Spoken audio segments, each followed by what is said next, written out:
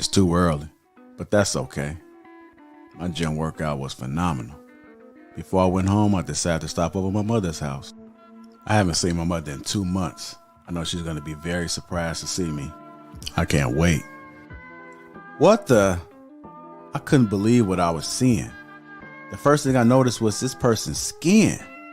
What is going on? Uncomplicated, untreated skin?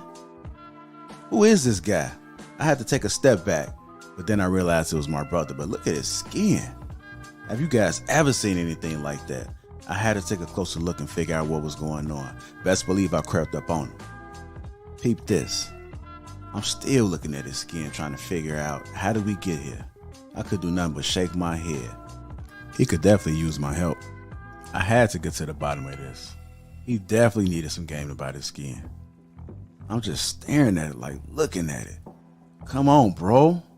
I knew what to do. I had to reach in my bag and get that Tej Hanley. Uncomplicated skincare for men. Bro, this is why I'm excited to have Tej Hanley as the sponsor of today's video.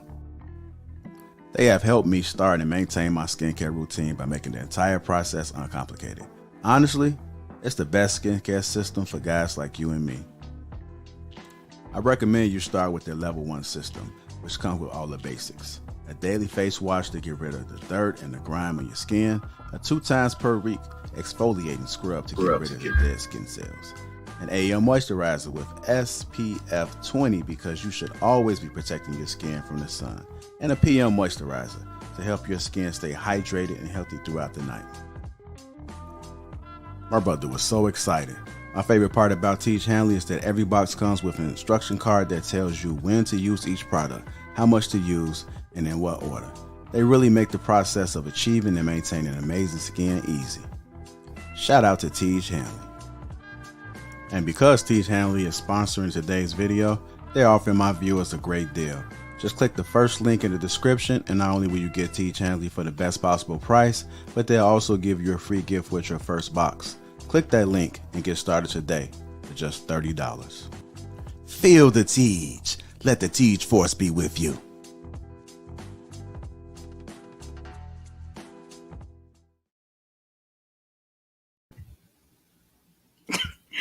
Hey, what's up, y'all? Can everybody hear me? What's up, everyone? Hey, how y'all doing? Hey, How's it how y'all going? feeling? Pretty good. Good. Wait, is this like too much? Let me see. I'm so sick of you and your light, Jay. I'm trying to get it the right way. Jay always got a light thing going on. I know, right? Welcome back, Jay Prince. Good to have you here again. Glad to be back. What's up, Jonathan and Keith? How's I'm it so going? excited y'all are here. Hey, can you all hear me good? Yeah. Yes. Okay. All right. I'm gonna mute back till it's my turn. Yeah, I'm really excited because like Jonathan and Key, we like have a off the show like online relationship where we all like talk a lot, and I see y'all's commentary like on a lot of different things. So I'm super excited that y'all are here to weigh in on some of these topics. As we're getting into it, like a lot of the things that we're going to talk about have to do with parenting and families and things like that. And while Kayla and I have been children before, we have parents and, all of this, we really wanted some input from people that actually have children, that have maybe been in these, different situations. So we're grateful, Jay and Key, to have you two on to share that point of view with us. And Jonathan, you're the academic of the bunch. So I hope at the collegiate level, I know I'm a teacher, but, hoping to hear some of those, some takes from you in terms of like things that you may have read about or things that because I know that your field is sociology, right? So hopefully this all ties right in together. All right, so let's get right into the first topic. The first topic, I know that the banner says, should stepfathers have rights to kids? We can start there, but it can be open to any step parent. Let's put it that way. So we're just gonna kind of go around first. Let's start with Jay Prince. What do you think? Wait, before you even start, these are all opinions. No one here is a lawyer.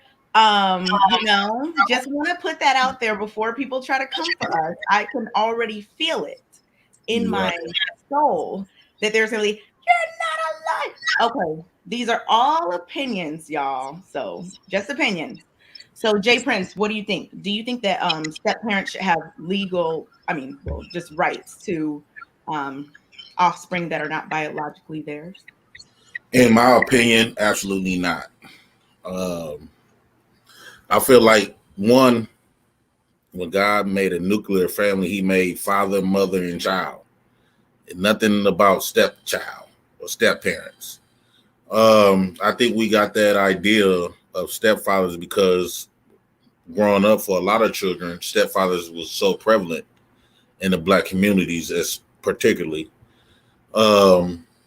But should have rights? I think a lot of times, most times stepfathers and women came up with that idea because stepfathers usually be paying the bills,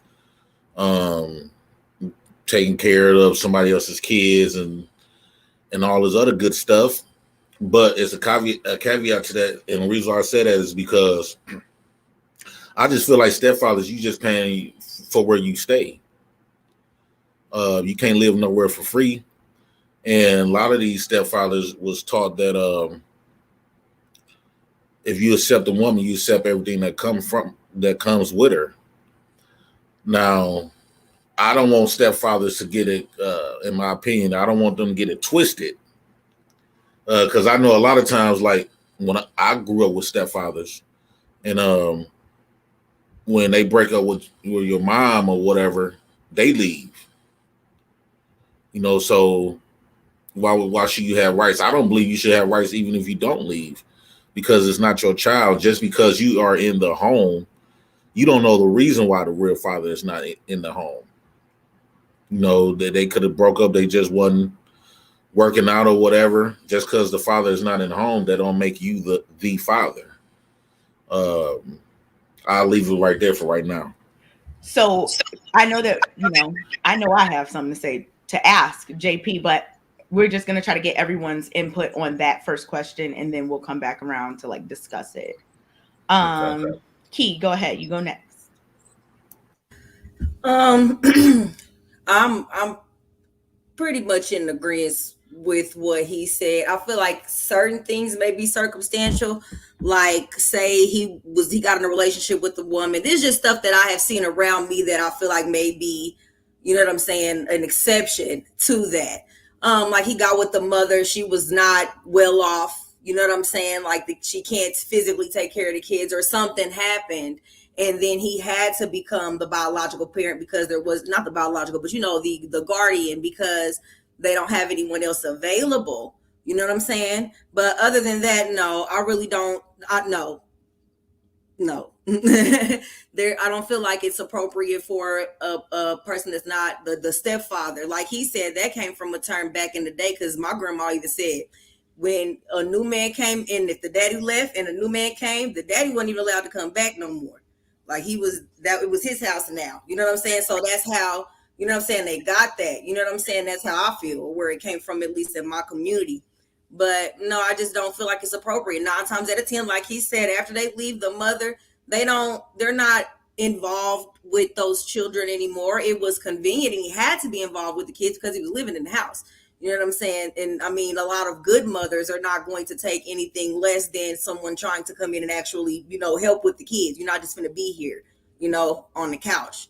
You know what I'm saying? So, I mean, I guess I understand it from that point, but no, I don't feel like they should have rights to children that are not theirs. No. Jonathan, thoughts? Yeah, I think if we're defining single mother as, a mother who's I guess husband or ex-husband or whatever boo is like absent and doesn't want to be a part of the child's life at all, either by choice or because they're, maybe active in the criminal life or other things like that, then I would say that stepfathers do have certain rights to that child for me, and this is not data or anything like that, but for me, like I want rights to what I pay for. And so if that father is not there, I'm talking about doesn't want to be there, or maybe he's involved in criminal activity, something like that, then I think I, as a stepfather, should have a right to step in and help raise that child. But if the father is active in that child's life, they're just not married or attached to the mother anymore, then I think it depends on the father, what he wants. Some fathers, believe in kind of more of a community-centered model. And I know personally, I know certain, folks who are stepfathers, and whenever they have to, for example, discipline the child, or there's an issue with the child, they'll call the biological father and say, hey, what do you want me to do? And that biological father will make that call. And so there's that kind of relationship dynamic there in places that I've seen that might be a little bit more healthy. But, generally speaking, like if the father is absent, I would say that man should have some sort of right to that child. Kayla, what do you think? There's been a lot that's been said. I had a step parent, like very thorough, right? My dad has been remarried for 18 years, right? So thinking about the broader spectrum, I mean, in reality, if the child has a parent that's involved, there's just no way. There's just no way. It doesn't make sense, because that parent wants to be there. That parent is demonstrating their activity in the child's life. So absolutely not. However, I do think that for parents that aren't there, parents that are choosing not to be there, choosing not to respond, there is sometimes an issue with adoption and step parents getting those rights. And I do think that there needs to be some type of law where if the parent doesn't respond for so much time, and you've been taking care of the child for so much whatever time, that you get to like petition for rights, because this person's been unresponsive. I've been taking care of this child since they're 2 years old. They're 12 now. There's no reason I shouldn't be able to adopt them and give them the family name. I've been taking care of them for a decade. You know what I'm saying? So I wish that was there and present. I don't, maybe it is. I have no idea. I'm not a lawyer. I don't know. But I think that should be an option for non-responsive, parents that just choose not to be active or have any contact with their kids.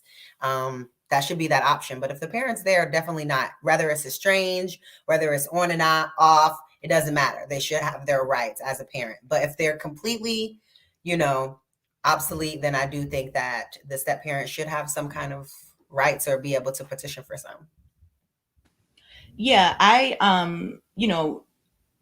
Key and Jay were kind of saying something about how, if a parent leaves or if they break up or whatever, that step parent might not be there for those kids anymore. But I know, like, if you legally adopt the kids, then you are responsible for them. So, like, if you do break up or get divorced, not break up, but if you get divorced, you can be, responsible for things like child support. So, like, I think sometimes, I don't know. I think with certain rights and responsibilities come responsibilities. Right. So it's like a line, like how do you decide what you would want to do in that situation as a step parent? I don't know, because, I don't know, but like, how would you decide what you're going to do in that situation? Like Kayla said, you've been with these kids for such and such amount of time. You might want to petition to, have certain rights, because when it comes to medical decisions and things like that, imagine you raised you pay child. For. Things that you pay for. These kids are on your insurance. You know what I'm saying? Like, you don't have any right to say. Born. And then their parent, their biological parent has never been around, but you still might not be able to make certain decisions. So, like, when I think about it like that, I think I'm not sure what the actual law is or the rules about it. But I do think there should be something for people who have been there for a certain amount of time, and the situation is a certain situation. Let me put it that way. I Go ahead, Jay. I totally disagree with all of that. I feel like it's not your child. Period. End of the story. Now you was there, and Jonathan say he whatever he paid for, he want to have some rights, but no one asked you to pay for it. You there because you want the mama. You there effing the mom. That's not your child. JP. You didn't. Okay, I can wait. No, you can say that. That's fine. I mean, but I'm just saying, married, though. What if they're married? It don't matter to me if they married or not. That's just a woman. That's just a man that the woman chose. But that don't take away from the biological father. Let's just say me and you together, and we just didn't work out. The system automatically give you the children anyway. So typically, like for an example, when my father, I'm gonna bring my personal experience. When my father didn't work out, first off, we the side kids. My dad had kids already, and it was living in a home with a woman. So, but he did try to fight and still be there for us. But my mom did everything in her power, to keep him away because she was mad at him. He was with another woman, all this other stuff. But then when we got a little older, we was already trained to be kind of against him. We started talking back and all this other stuff. So he's like, well, why would I want to take? Y'all done program these kids against me. Y'all not telling them the kids the true butt naked truth of what really went on. But even regardless of all of that, I just feel like stepfather, that's your decision to sign up for something that is not yours. You got to think. Most stepfathers, because my dad was a stepfather. Ironically enough, he was a stepfather of 6 kids, but he had 14 of his own. So a lot of these fathers stepfathers 20 kids total? Yes. So a lot of these stepfathers be deadbeats of their real children. And then they come on with and my thing is this, and I got into it with my stepmother of my dad's new woman with the kids. Even though we've been knowing them kids since we was babies, he was taking care of them. Like when I say something bad about my dad, the stepkids come in and correct me about my own goddamn daddy. Ooh, that kind of stuff kind of burnt me up. But what I witnessed, a lot of stepdads got children. It didn't work out with the mothers of his biological children. So he got to move on with life. So he get with another woman, and now she got kids. So now he's a stepfather. It's very rare that a man come into a woman's home and he don't have children. Most of the time, and most of those men that don't have children do not want to take on somebody else's responsibilities anyway. So, but then you do have a very few of guys, he just want to play daddy because he don't have children. But that's not my responsibility. And my kid, and when you, Jonathan, when you brought up the family name, you lost your mind. My kid's family name is my kid. Period. In the story, I don't know how to accommodate for no man who my children's mother decided to screw. I don't got to accommodate for that. Period. Those are my legacy. I don't think I said anything about Kayla said that about the family name.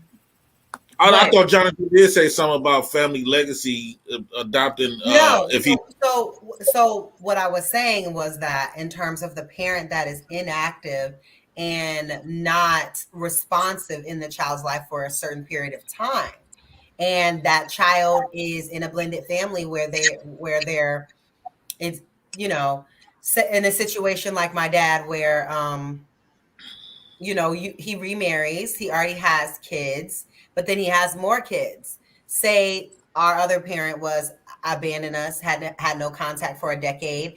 I would want to have the same name that everybody else in the family has. You know what I'm saying? And I have no connection to this person. I'm 15 years old, never heard of, never seen this person. You know what I'm saying? Like in that type of scenario.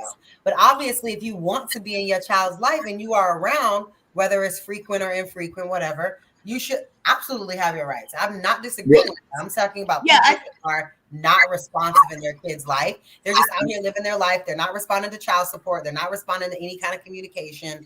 They don't want any. There are people that exist like this that want nothing to do with you. And will even tell that mother that when they're pregnant or when they walk out, like, you'll never see me again, and really never see this man again. So I think in these instances, if she remarries, of course her child should have the same name with the family and not feel different. You know, I don't know. Hold on, JP, real quick, because I want to get to Key about that. I know that you agreed with JP about, you know, his initial statement, but like now that we're diving deeper, what do you think about the whole situation where, I mean, I think we all agree that, of course, if a man wants to be in his kids' lives, then no, the stepfather should not have any rights over that man. I think everyone agrees with that, right? I almost said thumbs up if you agree, like we were in the classroom. Right. But I think we all agree about that part. But like, let's take it like into, another scenario, like the one Kayla brought up about if there is, a biological father or biological mother who has just basically abandoned these children. Do you think that the person who has been there should be able to, get some kind of, I don't know, rights of some sort? Okay. So I got 6 kids. All right. I've dated, you know what I'm saying? We can even go back. My mother was married for 16 years. The man that she was with for 16 years, I knew as my stepfather. He was a father figure to me. They got a divorce. Soon as they got a divorce, we live in the same city. I don't see this man at all.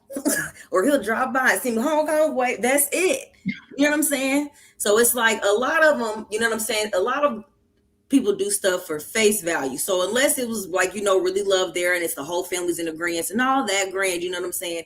That's all good. But I feel like a lot of the times, sometimes people don't even have good intentions after years. You won't even know. You know what I'm saying? People change.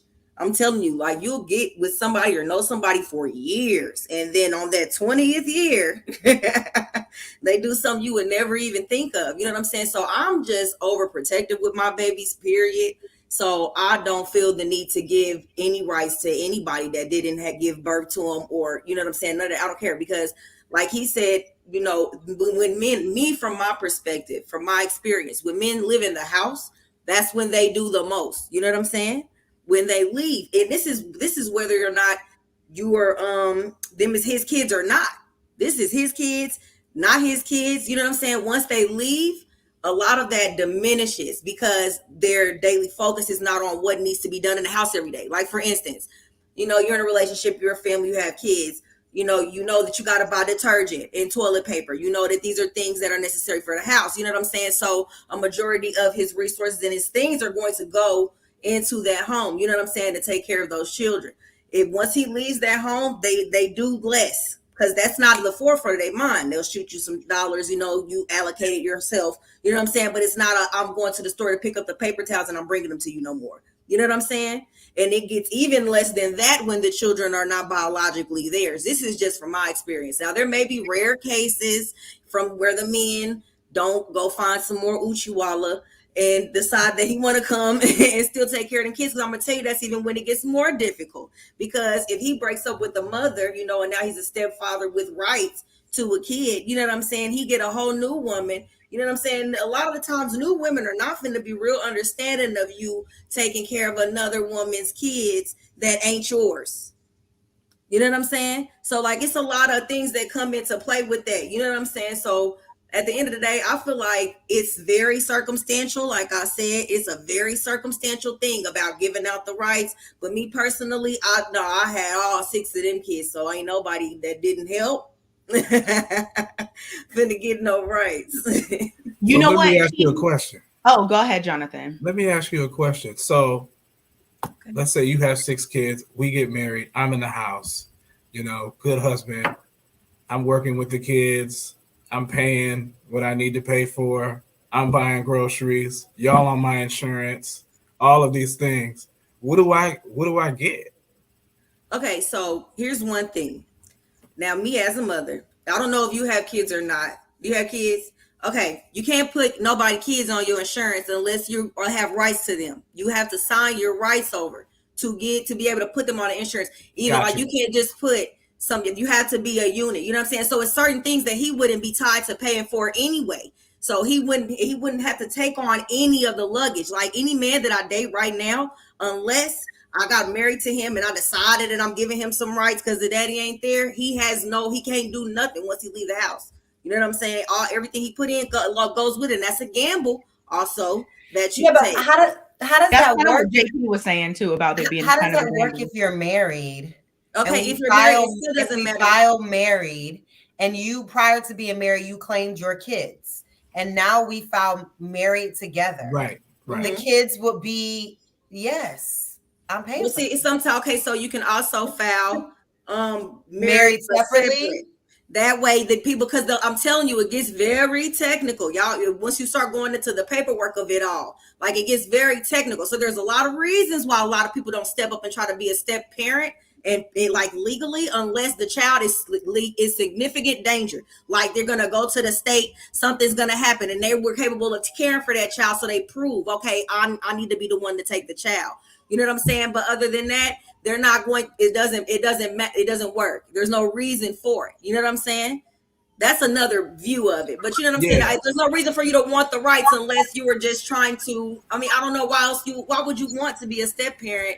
I don't know. This is just me. So barring the insurance, because I don't even know. I don't want to get into insurance. I was just gonna say the only reason you want to is if you have kids, if you marry this woman and have more kids with her, and you want to have a centralized home that's on some type of. That just sounds like a hierarchy thing. You want to manage your home, and that's. I mean, okay, so I've been in these situations. All of my children are not by the same man. You know what I'm saying? So I've had, you know what I'm saying, to do when they live in the house, they good daddies. When they in the house, you know what I'm saying? And I've had children but 9 times out of 10, some of the men that I got with, they don't have no kids. I don't really date men with kids often because I got a lot. So I feel like I don't want to put, if he's ready to go, he can go. It ain't going to be me having to all of the stuff, you know? But I never felt the need to give them anything extra than what they already had on them. You know what I'm saying? And a lot of them don't ask. And even if they did marry me, they still wouldn't have cared if it was a cohesive unit or not, because we still all live in the house and we all eating, you know. But I guess as far as paperwork or how it looks to people, I guess it would be something that you could do or want to do. But I just don't, me living in the real world with children and being in these types of relationships is not a plausible reason why. These are just, you know, things that people think happen. You know what I'm saying? Or it's rare. Like, you know, they want to look, there's only one reason, just to look good on paper. Who else? Nobody's going around asking everybody if their last name's the same.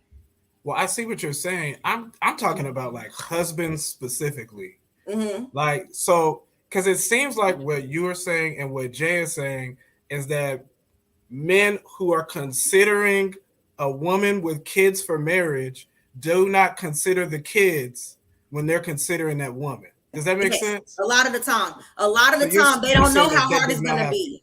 Yeah, okay. A lot of times I'm telling you, they don't know how hard it's going to be. They just fall in love with the woman first, and then they can come in the house, and then they start to see that there are different things that go on with each child. Children are little people. You know what I'm saying? They all have different personalities, and it sounds good from the outside. Yeah, I'm in love with the mother. We're going to be a cohesive unit, but then things get difficult. There's layers to all of it.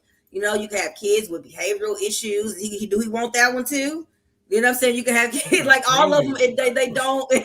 It's not if they don't have a reason to stay. Like if they got a baby with her, like she said, if they had a baby afterwards, and now he wants to, you know, be a family because he has to be. He feels, or you know, they're a family. But a lot of the times, with all of the choices that's going on, these men are not doing that. So this like. Key, do you think that, because I was listening to what you're saying, and I've honestly, like, I don't know, when I've talked about this topic before in terms of married couples. Your perspective was one that I haven't heard often, where it's kind of like, more, I guess, proactive against something bad happening in the future, right? Like, they might end up leaving, y'all might break up and, all of these things. Just, just in a utopian situation. Oh, that's what I was going to say. You want to do. Yeah, I just want to know if your thought process is based on, you know what I'm saying? Like things that, which I get that. Like if you make decisions based on things that happen, I definitely understand that. But I'm just wondering, like, is it just like that across the board, or like, would you? No, I said there are circumstances where people are just really in love and they really want that family, and this is what they want to do. Yeah, you did. They all are in agreement. Like, yes, I want to be your child. You know what I'm saying? I want your last name because you've been such a good father to me. All of these types of things. That's also something I feel like you should give to the child to determine, because you know what I'm saying? You giving this man rights to a baby, and the baby might not like them. Like, you don't know. You know what I'm saying? Wait till the child's old enough to say, okay, yeah, I want this to be my father. This is my father. This is who I look at as my dad. And once they're able to identify that, then I guess you could go from there. And especially if y'all are that in love to where nothing's going to break y'all apart. This is just who you want to be with. I don't knock that. There are cases where people really are in love. You know what I'm saying? But I'm saying the majority of the time, if they don't have to be, you know what I'm saying, that they don't necessarily have to be, they leave, and it's not healthy for my children personally, for me to be like, I'm finna give this man these rights and he can come and go whenever he pleases. I have little girls, you know what I'm saying? Like, I'm trying to raise them, with a certain way. You know what I'm saying? I don't want them to feel like, it's okay for a man to come and be for a little bit, and then he can skip out and then he can come back for a little bit. But, he's not your daddy. At least he comes. You know what I'm saying? Like, that's like this. It gives off this image. You know what I'm saying? So it's just me in particular. It's a certain way I am about it. But I guess if it was a ideal relationship where they're both heavily in love and the family's in agreement, then yeah, I don't see anything wrong with that. Who am I to tell them, that's beautiful. Look, JP, I saw you jumping out your chair, ready to say something. Go ahead, JP. Give it to us. Absolutely. JP, I see you ready to say something. What you got to say? No, we shouldn't go off what the child say, because the child don't understand the dynamic from the father or the mother. The why the father wasn't there. It's always like, since the kids was living in the mother home, and the mother is the one that we always saw every day. So it's almost like you automatically just think your daddy was at fault. But when I grew up, and I was that boy that thought my dad was the problem. But when I grew up and I started dealing with women for myself, I understand my daddy. I understand everything. With this, if you don't talk with this, if what Kayla said, if the daddy don't be around for a decade, the problem is what I'm hearing is the disrespect for the father. If that's the case, if you really, I think before the adoption stuff even take place, that dad should know about it first and foremost. And the dad, right? The dad, if the dad is willing to give up his rights to you, then by means of go ahead, then y'all winning. But if the dad say hell no, that means hell no. At the end of the day. Now, if the stepdad really want kids, and he with this woman, like I don't know, you like to be called Maria or Key? Key, you can call me Key. Key. If Key got 6 kids and she don't want no more kids, that means you married the wrong woman. That means you should be going around and looking for a woman that can give you kids. You can't just bogart and take somebody else's kids just because you pay some bills and all. You paying for where you stay. You can't live there for free.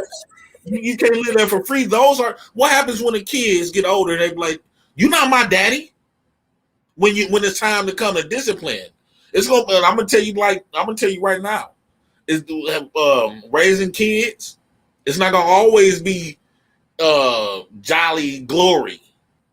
That's what In the Keith is beginning, saying. In the beginning, yeah. But what happens when you get kids that's disrespectful?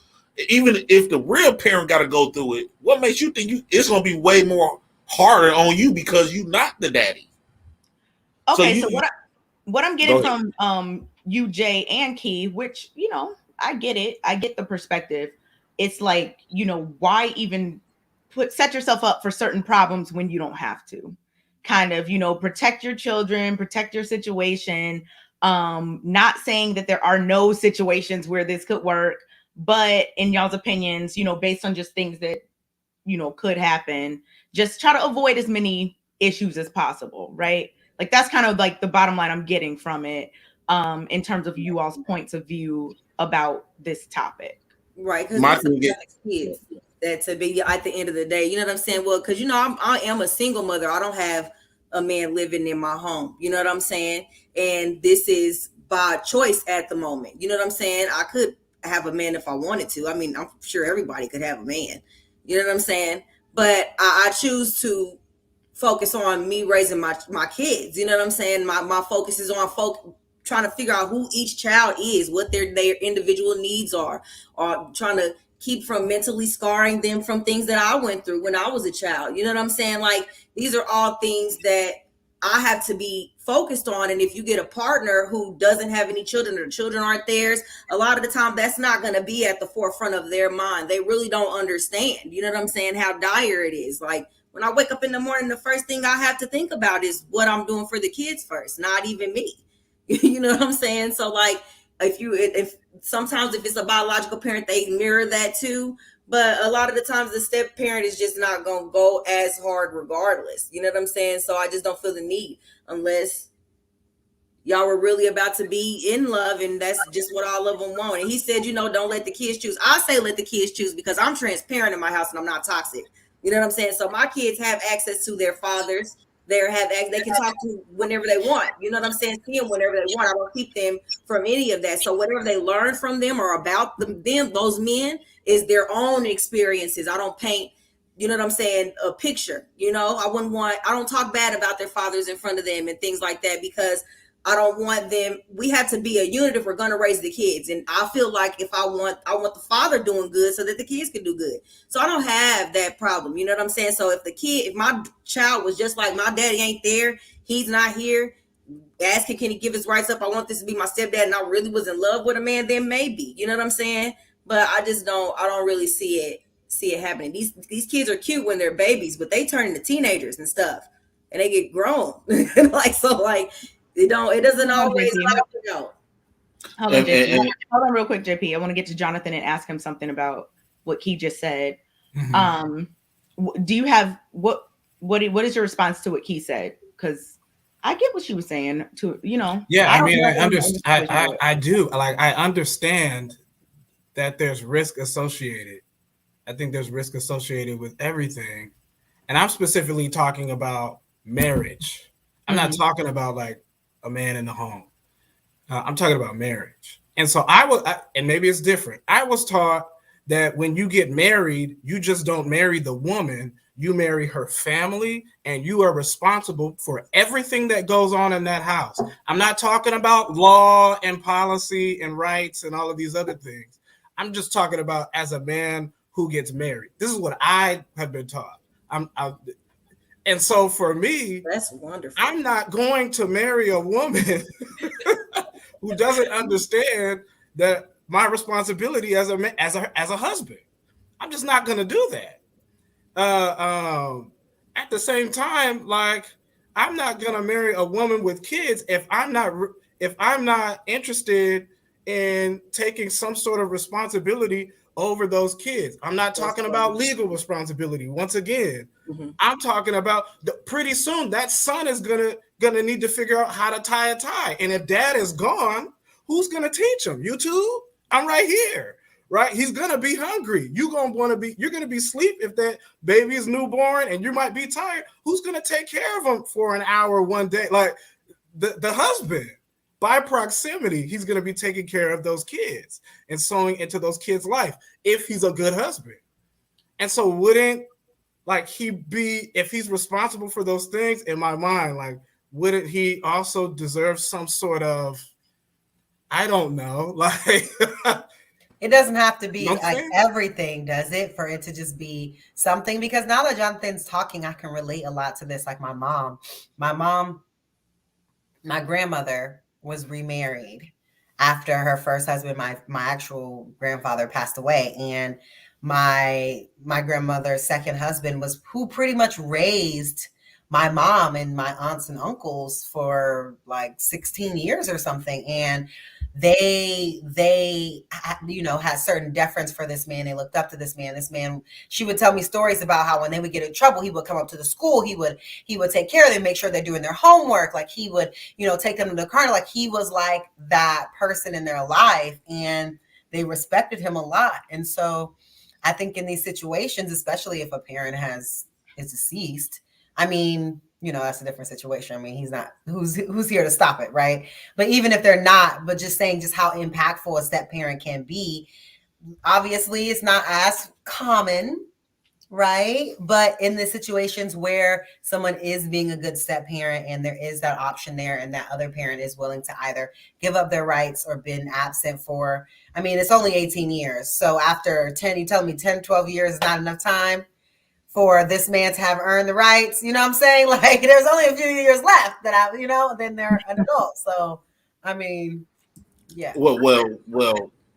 Thank you. I could go.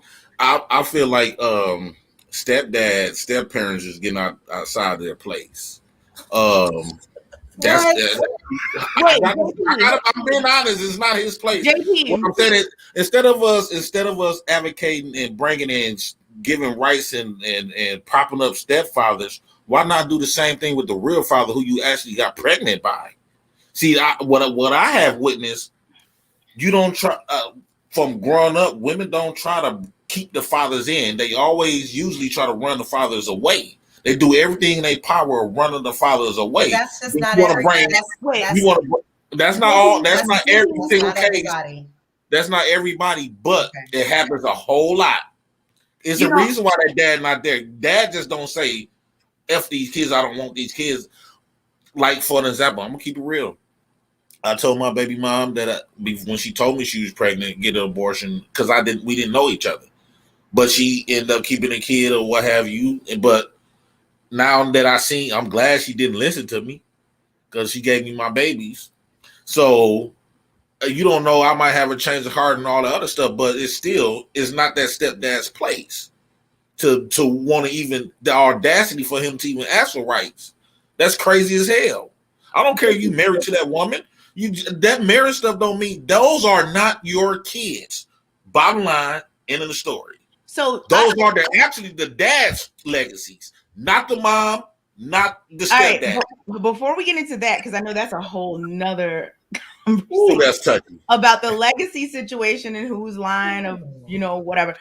Before we get to that, if we even get to that, Jay Prince, because I have a question for you, because something that Key brought up specifically was not speaking negatively about her kids' dads, like, to them, right?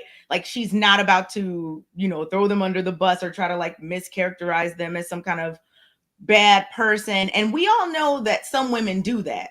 They're in a situation where they're mad and they are going to speak negatively about that man. Now, sometimes could it be true? Maybe. But sometimes is it not true? Absolutely. So, like, while you're talking, JP, I'm just wondering, and I don't even, if this is too personal, please, you can plead the fifth.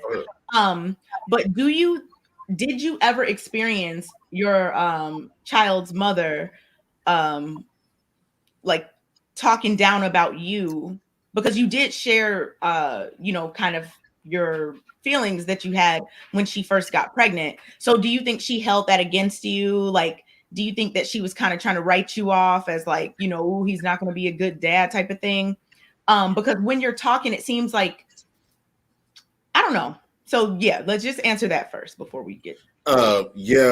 Actually my child was telling me a lot of stuff because she did had another man, and my daughter was calling that another man. That's what really motivated me to get my kid and fight. And with that situation, I'm gonna be very, very transparent. The strong beliefs that I got, even though I was raised by I had 5 stepdaddies growing up. I kind of went over there when my daughter told me that she got another daddy. She told me his name, and my daughter got to start telling me what her mama was saying. Because for one, my kids you don't get the chance to hear your daddy's side. You just going over your mama say. And your mama don't always be 100% correct. A lot of times your mother be at fault on a lot of different situations. But you got so much love for your mom to where you just gonna ignore the truth. So when my daughter did come at me, tell me all this type of stuff, I hate to be I didn't do nothing. I ain't getting in no trouble or nothing. But I went over there with a whole bunch of guns and a whole bunch of dudes. And I told my daughter, I said, well, your mom is in trouble with daddy and that stepdaddy. You are my child. And because the dude spanked my daughter because he was babysitting her, which I understand. Together. Okay. Yeah, I understand. You get to spank. If the mother got you babysitting the kids and all this other type of stuff, but the daddy got a problem with that. I had a problem with that, and I told before my child's mother got it with another man, I told her, "Hey, my kids, you can have any man you want. I don't care who you date, but let that nigga know that these is my kids." Because she got 6 kids too, and she got like 3 different baby daddies, and I said these are my kids. Just because I'm not in the house, don't give that nigga the right to play daddy to mine. If he feel like if he feel like buying my kids some stuff and all this other type of stuff that's gonna give him the right to discipline, or me personally, I don't want my kid to be raised by another man mentally of his beliefs. So Jay, my kids want to adopt my beliefs. You have your kids, right, JP? What? Yeah. So Jay, yeah. So Jay, okay, I want to ask you a question. Uh-huh. I have 2 questions, one for Jay and then one for Kay. So Jay, would you have an issue with men that do marry women with kids that then say that they don't want to have any kind of financial responsibility for those kids outside of literally paying the rent, but even so, they want a portion of the rent from you for however many kids you have living in this house? Oh, that's why child support exists. And I was in that situation. My newborn, well, my 1-year-old, her name Legacy. Her mama got 2 kids by 2 different dudes. Legacy. Yeah, that's my boo. Well, all my kids, my boo. I was in the house, and by me having these strong beliefs, you do get attached to the kids. Like before my Legacy was born, I was living in the house with my child's mother before she was born, and so she got 2 kids with 2 different dudes. I felt very uncomfortable when it comes down to discipline another man's child, because I got strong beliefs. My beliefs is very strong. Like, it's very strong. So I couldn't play stepdaddy. What I did was even though I pitched in and I buy them kids stuff, but I talked to their daddy and let them know. I asked their dad, "Hey, you mind if I cut your son hair?" I involved the real dad, even though the mom was like, "You don't gotta talk to him when you don't gotta ask him for no permission." I said, "No, you got me messed up, because I'll be damned if another man just take it upon himself to give my kids something that I'm supposed to be giving them." So yeah, like, no. Okay. I think a lot of times mothers be feeling like the kids is theirs. A lot of times the mothers be feeling like the kids is my kids and all this other stuff, so they completely disregard the dad and how he feel. And she feel like she could bring another man in the house, is willing to play daddy and all this other stuff. No, I get that. I just wanted to know what you thought about the other side in terms of that man and feeling, the basically vice versa to what you were You need to saying. stay in this place. I did want to know though, really quick from Kay, like what is your kind of stance on this in terms of the question? So, when you were first talking, I agreed with what you were saying. Like, if it has been a very long time and, and it's not just a matter of, oh, the mother is keeping them away or the father is keeping them away from their other parent, but it's more so something like that parent just abandoned the situation completely. And now these people have been together for, a certain amount of time. And, they are trying to just, maybe all have the same last name, have certain legal rights in terms of like health and decisions with medical things and stuff like that. I think that legally adopting the children would be a good move in that situation. Yeah. But then I would never want to hear that parent complain if they did get a divorce about paying a child support or anything like that. Because if you are a person who wants to take on the responsibility of children, and you want to have rights to those children, you need to understand that that's a forever commitment. You don't get to just say, hey, I love the mother today, or I love the father today, and I love their kids now. But then as soon as y'all break up, it's like, forget them kids. Like, no, these are children. And I really think that in these situations, the kids are the most important people. So everything should be done for the betterment and like for their lives to run smoothly. And if you're not even thinking that way, I don't think you should even be honestly trying, like Jonathan talked about earlier, you shouldn't even be getting with a person that has children. If you are serious about somebody with kids and you're not willing to be a part of those kids' lives forever, regardless of what happened with you and their mother or father, you should not even date someone with kids. Because I always think about it. I don't know about that. I mean, you mean like if they marry you, right? But I feel like if like I started dating a guy that has kids and we've been dating for like a year, I don't, and we break up. I don't feel if you were dating for a year. If you were dating somebody for a year, would you say that you were like, well, maybe I don't know if I'm serious about him yet?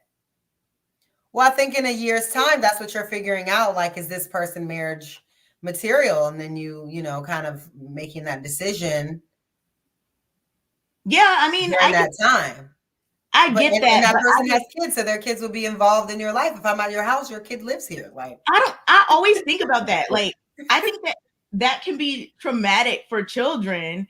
And I always think the kids are the most important people, especially like little kids. Like if the kid is 18 or 22, like it might be a little bit different.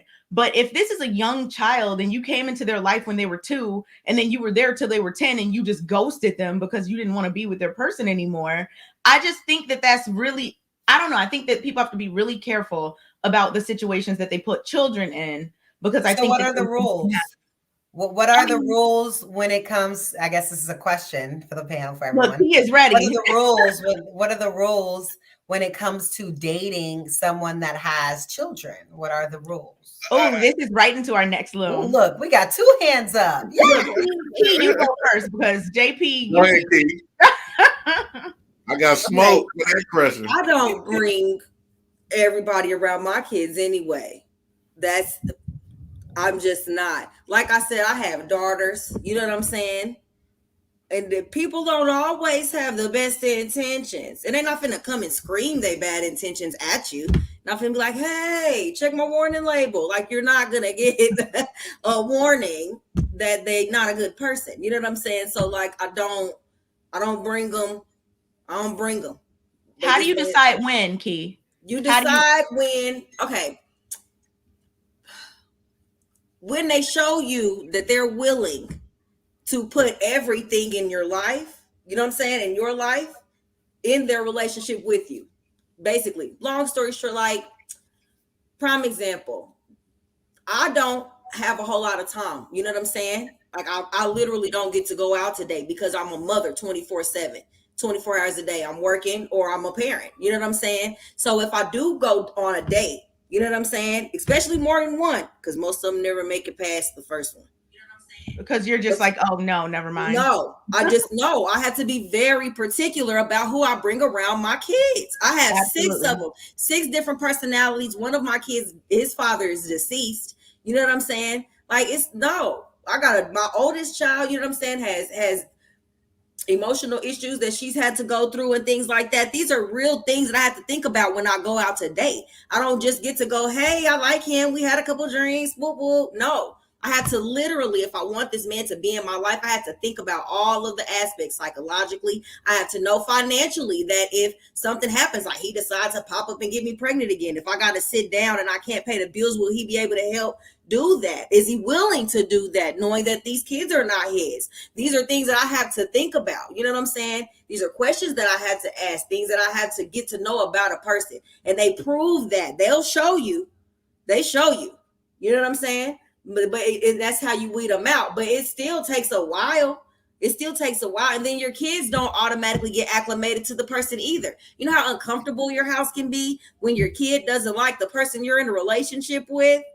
Like, so it's a whole thing. You know what I'm saying? And some kids don't like want to act crazy because the person's coming in to discipline them. So that puts a strain on, like, it's like a whole thing. You have to be very, very careful. So I wouldn't say that there's any clean cut rules. You know what I'm saying? Like, wait a year or wait 2 years or nothing like that. But until that person proves to you that they have the capacity to handle what you're carrying on, because I'm literally in charge of other lives. Like, you know what I'm saying? It's hard enough for people not to go out here and kill each other every day. So just imagine waking up in the morning, you got 6 people besides yourself, or 2 or 3 or however many to be responsible for as a whole. You know what I'm saying? You don't just throw that on everybody. So you have to literally screen and vet. And if you're a good parent, you know what I'm saying? If you actually take into account your children and not just your happiness, because it's not just about you. Dating ain't for you, just you no more. You got kids, you ain't dating a man for you or a woman for you. You dating a woman or a man for you and your kids. You know what I'm saying? They're a part of you. Go ahead. Jonathan, you go first, and then JP, because JP, I know you got a lot to say, but Jonathan. Because I was like, and that's because these parenting politics are like confusing me, because it's like, I'm not dating, because you just said, like, I'm not dating you for you. I'm dating you with the kids in mind, but I don't get rights to them. So to me, like, that's a contradiction. I'm if you're telling you, dating legally, me you with won't your get rights kids in to them with the mind, kids but I don't in got rights to the kid. What I'm and I'm saying not is talking that about why do legal you rights with need the the kids. rights? Is that a hierarchy thing? That's what I'm trying to understand. Huh? I guess I'm trying to figure out why you would need the rights. Because if you don't have to put them on your insurance that they have a parent there, I'm if not their talking dad about is that. still there, if their Because parent is still there, there's a that's whole lot another of other narrative. things that go into raising kids other than what insurance they're going to be on. And if you know, legally, what though? I'm telling you, because I raise kids and I know what you need. Well, I you know, and so that's why I said I'm not asking. talking about that. I'm talking about all of the little things that go into somebody like who's in feeding them and proximity clothing to them your and kid. stuff. Huh? Like feeding them and clothing them and feeding them, clothing them. The kid has a nightmare at night, and because you didn't have to come in, and that's what why I wanted to see. That's another thing. I guess I understand now why you're saying that. But because I don't have to do it. You don't have to do, like he said, you don't have to do that. Like if you're that's like me saying, okay, I got some people over here that I take care of. You know what I'm saying? But I want accolades for that. You know what I'm saying? I guess in the form of rights. I don't understand that. I think there's a misunderstanding. I think there's a misunderstanding. I can clarify because I'm confused a little bit. So I think Jonathan's just asking in terms, not necessarily things that require legal documentation, but just the day-to-day ins and outs of like taking care of children. Okay, so what is his rights? What type of rights does he mean though? Like what take away the word rights. Just I'm saying rights because that's the word. Right. So take away the word right. So think about just things that just day to day would happen. Like, oh, he's waking up your kids and taking them to soccer practice or doing this, doing that. Like just doing the things that a parent would. And maybe it's me because I'm gonna be hurt if I'm married to you and I'm like seeing your kids every day and we love each other and something doesn't work out between us and I'm leaving. I'm gonna be hurt because I'm missing the kid. Maybe that's just me. But that's because you're a good person, right. And that's the assumption that I'm making. And we already said that. And that's what I'm saying. Like, but then Jay's talking about like it doesn't matter. You shouldn't do anything for my child because that's my child. Oh no, And see, so I wouldn't tolerate that either. So let me tell you something. Okay. My baby daddy could think that all he wanted to. He could think if I got a new man and me and him are together and he's helping take care of the kids. I'm not, like I said before, I'm not gonna be with a man that I don't have kids by and have him as a stepfather if he's not going to be involved with the kids. So of course he gets some say so and some rights, but legally that's what I mean. No. Gotcha. But yes. Okay. And maybe that's the word I'm using. Yeah, that's the word I'm missing. Daddy wanted to be there to take care of the kids, because let me tell you something. I'm not a parent that pushes the daddies away. Okay. I believe in a strong family structure. You know what I'm saying? I believe that a father is necessary in all of these other things. So at the end of the day, if he decided that he didn't want to be in the home for whatever reason, he don't get to come tell me all the time what go on over here with the kids. Because I'm gonna tell you now, this is what men all assume. They all make the same argument, especially men with kids, because I'm hoping he probably gonna say it. They all say the same thing, but they give the rights to the mother first.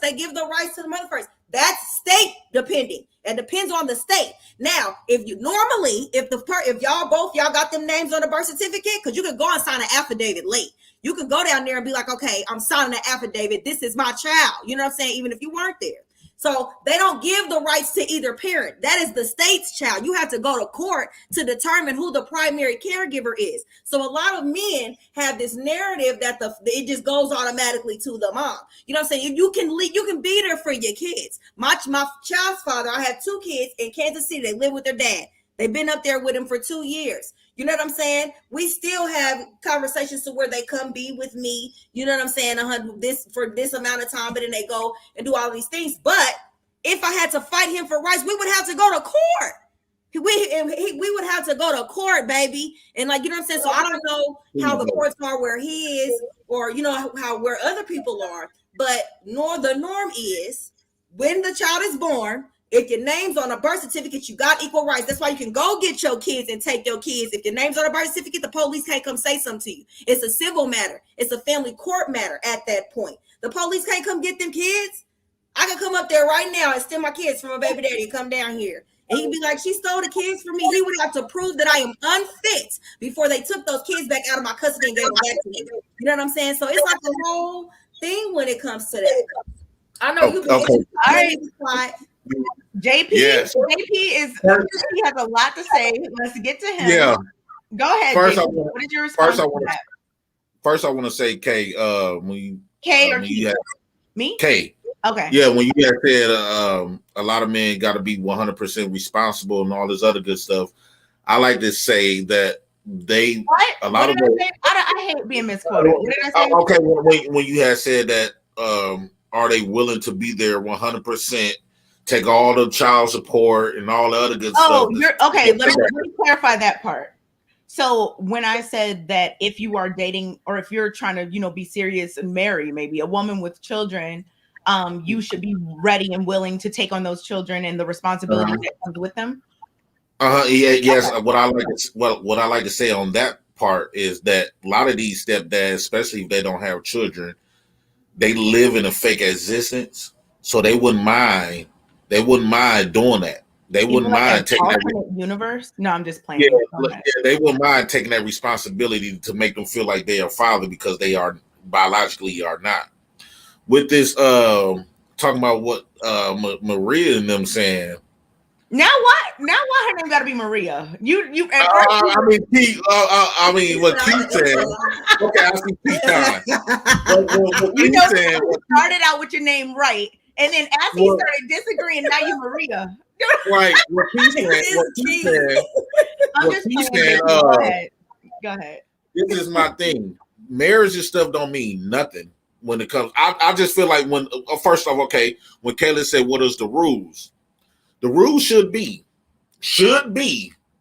if I'm not in the home, if me and Key got kids together and I'm not in the home, before she go marry or date whoever or bring around my kids, I should have the right on who she picked to be around my kids.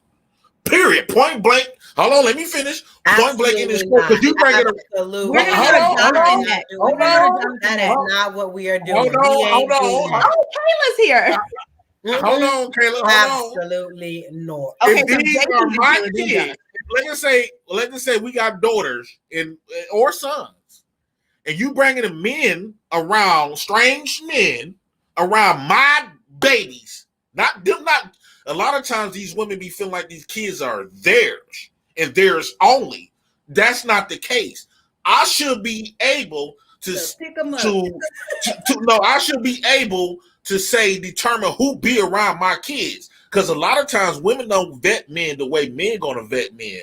A lot of times these men can make a woman feel some type of way, and boom, he in the house now. Do you think the opposite is true, Jay? Before you go on, do you also think the opposite is true? So, like, if your baby's mom said something about a woman you brought around, would you also say, you know what, she can vet this woman better than I can? If my baby mom can see something that I don't see, hell, absolutely. Those are her kids. Would you believe that she saw something that you didn't see, or would you think she or was would you think she was bitter?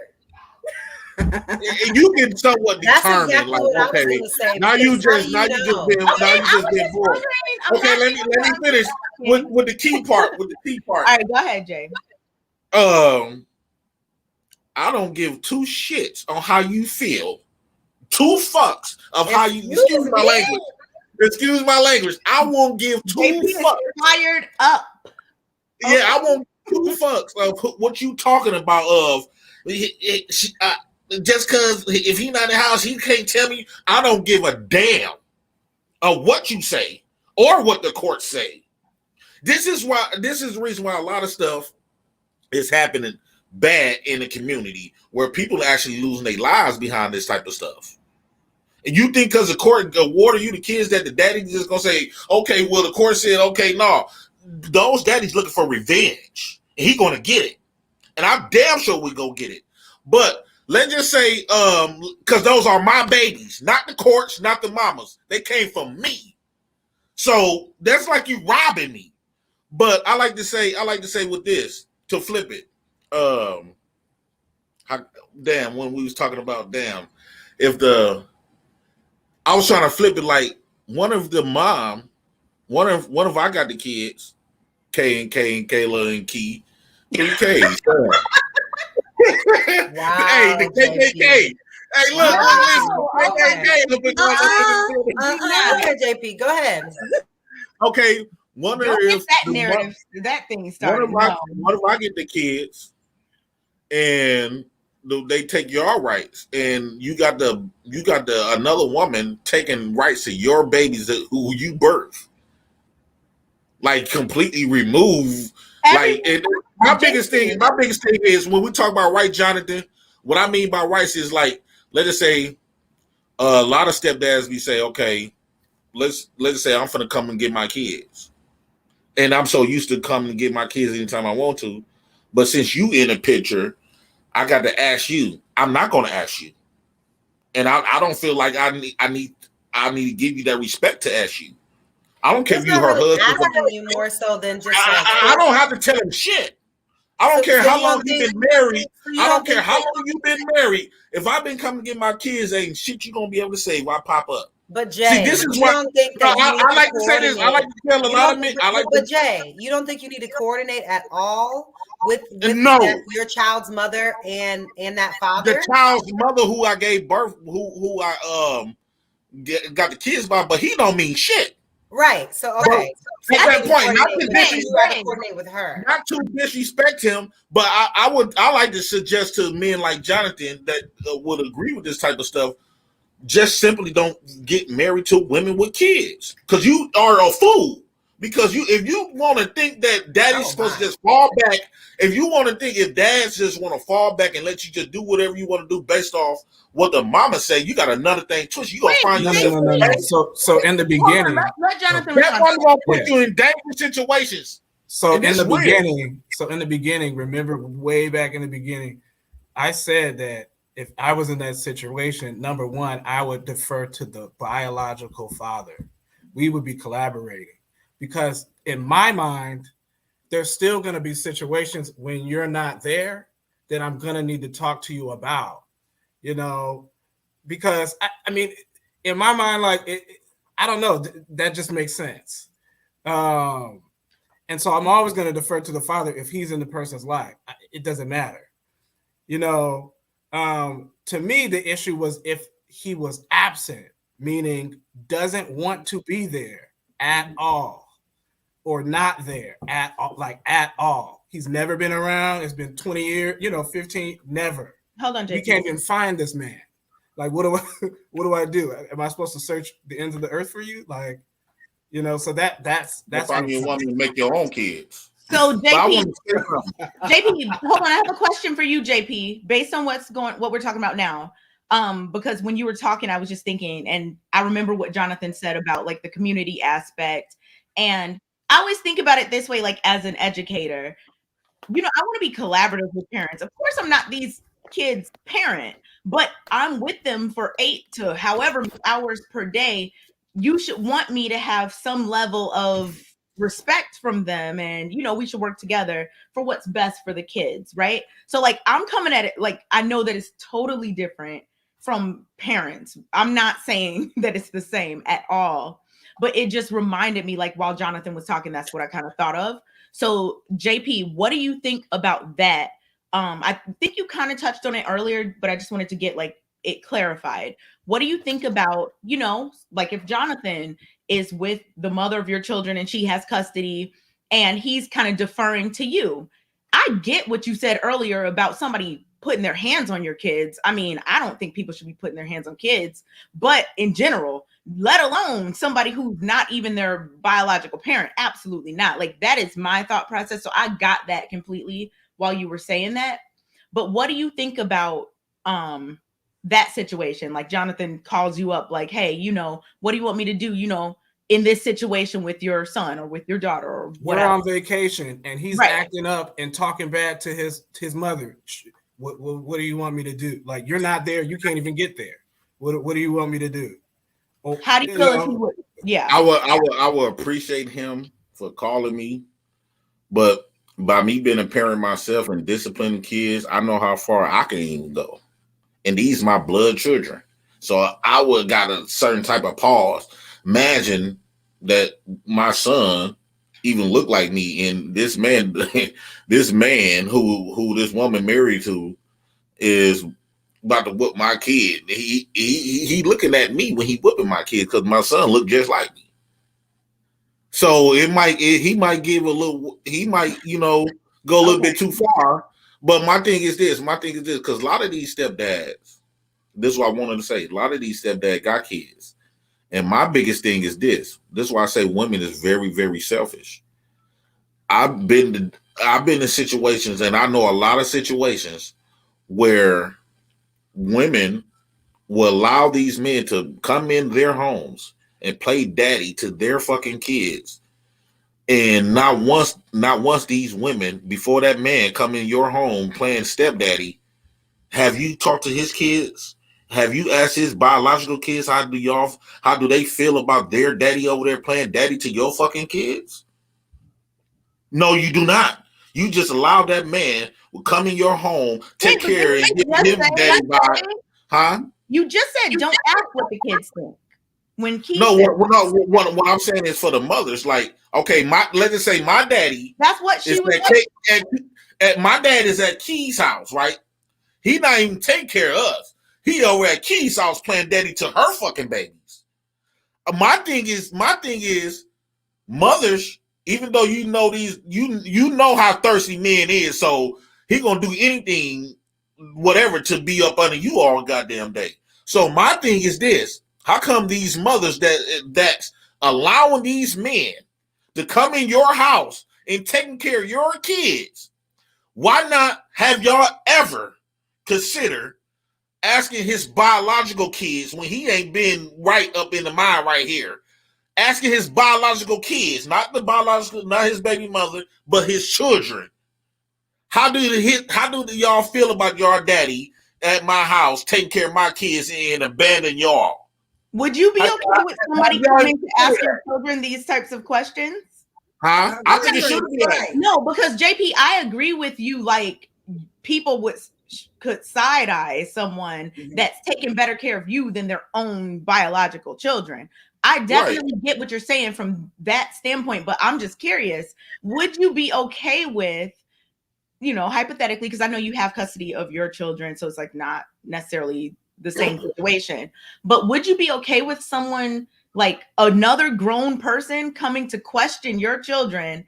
Well, what do you think about your daddy and what he's doing with so and so, my kids, blah blah blah. Like, listen, Kate. If a woman, is that kind of strange? Yeah, but okay. If I get with a woman, right, and she got kids already, and she not taking care of not one of her kids, I will feel some type of way. I could, in my heart, I couldn't allow her to be a good fucking mother to my kids, where she got kids out there is crying and going through all type of shit for their real mother.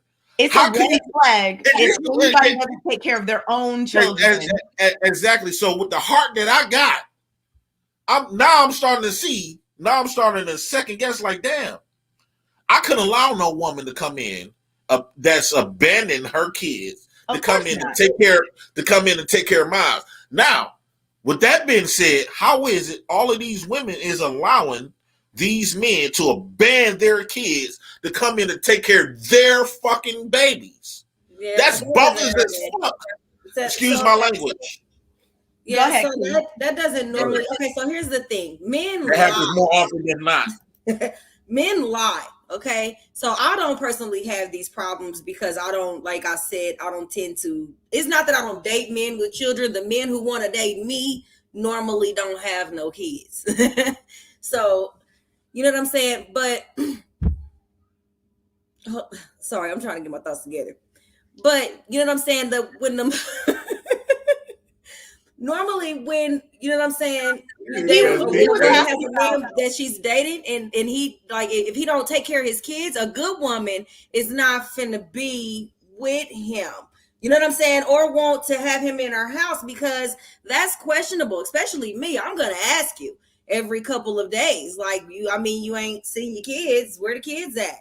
Did you want to go pick up your kids? Have you talked to your kids? Where the kids at? I have my kids with me every single day. So there's not a time, if I was to date and it be serious, that he would not be or see my kids. You know what I'm saying? So, hey, Key. Mm-hmm. First off, why is you with this man? First off, if you know he don't have his kids that much, why would you be willing? Why would he even be an option? You already know he don't take care of his own kids like that. So why would you have those problems? I don't personally have. I'm just saying, because there's a lot of women. Most times, these men have kids already. JP, look, I don't know. I don't have any kids, but I think that sometimes some women like to feel like they're being chosen over somebody or something else, regardless of who or what that somebody or something is. And I'm not saying this is a good thing, because I completely agree with you, JP. That it is a huge red flag. If somebody has kids and they're not, taking care of them, you should run the other way as fast as you can, because if they don't even take care of their own children, there's going to be problems within the relationship at some point or another. So I agree with that 100%. I just think you're asking this question, so I'm going to try to provide an answer based on what I think as a person that's not a mother. And I think, like I said before, that a lot of people just want to feel chosen over somebody, whether it be over a kid, whether it be over another baby's mom, whether it be over your ex, or whether it be over whoever. They just want a feeling that someone has chosen them over something else. I think it's an ego boost for a lot of people, because I can't see a reason. And when we start taking calls, because we're not taking them yet, when we start taking calls, I would love to hear more perspective about that. I think that for a lot of people, it's an ego boost. That's just like some people who want to date other people's, mates.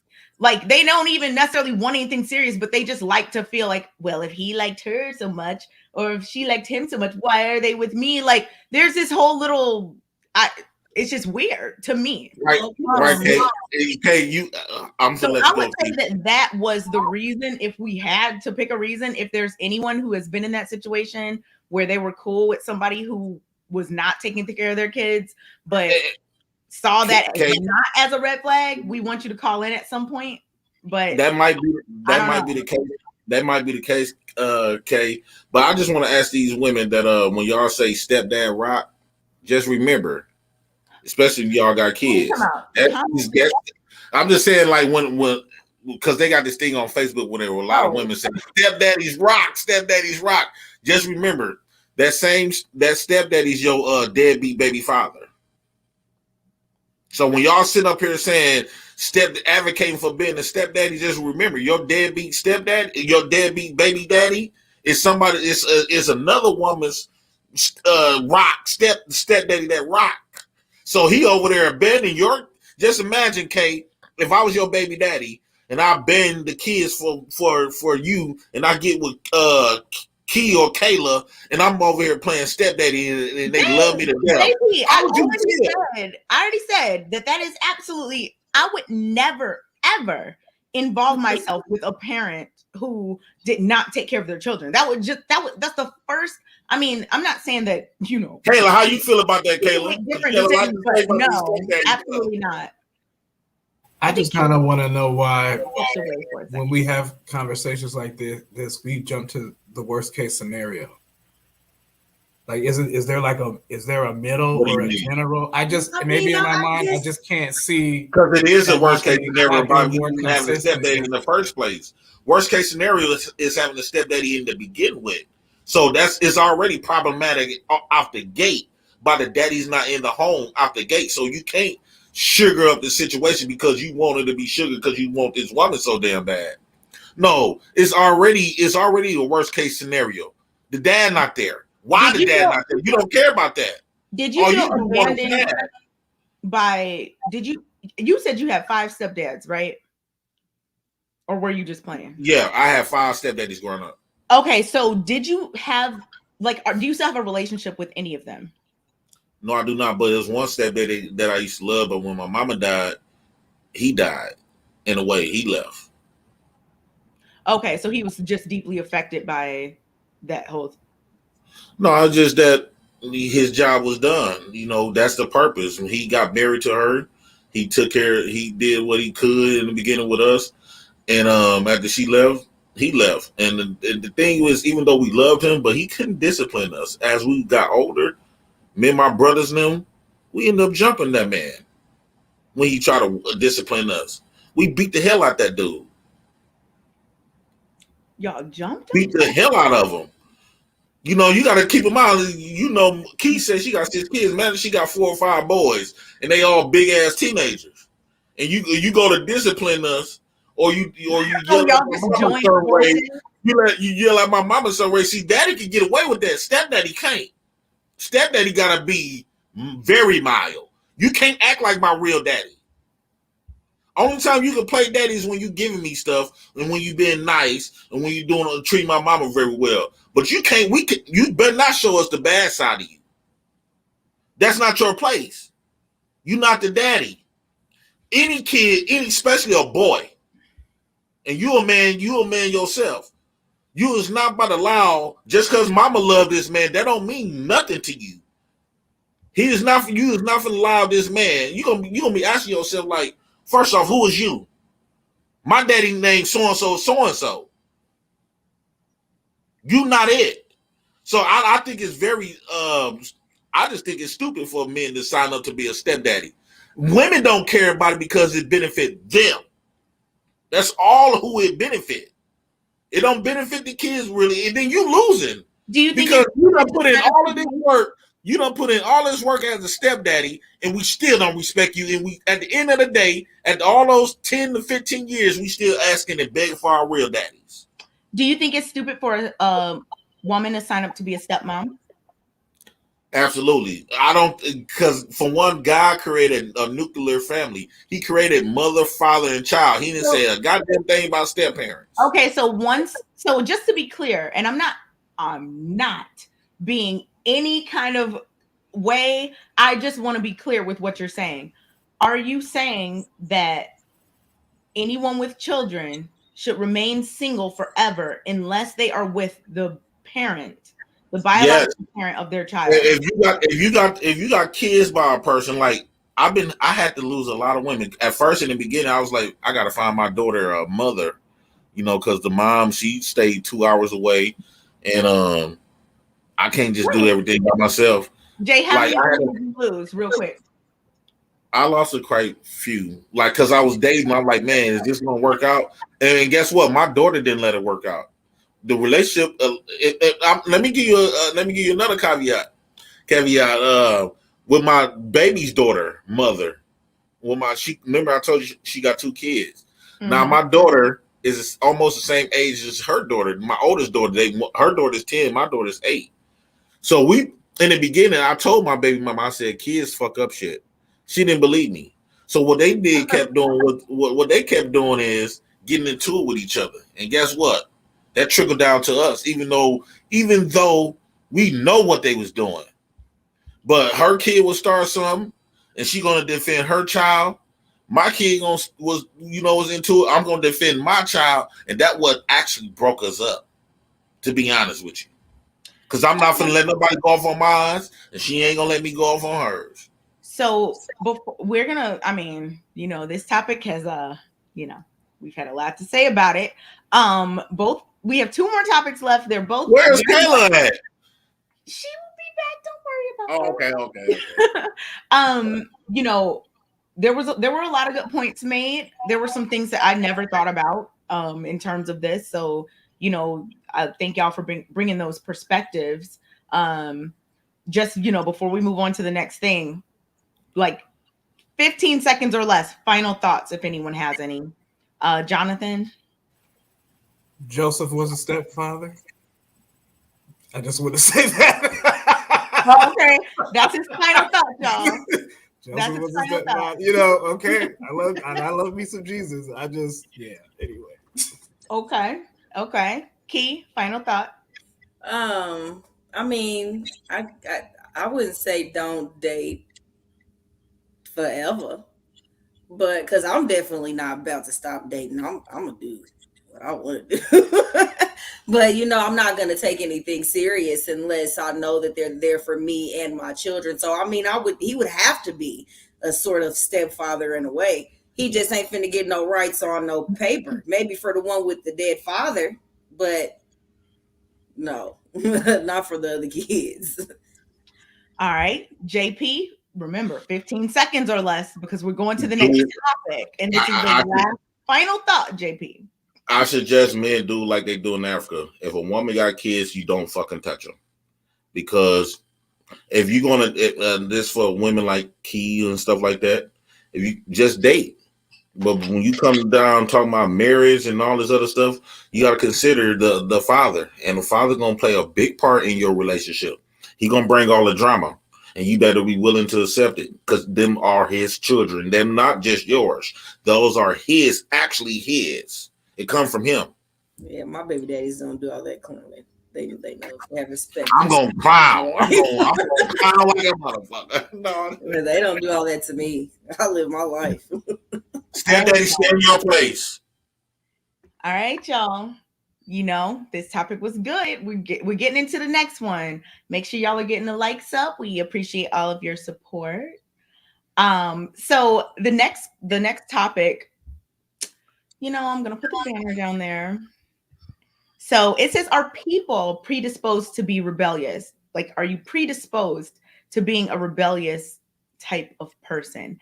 Now, the first person I'm going to go to after my little, intro is you, Jonathan, because I would love to hear what you have to say about this, with your expertise and just things that from your field. So, some people follow rules. And that's just how they are. Like when we're in kindergarten, we're in 1st grade, 3rd grade, 5th grade, whatever grade, you always can identify the child that's just like, but we're not supposed to do that type of thing from a young age. And usually those young kids, from what I've witnessed, being a kid with these young kids and then growing up, they kind of carry those things into their older years. Same thing with the kids who are just like, man, forget these rules. I'm doing whatever I want. And depending how that's channeled, into your older years can be a good thing or a bad thing, So I had this question, like, what do we think about that? Do we think that children, let's start with children. are predisposed to being rebellious, or is it like learned behavior based on, you know, whatever's around you? Go ahead, Jonathan. Yeah, I would say no. Rebellion depends on context. It depends on context. So every society has norms, and there's consequences for those norms. That's how you learn what the norms are. For example, men typically, wear pants and a shirt and don't necessarily wear dresses in the United States of America, right? And so if a man were to wear a dress, then people would look at them as different, maybe look at them as rebellious given the particular context. Is that child being rebellious? I guess yes, in the context, but are they predisposed? Like, are they inherently that way? I think that would mean that like our values and morals and values and norms are somehow objective, and I don't believe that they're objective. I think there's a lot of bias there. So, I'll give a quick example. I grew up in like a very conservative Christian household. Like, we couldn't do anything. We couldn't go to dances. We went to church 3 times a week, all kind of stuff. And so my brother, he was more of my older brother, he was more of a free spirit. And so he wanted to do all those things, and he got in trouble a lot because of that. If we were in a different context, meaning a different household that was more liberal and more free and allowed him to express himself and do all of those things, he would not be considered rebellious. But because he was in our household under our rules, he is now rebellious. And so I think it has more to do with the context that a child finds themselves in rather than the child themselves. Real quick before we go to the next person. So I agree. Context matters, right? Like it depends where you are. Some things aren't even considered rebellious depending on the situation.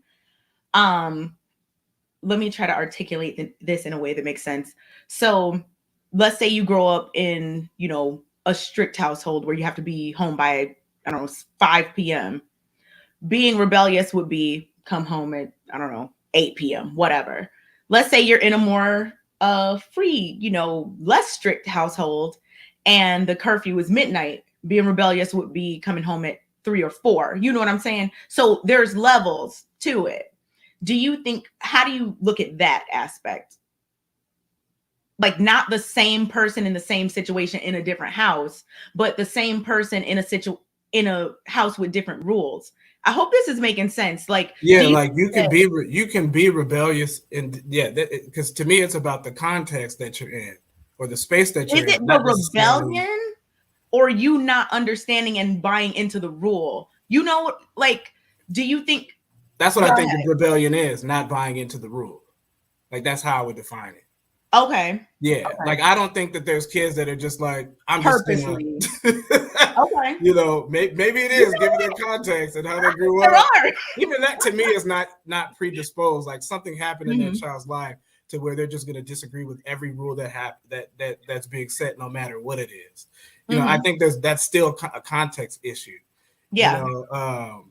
But generally speaking, I think it has more to do with the context than who that child is inherently inside. Okay. So it's not necessarily like a passed down like person. No, I don't believe that. No. Okay. All right. Let's go to Key next and then JP. I mean, I don't know. I guess just from me, like, watching my family generations in general, like just the generations from like my mom's, brothers and sisters to me and my brother, and then to me and his kids, now, I mean, some kids just take on different. I have a kid that is literally me and my brother and the same person, like the same stuff that he used to do, she does, and the same stuff that I used to do, she does in one kid. You know what I'm saying? And like, I also have mannerisms from my father, that, and he was never even around. You know what I'm saying? These are things that I heard about later. So I don't know if rebellion would be one of those things that got passed down sort of like a gene, you know what I'm saying? Or like a blueprint, a print, from a previous parent or a previous generation. But I don't know. I mean, I feel like you guys are right. It's in a certain context. You know what I'm saying? Because I didn't grow up in the Christian household. I knew about religion because I read lots and lots of books. You know what I'm saying? I was in trouble a lot. I was a rebellious child. My mother would come in there and take everything out of my room and give me a stack of books and say, here, this is what you got for the week. When you're done, we'll go back to the library. You know what I'm saying? So I was that child, but my rebellion would have been way different from Jonathan's, because you know what I'm saying, he didn't get to do nothing. So when I broke rules, you know what I'm saying? Yeah, that's what I was kind of talking But about. I also didn't grow up. Okay, I'm not sure like what your financial upbringing was either, or you know, if you had two parents or anything of that in the home. That also has something to do with it. I was raised by a single mother. You know what I'm saying? She worked nights, sometimes two jobs. You know what I'm saying? To take care of me and my brother. You know what I'm saying? So there was a certain line that I knew that I wasn't supposed to cross, because I had to be older. You know what I'm saying? We were a unit. You know what I'm saying? So my rebellion looked like something completely different than I'm just staying out, you know what I'm saying, late. So my opinion would probably, be a little different, and I feel like it would be predisposed based off of just the simple fact that, you know what I'm saying, my mother, you know what I'm saying, who she was or how young she was when she had me, or that's a predisposition, you know what I'm saying, or things like that. But I don't really know if it's genetic, you know what I'm saying? Like he said, contextual. I don't know if I'm saying anything different from him, but I guess you get my drift. So based on like the situation that you had growing up from birth, I guess, based on your mom's situation and whatnot influenced you. So not necessarily predisposition, but more so situational. Yeah, because I was still a goody two shoes in school. So here's the thing. I was a goody two shoes in school. I hated being late. I'm still like that. I hate being late to appointments. It makes me mad when other people make me late. I love being prompt. You know what I'm saying? That's just who I am. I don't know if it's because I need order. You know what I'm saying? Some sort of order in order to keep my sanity, or if it's because I just wasn't really rebellious in that way. But at home, I used to act a fool. So yeah, so it was it was different. I don't know. I hated getting in trouble at school. I hated making anything below an A, especially if I knew I studied and I worked hard for it. That's how I was. But at home, you know what I'm saying, it was it would be a different rebellion. You know what I'm saying? Did you have a conscious decision to get on your mom's nerves? Was it something you were like, man, I'm going to do this because I know?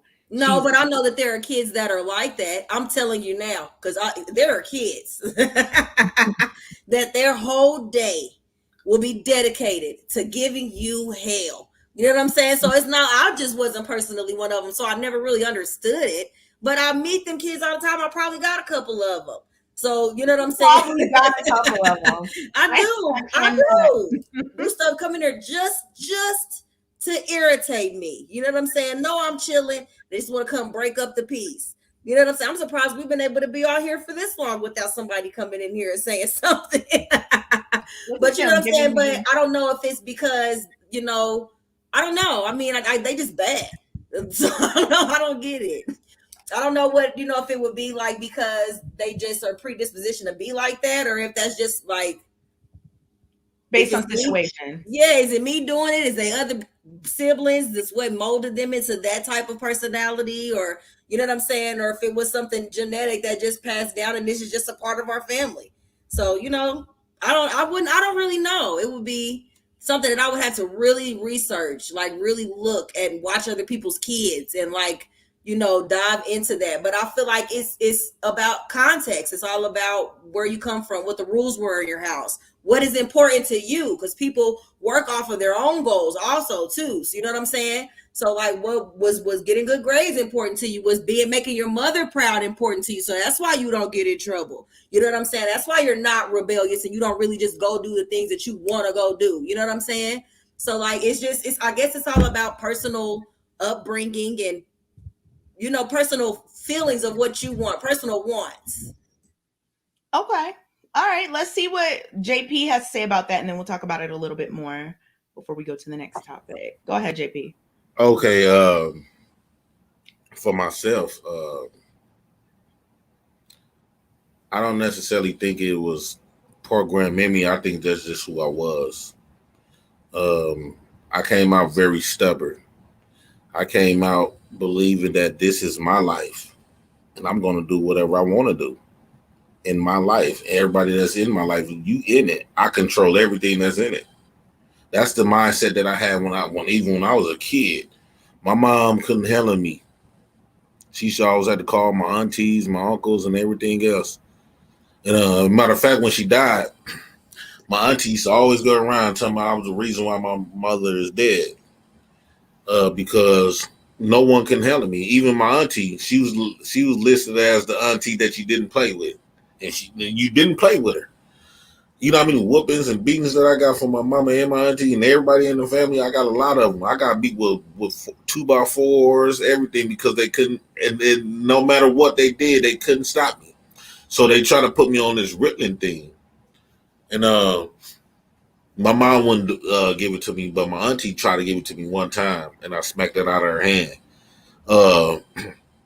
As I got older, we went to this community college, me and my auntie. And wait, I want to tell y'all one story. Like, my auntie used to go to bingo, this like Potawatomi bingo. It's like gambling, like a casino. And she used to be there faithfully. 10 o'clock at night, she always there. And she come back home in the morning. And I got kicked out of school. She got kicked out of. I got kicked out of school for fighting. She got kicked out of bingo for fighting. And we came to the house around the same time. She said, "Boy, what you doing home from school so early?" I said, "I just got suspended for fighting." I said, "What you doing home from bingo so early?" I got kicked out for fighting. It was just crazy. It was just funny how that situation played out. But y'all were all like mother like son situation. Y'all were. Yeah, like when my auntie as I got older, my auntie realized that I was just gonna do what I wanted to do. And, wait, did you say that was your aunt with the bingo thing or your mom? My aunt. Oh, okay. My mom died when I was like 10, but as I got older, my auntie realized she used to try to whoop me and all the other stuff. But then as I got older, she realized this is just who I am. And JP, how did consequences affect you? Let's take it there. Consequences didn't really affect me much because I go to from when I was a kid, I had to stand in the corner. And my brothers and them, they'd tell you now, they'd be laughing off that because I'd be putting my kid in the corner. I had to stand in the corner all damn day because I kept doing stuff. It don't matter what it is, I just kept doing stuff. And then the past time when I got older, my auntie, I'm running from the security guards in school and stuff, running from police and stuff. I ran like when me and my auntie went to the same community college together.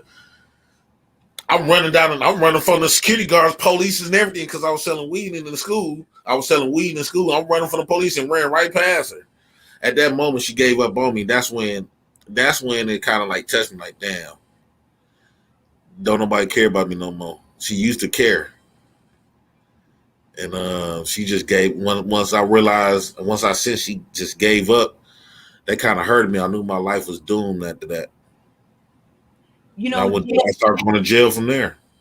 JP, thank you for sharing those parts of your life. I definitely, like, while you were talking, I was thinking about, so sometimes I think some people sometimes do certain things as if you push people away, or if you're rebellious and you don't follow rules and now people are yelling at you or mad at you.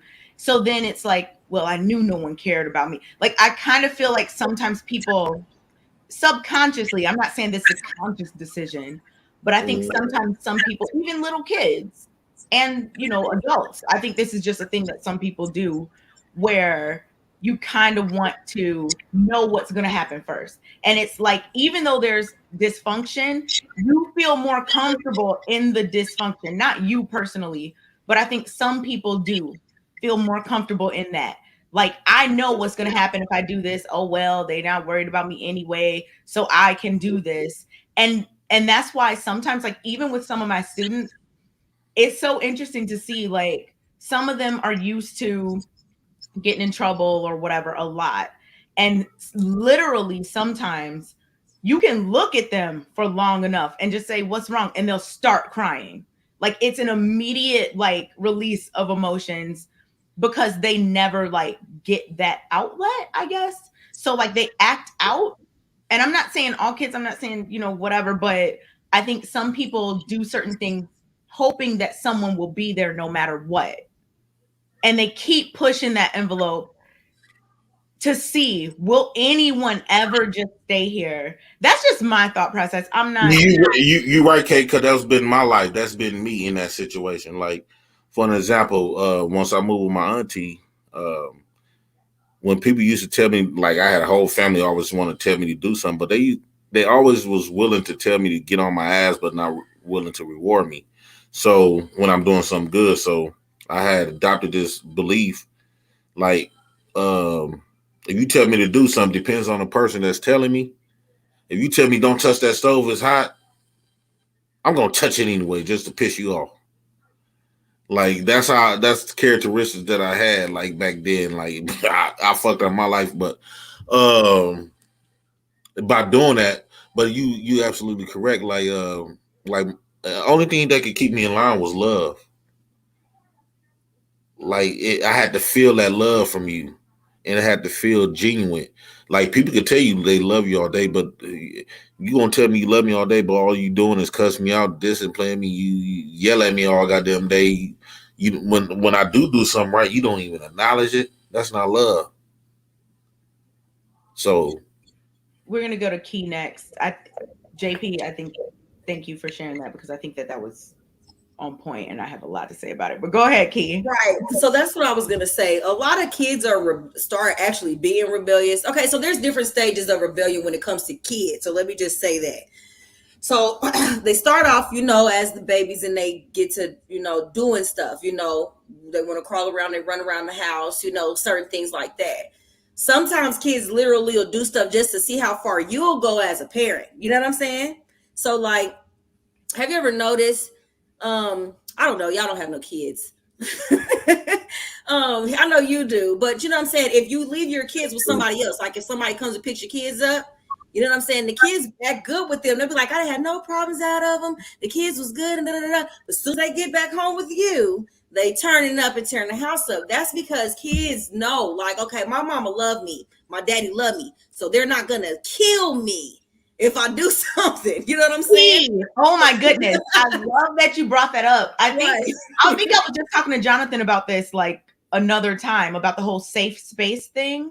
Right. Like I think that when kids feel they have a safe space, some kids, their safe space is at home with their parents. Yes. So and they feel worried when they're so they can do whatever. They know their parents are going to have their back and it's, it's whatever. Some kids' safe space is at school. They'll go off on the teacher because they know the teacher's not going to hit them. They know the teacher's not going to. And that's where the problem lies. And that's how you know it's something going on in the house because, you know what I'm saying? And that's how you can always tell. Now, I know kids. Once they start, you know what I'm saying? Like, I know kids. With strangers. Yes. When they start acting a fool with strangers, you know what I'm saying? And outside the house, that's how you know it's something in the house. Something emotionally is being missed. Something that the kid is not getting. They are looking for attention. So what they're hoping is that they can get in trouble at school and maybe their parent will pay attention finally. A lot of kids are rebellious because the only time, like he said, they do get attention is when they're being reprimanded for something. You know what I'm saying? They don't get any attention when they're doing something good. And when you don't highlight the good things in a child's life, they're like, okay, any attention is good attention. You know what I'm saying? No, what is it? No bad presses, no whatever, say it. Yep. Yeah, so you know what I'm saying? Like because they can't differentiate. They just want some attention. They want some sort of attention. Yeah, so like I noticed my daughter was starting to act up in school. She wasn't trying to listen to what I was saying, but then I had to step back and look at what am I doing right now? What am I doing? Every day when I wake up, what do I do? Do I come in here and immediately greet my daughter? Do I ask her about her day? Am I talking to my daughter enough? You know what I'm saying? Do I need to spend more time with her? So I said, okay, I'm going to just pull her closer. You come sleep in the bed with me tonight. Let's watch a movie. Do little stuff, you know what I'm saying, to make her know I want to spend time with you without it being like a transactional experience, like I'm fussing at you about something that you did, or I need you to go do a chore, nothing like that, to let them know that I enjoy you being my child. You know what I'm saying? And when that is getting missed, they start to act out. You know what I'm saying? So, like you said, some people's safe spaces at school. They don't know if they'll come home, their daddy beat them up, but their outlet is at school because they can't beat their daddy up. You know what I'm saying? So they got to take it out on somebody. That's how they get their hierarchy. You know what I'm saying? Because it's established in their house. So like you can tell a lot, you know what I'm saying, about a child's household just by how they're acting and their responses to things. You know what I'm saying? I don't know if that, if you got what I'm trying to say with. No, that made sense. I mean, the whole safe space thing, and I was glad that you brought it up because, like I said, I was just talking about this. I think that's a big deal that a lot of people might not think about that way. When you feel safe, especially when you have a lot of pent up, feelings that you've not learned how to express, in a way that's, I guess, acceptable by society or whatever. When you have those feelings pent up, they come out in all types of ways that might not be good. So if you're in a safe space, you finally get to let go and just, say it, say whatever you want, be disrespectful, walk out of the classroom, do whatever and no one's going to hit you. No one's going to take away like your, I don't know, phone, I don't know, whatever, because, the people at school might not definitely do not have those types of controls over children. But at home, it's like, I have to do this, I have to do that. I can't say anything. I can't ask a question. It's like, be quiet, go sit down. Like, I think a lot of kids have different safe spaces. Like you said, some are at home, some are at school, some are with their friends' parents, some are with, whoever. And wherever you feel that safe space, you can really like let certain things out. And I'm not saying that in your safe space, you always are doing something quote unquote bad. But I think that a lot of people that have pent up feelings do kind of let them all out in their safe space. Jonathan, what do you have to say about that? There's this term in sociology called the looking glass self. And it talks about like how we form our identity, or at least how children form their identity. And it comes in 3 steps. I had to look it up because I was like, this is what we're talking about. And so like the first stage is how, society, and not necessarily society, but how other individuals view the child. The second stage is the child attaching some sort of judgment to that viewpoint. And then the final stage is then the child taking on that identity as their own. So for example, maybe the child, like you said, your mom says, don't touch, the stove. Then you go and touch the stove. And then mom proceeds to cuss you out for being bad, right? That identity is now attached to you. I'm bad in this context, right? I touched the stove. I'm bad for touching the stove. The second step of that is the judgment. So now we're taking it outside of the context of the stove and we're applying it to everything. I'm bad. And then the third step is now this child adopts it as their own identity. Well, if they think I'm bad, then I'm just going to be bad. And then that's how they begin to act, right? If like parents don't come along and have a conversation with the child after. Because I see that a lot as well. Like maybe in frustration, that parent and this happened to me, like when I was younger, I would like walk down the stairs or whatever in the house and I'd hear my mom or somebody talking on the phone about me. Said, I can't believe he's doing this. Well, I don't know what to do. I'm just so confused. I don't know the context because I'm eavesdropping, right? But in my mind, I'm saying, well, she thinks I'm a bad person. I must be bad. This is how I'm going to go. And so, the results of that is maybe they begin to act bad, or maybe there's some guilt and shame because of that. And so that child begins to take on that identity. And so to me, oftentimes, like that's just one theory. There's a whole bunch of other theories. But I think, it's oftentimes, like I said, again, it's about context. Like, what is that child seeing? What's that child hearing that's causing them to behave in a certain way? Right. And that to me is like what I see, what I hear, like what y'all are talking about.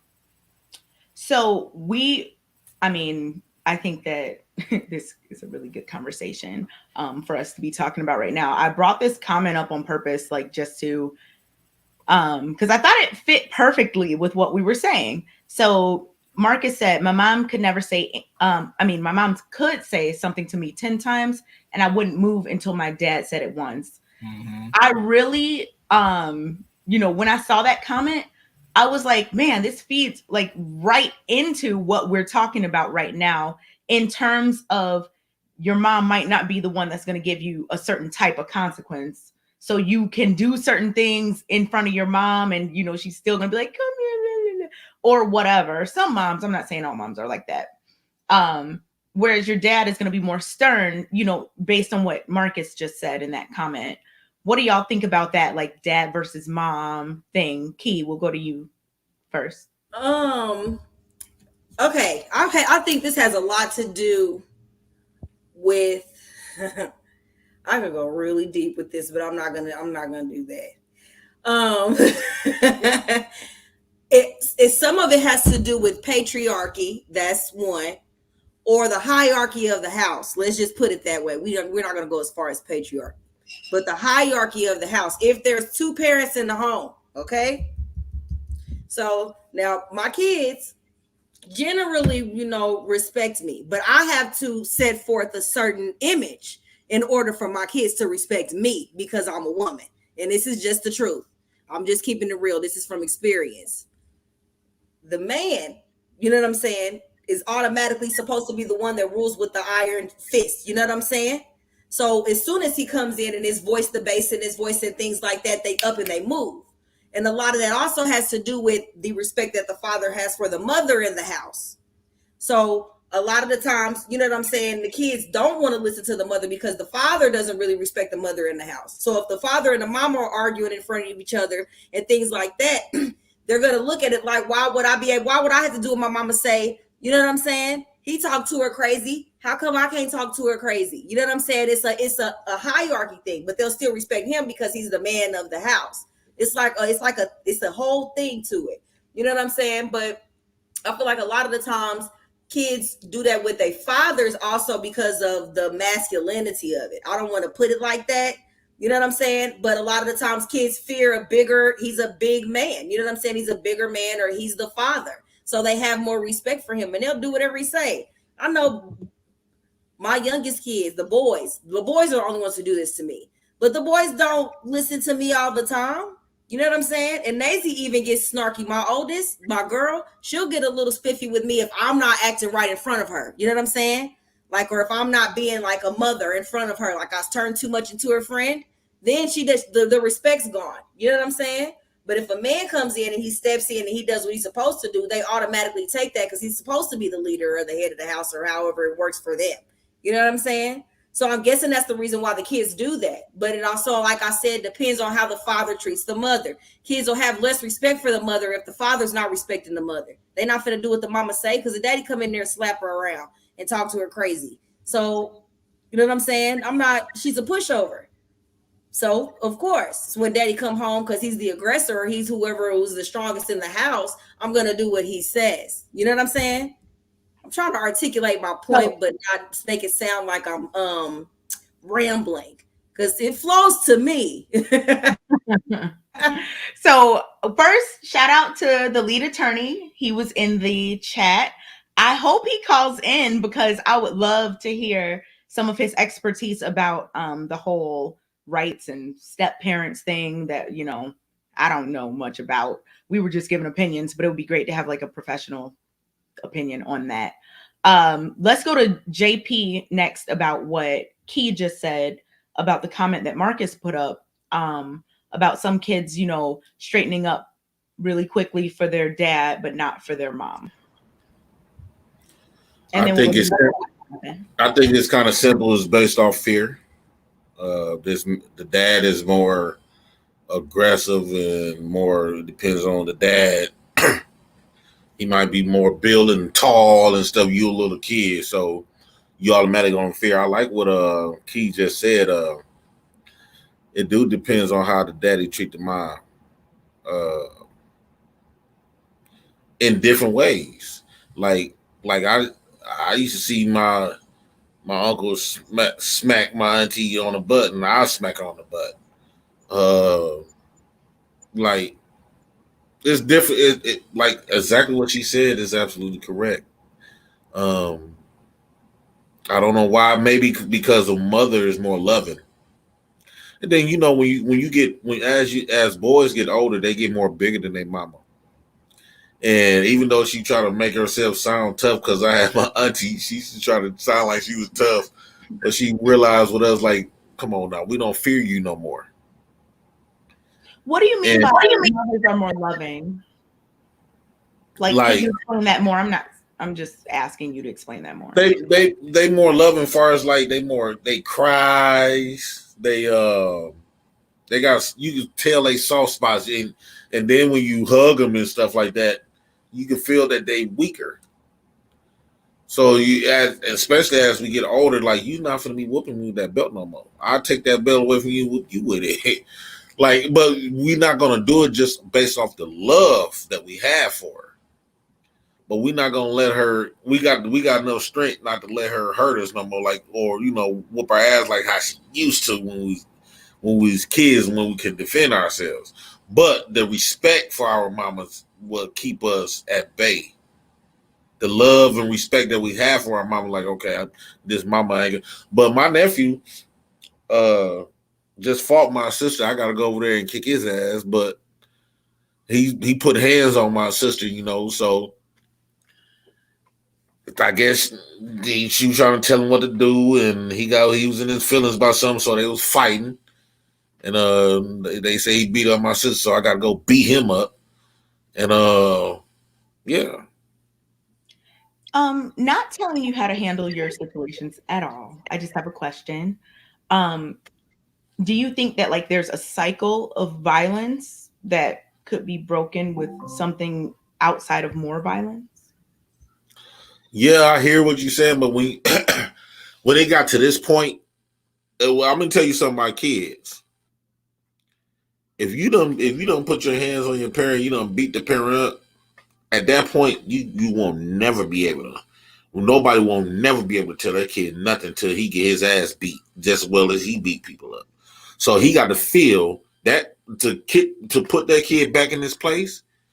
He got to get his ass beat just as well, the exact same way how he beat somebody up. Like, if he beat my sister up, that's the same way how he ain't no more belts, ain't no more talking to at that point. Not at that point.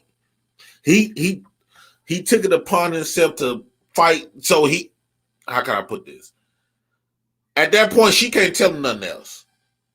Not when he really want to do something, she won't be able to tell him nothing else. And he dished out physical. So ain't no more, I'm going to whoop you with a belt, or I'm going to talk to you. No, that's when uncles come in. He got 6 uncles. Big as hell. I'm just one of the smallest. I'm 6'3.5". He got to get folded up just as well as how he try to fold up my sister. He know not to do that when his uncles is there, though. Or even when his dad is there. He know better not to do nothing like that. But since we wasn't there, he felt like he could take it upon us. This is why I say, when boys get a little bit bigger, they mamas, because my sister is a little aggressive, because she feel like she got 4 boys and 2 girls. So she try to take up this man role. And I kept trying to tell her, sis, like, okay, you not a man. Even though you yelling and shouting and trying to fish your voice and sound like a man, them boys know you can't handle them when they get big. They done got big now. So that's why I be trying to stay in shape to beat their ass. Because eventually they gonna be whooping my ass as I get older. But what I'm saying is, like, but I gotta steal that in them. Did you say eventually they're gonna be whooped? Okay. Well, right, because as men at some point this cycle stops, and y'all can. As you get older, you lose. They got all the energy. They got all this testosterone. They energetic. The more I get older, the more lazy I get. The more unshaped. I'm not in shape like your bones break easily when you're older. And when I was in my teenage years, in my 20s, I was just like them. But I think when kids get to that point, like eventually, I don't know how old they is, but eventually that once they start fearing their daddies and not you, imagine the daddy leave. and or a man that their fathers aren't in the home. I told you one of them is deceased, so they don't, really have a father in the home. So it does concern me that one day they might try to buck up at me. You know what I'm saying? When they get I'm gonna older, tell you who the really way gonna that fuck I up talk with to you. my kids, you know what I'm saying? I talk to my kids in a different. I don't encourage. You know Who what I'm really saying? fuck All up of it at in my you? house. I'm not saying that they won't get to a point to where they want to test me. But I also, you know what I'm saying? I have a certain way that I talk to my kids. So I'm hoping that maybe we'll bypass that and this go around with the family. You know what I'm saying? With the aggression and the young men being mad and all this. I'm going to try to find them different outlets, different things for them to do so that they won't feel like they would have to be rebellious against me. You know what I'm saying? Or feel like I was attacking them. I want my children to be able to come to me. You know what I'm saying? I want to have an extremely healthy relationship with my kids. So I'm nurturing that. I take very good care of trying to do that because I grew up in a similar situation where everything got handled with the muscle. You know what I'm saying? Like everybody in your family knew what you did. It was a phone call going down. Everybody down the line got to know what you did Hey, that week. hey, Keith.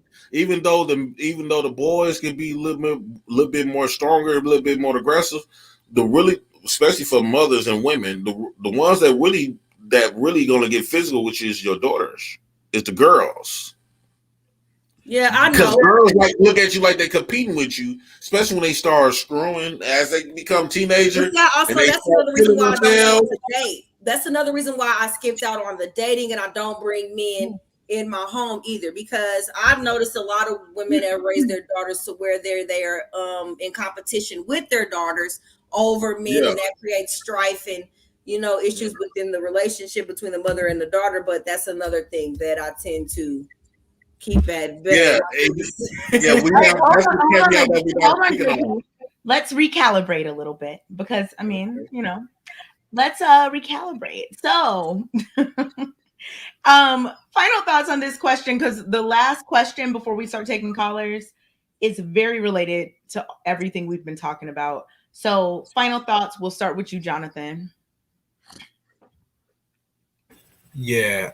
Final thoughts is just for me. It's more about context than about predisposition. And if you want to solve, rebellion, quote unquote rebellion, if you want to solve, toxicity or a lot of these issues, then the solution is to change the context. Okay. All right. Key and then JP. Basically what he said, like I said before, you have to pay attention to what's going on with the child and start asking yourself more questions, like what's really going on. Because what I'm saying, kids are difficult, but they not that difficult. They're people. Just pay attention to them. It's got to be something that you can do, you know what I'm saying, to help keep them from being as rebellious to whatever standards you feel, unless they're ridiculous. And your kids are critical thinkers. JP. I think with rebellious kids, you gotta let them bump their own heads. That's a lot. Of some kids just like myself. I had to learn stuff the harder way, and that's how I built my character. But I had to learn sometimes. I know you love your kids and you're afraid you try to protect them as much as you can, but some kids you just gotta let bump their heads. If they still at the store, you gotta let them go to jail for a day. You gotta let them get in trouble outside of you.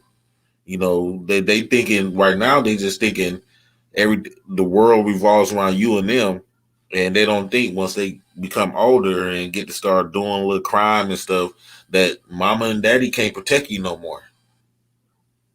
You got to do that jail bit. The police might do this to you, so you got to let them feel what's real, and you got to let them live. You got to let them weigh out their consequences, and you got to let them just suffer it.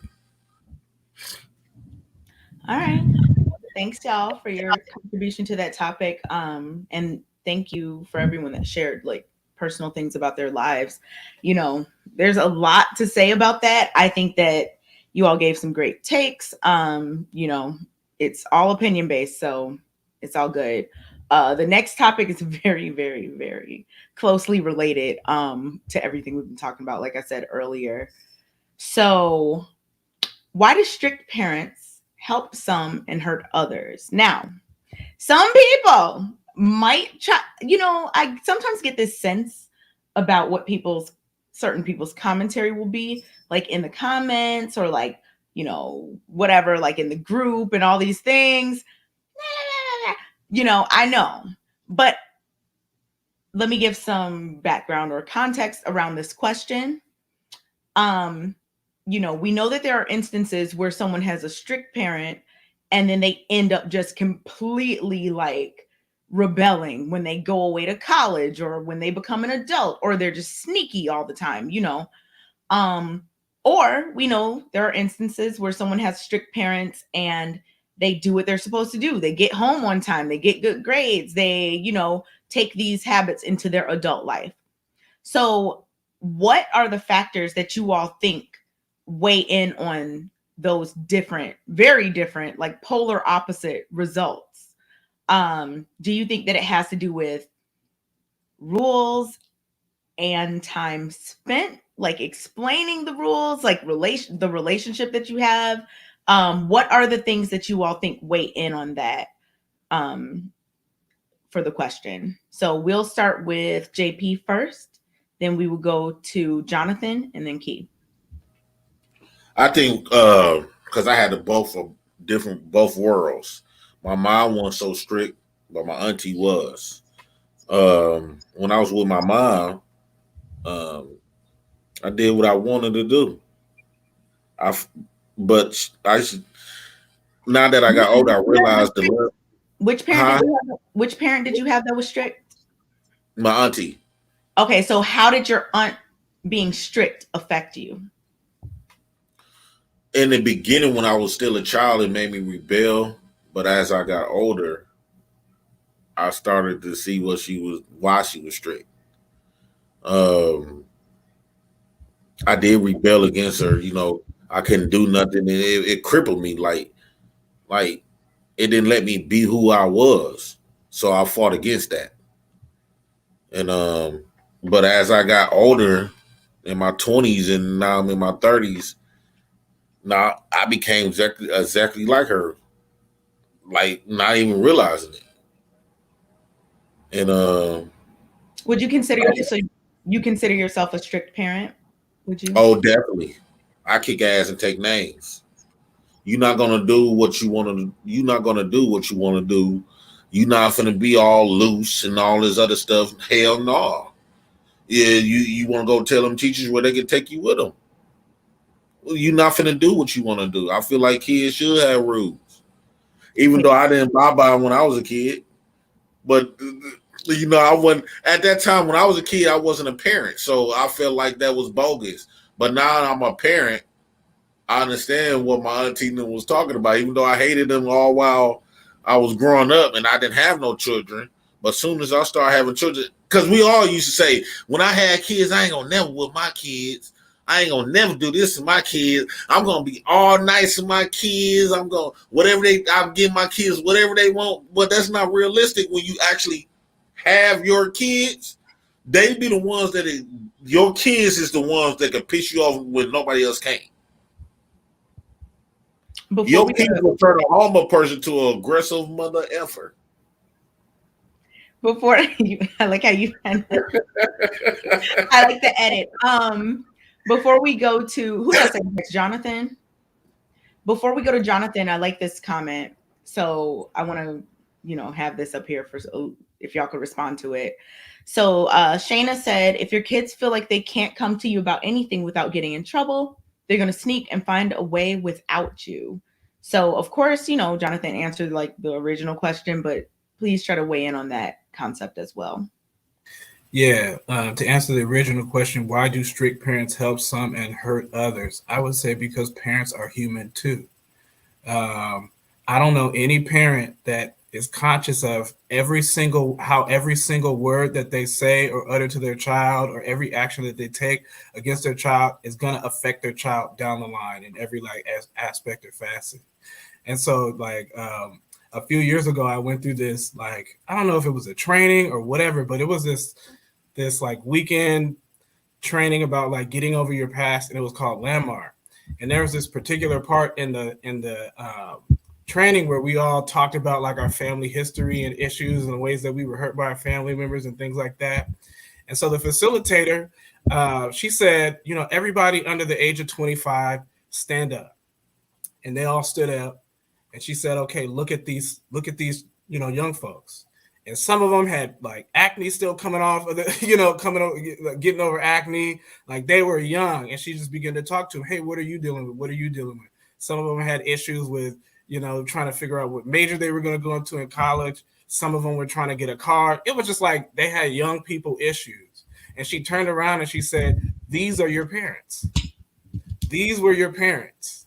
You thought they were supposed to be these gurus and bastions of like the parental code, but they were 22, 23, 24 when they had you. They did the best that they could, you know, barring, you know, physical and sexual abuse and all that other stuff, you know, but, you know, I think oftentimes kids view their parents, you know, we view our parents as adults through the eyes of children still, even though we're adults now. We still like, that hurt me and you did this and you did that. He was younger they were younger than you when you had yours. I can't imagine being 24 and having a kid. I barely got over the idea that like I can have a kid now and I'll be an okay dad. You know? So that's kind of what I think when I see like, why do parents help some and hurt others?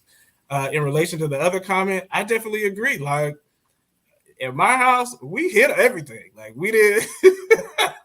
Don't watch this Dad and Mom today. My parents, you know, my dad asked me last year, like, he asked me last year, like, you know, Jonathan, do you drink alcohol? And I was like, yo, like, yes. So, you know, it's just stuff like that to where when you're in like these strict households and things happen, a lot of kids opt to hiding it, you know. And you know what, Jonathan, before we get to Key, because I want your opinion, then we're going to bring Avon on. So, you know, that whole like hiding things situation, you know, a lot of times, and I'm sure some of you may have heard people say, oh, my kids turned out fine. My kids are fine. My kids are fine. You know, but when you think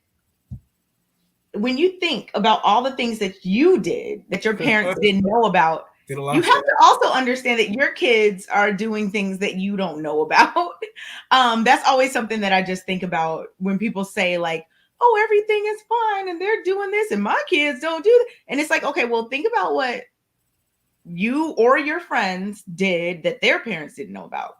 Just, you know, to provide some perspective. Quite honestly, like I don't, there's some things like as a father, I just wouldn't want to know about. Like, if you're my daughter and you're out here in the street, like, don't tell me about your street escapades. Like, I don't want to, like, I don't think I want to know about those escapades or my sons, you doing other things. I probably don't want to know. If it's going to harm you, your life, and it's a threat to your physical well-being, please, like, come to me. But if you're, you know, doing you, there's just some things, I don't know, that I just don't want to know about. You're all, what's that? Who made that song? Never mind. Was it Mario? Wait. That I don't want to know. No.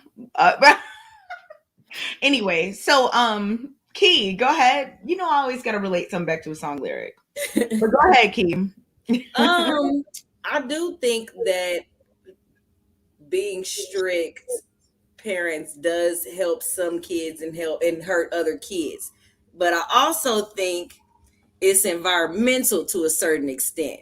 Okay. So like I grew up in the hood. I still live in the hood. So there are certain things that I do not allow my kids to do. You know what I'm saying? Because we live in the hood. Now, if I lived in a nice, you know, on some acres with a picket fence and they could do way more things than I allow them to do. You know what I'm saying? But it's just simply not safe because economically it's not safe. You know what I'm saying? So, but I feel like that's sort of the same strictness that I have now would be completely unnecessary. Like I said, if I lived somewhere better, like if my daughter went to a better school and had, you know, other extracurricular activities to do after school, it would be way different. You know what I'm saying? But since I live in the hood and they shooting off Uzis around the corner, no, you're not finna just be out here doing whatever. You know what I'm saying? But if I lived in the suburbs, yeah, you could walk around the corner with your friend. You could go walk the dog, like certain things you can do. You know what I'm saying? So that's what I do believe, that it does help some kids and hurt others. You know what I'm saying? Because even though I am overprotective in a way, I give my daughter some sorts of freedom so she doesn't feel like she's in jail, because living in the hood can feel like you're in jail. You know what I'm saying? I give my daughter some space, you know what I'm saying, to do what she needs to do, you know what I'm saying, as a person, but there's always a line. But I would not near be that strict on her if I had her in a better environment. You know what I'm saying? But like he said, we're winging it. We are winging it as parents. You know what I'm saying? None of us have all the answers. And if they tell you that they do, they're a lie. Because the rules change every day. Society changes. You know what I'm saying? The environment changes. Everything is changing. So, you know what I'm saying? At certain times, it's things that you need to be strict on. Like he said, I don't want my daughter telling me about her sexual escapades. I don't need to know any of that stuff. You know what I'm saying? But if you do feel the need to come to me and you're having a hard decision that you need to make, I will be there to assist you with that. I do want to be one of those types of parents. But I feel like a lot of the time some of these parents are extremely strict because they have to be. The ones who don't have to be and are still strict have an ego issue. And that's a different story. But but you know what I'm saying? It's different for me. I feel like it's environmental. Okay, so like you and Jonathan kind of said something similar about like not wanting to know certain stuff. And I know I don't have any children, but I feel like I would want to know everything. Like I would want to know as much as possible. I would want my hypothetical future children to know that they can talk to me. No, you don't. Kate, no, you don't. To know that if you have them and you bathe them and you clothe them and you give birth to them, even if you don't give birth and you adopt them and you have to watch them go from a little itty bitty tiny baby, like you're not gonna want to hear her saying, "Mama, I was busting it open wide last night." I don't know. I think that when you can have like, I want to hear my son though, but not my daughters.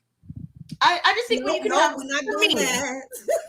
What I just based on me as a childless person, just what I would think that I would want my children to talk to me about everything so that I can give them the best guidance. Because like we talked about with the sneaking, a lot of people are out here just doing things that they don't even have to be doing. It's all about like risk, management. Like we want to take away as much possible harm as possible, like as much harm as possible. So like if I can know about more things, I feel like I can help with more things, but maybe that's just me. I don't know. Now, let me ask you this. Change. All right. Is Avon, are you here? I don't know if he's here. Can you? Is that a two-way street for you, Kay? I'm here. Oh, okay. There you go. I just didn't know because I couldn't see you. What a two-way street, Jonathan? What's up, Avon? So, like for example, you said you wanted to know everything about maybe what you wanted your child to feel as though they can come to you with anything and everything. Mm-hmm. Is that a two-way street, or would you share anything and everything with your child? Age appropriate things, I think that that's different because as an adult, there's certain things you aren't going to share with a 5-year-old, but you want a 5-year-old to be able to share everything with you. There's certain things you might not share with a 12-year-old, but you want the 12-year-old to share everything with you. So like, I would share the age appropriate things. I think you should be transparent with your kids. I think you should have those tough conversations and whatnot. But yeah, so like in terms of that, yeah. But I'm not about to be talking about certain things with a kindergartner. What? Avon, what's up? What's going on, Kay? Hi. So glad to have you here. Lord have mercy. That first segment right there, I want to throw a shoot through my TV. Have a lot to say. Go ahead. Look, I'm gonna say this first off. In the chat, we were discussing the viability of this. If you don't understand now from that first segment why you should not be going out of your way to be dating single mothers, and you didn't figure it out after that first segment, we can't help you, bro. We can't help you, because that was madness. That whole conversation was madness. Now, that being said, I think that as someone who is a biological father involved in a co-parenting situation, what we heard on here was, there was some good, some bad, but there's the internet and there's the real world. The real world says that, quite frankly, the courts matter, your baby mama matter, your baby daddy matter, and you got to sort it out on your own as grown folks, because when you start taking it down to the level of, I got to go over here and yell at this person, I got to go over here and put my hands on that person, don't live in that madness, because your kids see it and your kids will never want to be parents if you show them that. Directly from my situation, somebody in the chat said it best. The best way to navigate this as a man, if you are going to be in this situation, biological daddy and stepdaddy need to get on the same page. Y'all need to have a functioning relationship. Matter of fact, I probably have a better relationship with my son's stepfather than I do with my biological, with my baby mom. I know that sounds crazy, but that's the reality on the ground. And when you can communicate between each other, that makes things a lot easier. But Lord have mercy, you do not, I'm sorry, I'm not, no disrespect to anybody on the panel, but that first segment sounded like complete madness. I would not want to be involved with anybody that is talking about they're going to go kidnap somebody, go take their kids, and hope the courts ain't going to say nothing. Like, for real? What are we talking about here? What are we talking about? I don't think that. No, what she said is that I can go get my kids, and if I want to take my kids back, there is a civil matter. Wait, no, that's not something that I said I was going. No. I don't like being misquoted either. That's not something that I said I was going to do. What I'm saying is that legally, men like to push the narrative. No, let me put it this way. I can't say legally. Men love to push the narrative that they don't have any rights to their children, that they automatically go to the mother. That's not true. Depends on the state. How do you think he got the kids? Depends on the state. He got the. That's why I said it depends on the state. But even after that, there are things that you can do legally to get your children. Now, what I'm saying is that if your name's on a birth certificate, and so her name's on a birth certificate in certain states, you can go and get your kids from her house and take them to yours. And the police can't come pick them up. You took it as I'm just some bitter rah. No, I didn't take it as what I took it as. That's not what I was saying. What I'm saying is that legally, if both of your names are on the birth certificate in certain states, nobody has rights. You have to go to court in order to determine who the paternal parent is, who is taking care of the kid 100% of the time, who is the primary parent. You have to go to court to determine that. Other than that, the child is a ward. It's a state ward, property of the state. These are facts. Now, unless you live in Ohio, I know Ohio is one of those places to where they'll give it to the mother, but there are still things that you can file in order to make sure you have rights. The same rights we were talking about given to the stepfathers. You can still come in and step in and get those rights unless the court proves that you are unfit. Now, how do they prove that you're unfit? That means that you cannot handle a whole household by yourself. That means that you don't have anywhere safe for your child to actually be at. That means that you were unwilling to help care for the child when it was in the mother's custody. So that means that they're not finna give the baby to you. A lot of y'all push this narrative that people are trying to keep y'all from y'all kids. You can fight for your kids. I'm telling you something now. Somebody took my kids and told me I couldn't see them again. I'm not finna stop fighting until I can. So it's an excuse.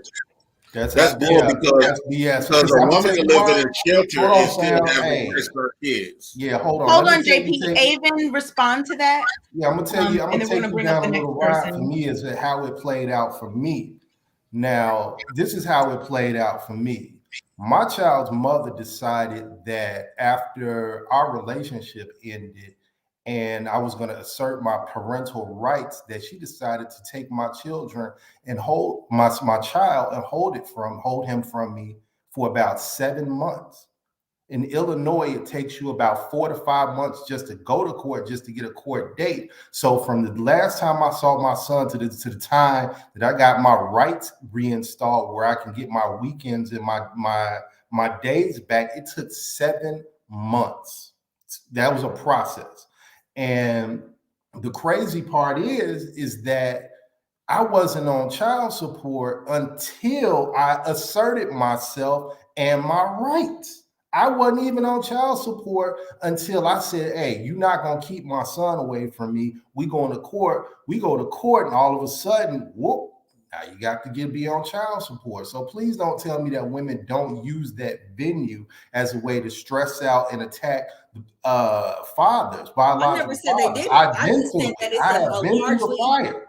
a largely pushed narrative that you guys do not get your kids.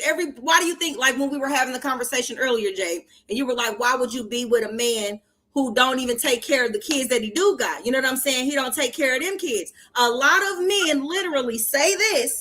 Every man I meet almost is telling me that they baby mama is keeping them from their kids. And then when you dive deeper into it, it's something else going on. You know what I'm saying? Because I'm telling you now, I'm a single mother. I take care of all my kids.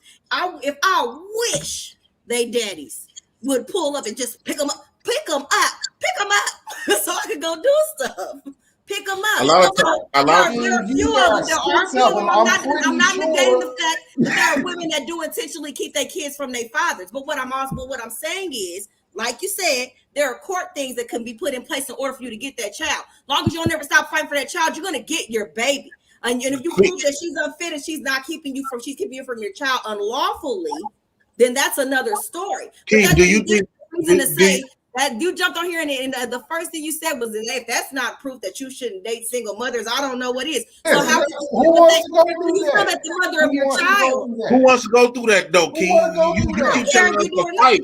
So it's not on. Do you think the court law should be changed? What you want to do or not? All right, hold on. So thanks you all for not calling each other any names and being very, I get that we're getting heated, but we want to make sure that we're, just making it so that we can all hear each other. So Key, like 15 seconds, kind of wrap it up, and then we'll go to Avon, then we'll go to JP, then we'll bring the next person on. Yes, like I said, some parents being strict does help some kids depending on the environmental stature. If your kids live in the hood, some things you have to be stricter on your kids about because their life is in danger. If you live in the suburbs, you don't have to be that strict. So sometimes being a strict parent does help certain kids, and it can hurt others if that is completely unnecessary and you're just doing it to show a hierarchy in the house. That's an ego thing. Okay, Avon, what do you have to say about? I'm gonna speak my last piece on this situation with the whole baby mama and the look. It happens. What men have to do is that you have number one, you have to stay out of your emotions on it. Don't let your emotions take you to a place where you're gonna do something dumb or you're gonna do something to lose even more rights. Number one, you let her be in her emotions, because that's when somebody withhold the thing that I think the guy who's playing stepdaddy right now, it registered to him is that why is she withholding my child for 7 months? What is she? How does her feelings for me got her so messed up that she's going through this? And I think that one stung right there. But it's one of these situations where, number one, you got mad at me because I said this is why you don't go down a single mother road. Because I said it in the chat. Every man probably at the age of 18 or before the age of 18 should have to go sit in family court so they can hear the nonsense and the craziness they heard in the first segment. Because this you got to go through. This is what you got to see. This is what it looks like. It is not fun. It is not. This is what you got to go through if you're going to sit here and have kids out of wedlock, number one. So if you don't have kids, this is what it looked like, fam. This is what it looked like when you have kids out of wedlock. So, Avon, go ahead. Real quick before we bring the next caller on, and we always love to have you here. Thank you very much. No problem. For sharing your perspective and everything. What would you say? Because I've seen like this sentiment shared in the group, and I think I've seen you responding to this same comment that the same thing I'm going to ask you about. So, as a man who, you don't have full custody of your son, right? No, the way it works in Illinois is they pick 99% of the time they pick the mother to be the custodial parent, and they slide your rights in there as they see fit. Okay, so like that whole situation, in terms of the legal aspect, I'm not even going to speak on because I don't know. But the question that I was going to ask you was like, as a man with a child, how do you reconcile, like, how do you respond when people say something like, how are you going to have a child and you will not date a woman with a child? Because I don't want no more. Why is that hard to grasp? So a lot of people in relationships with two people who are, don't have kids, have one kid and decide, yeah, this one's off the chain. We don't want no more. So why can't somebody with a kid make that same determination? I get that. I got an 11-year-old about to be 12, and I may have decided I might not want to go change nobody diapers no more. So that's why I said I'm not going to date somebody with kids, because I might not want to repeat that rearing pattern again. Okay, so it's not about, bro. I'm not trying to do it again. Okay, so Avon, because I think that sometimes, like, because we have seen these conversations before on social media about these things and heard them probably in real life, depending. So for you, to be clear, it's not about like the person being a parent.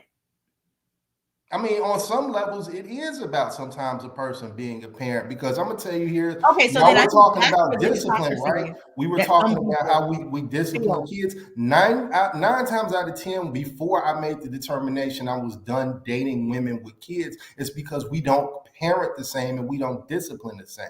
I mean, I'm full disclosure. You know this, Kate. I don't beat my kid. I don't put my hands on my kid because I grew up in a violent household. So what does it look like when me and my son is over here chilling and you in the corner drop kicking your kid from your relationship? How you run a household like that? So it's just to be like, kind of like what JP and Key were saying earlier about the whole like step parents thing.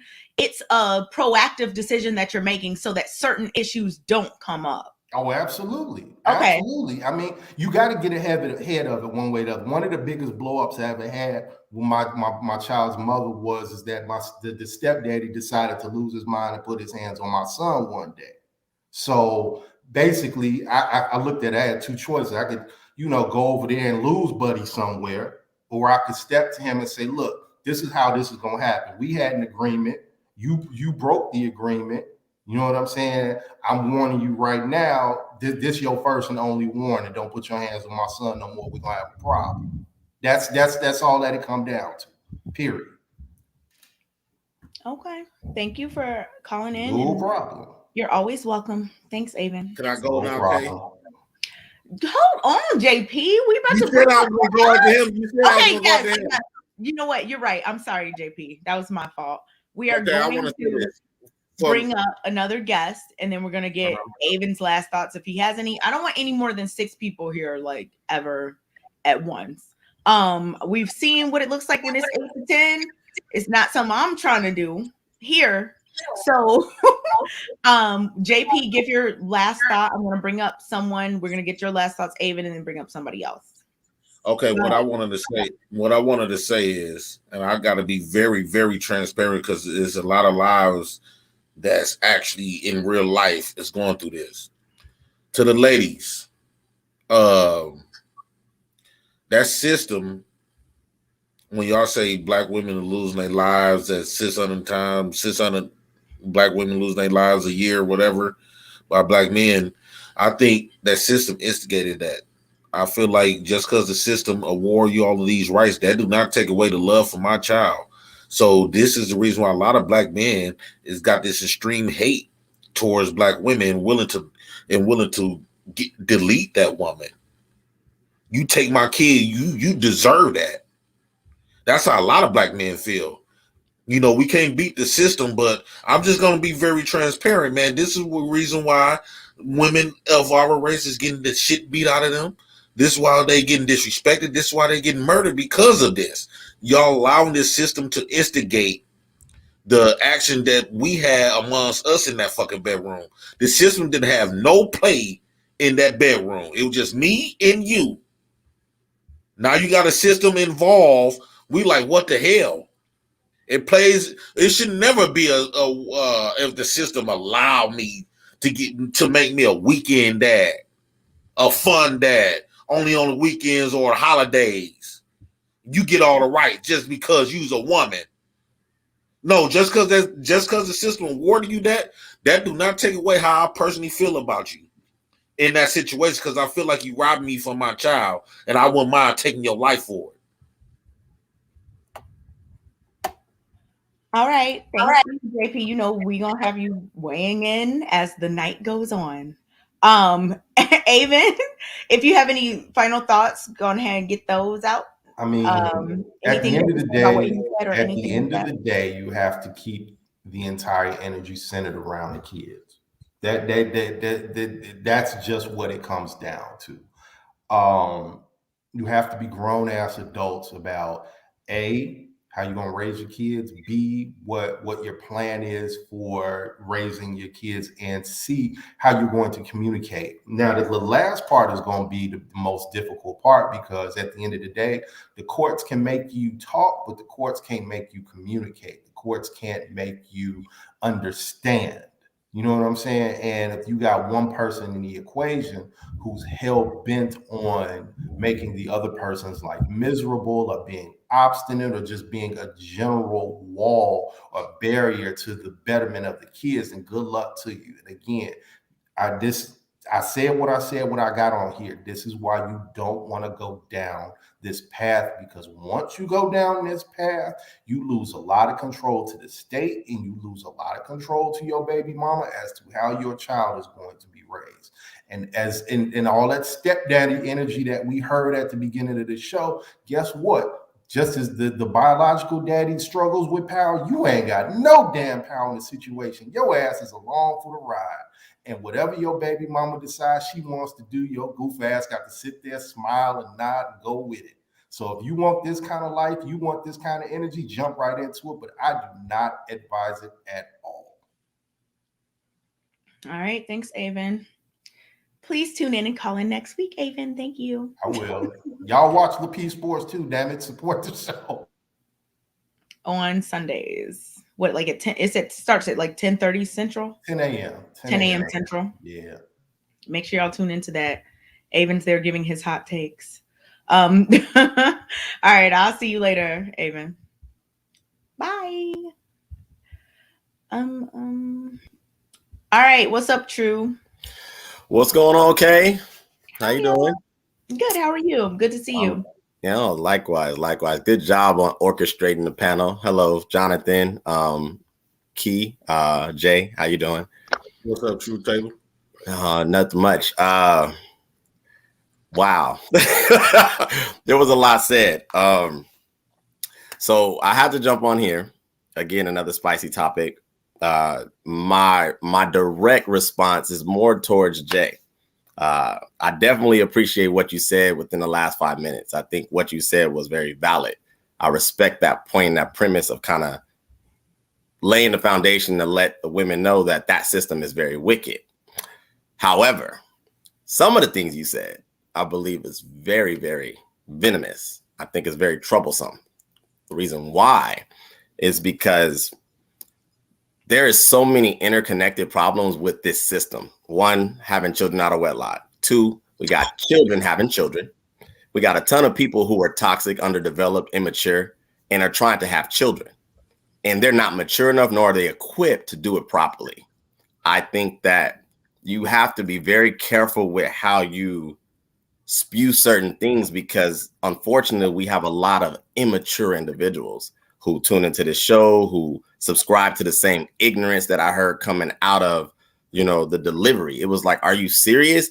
If you as a man decide to have a child with any woman, that is your right, as it is her right.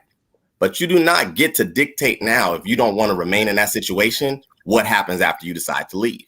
And I personally do not care what happened. I think the people and the parties involved are very selfish and immature. If you have so much visceral energy, if you have so much passion, then you need to grow up and figure out how to work that situation out. You do not get to now decide because you're uncomfortable or you don't like what they do or whatever the case may be. Transition on down the road, another man or person, parent comes into the situation, and now you get to assert yourself. I think that that's foolish. And I think that is very low level and immature on a lot of levels. From what the young man just said moments ago, I think that if you're going to do that, there needs to be conversations that need to be had as adults. And if you're not capable of doing that, then you need to find some adults and put them in a situation so that somebody can narrate and navigate this correctly. Because I just don't understand how, if you were man enough to lay it down and shoot up the club and have the child, then you're not man enough to deal with whatever energy that comes from that situation. I maybe you can help me understand that. Can I respond to you? I appreciate you. Yeah, no problem. Go ahead. What you're saying is I agree with you 53%. Okay, I'll take the 53 for now. The 47% of the disagreement is this. Even though you're not supposed to, if you're not going to take care of the kid, what the hell? But my thing is this. Those are my kids. That's just like if I'm eating something and I set my banana pudding down, just because I'm not touching it, that don't mean you come and touch it or assume that I don't want it. First off, a lot of times we don't know what's the situation why the father's not there in the begin with. We do not know. But you cannot take away that those are his. Just because she go fuck another man, that don't give her ultimate right. The system already given her the rights. That's the only reason why she got the kids. Because of the system. We like to gloss over that. We like to completely just gloss over that, because I guarantee you, if the system was never involved in the situation to begin with, that woman either would have got an abortion, would have got rid of the child, or she would have took probable causes to prevent from having a kid. But since the system is in place and she know the system in place in her favor, that's the only reason why a lot of us here today. You cannot tell me how to respond when it comes to another man coming with. It's just our ego thing. It's just those are my children. At the end of the day, I appreciate you want to be this stepdaddy. I think it's foolish for being a stepdad.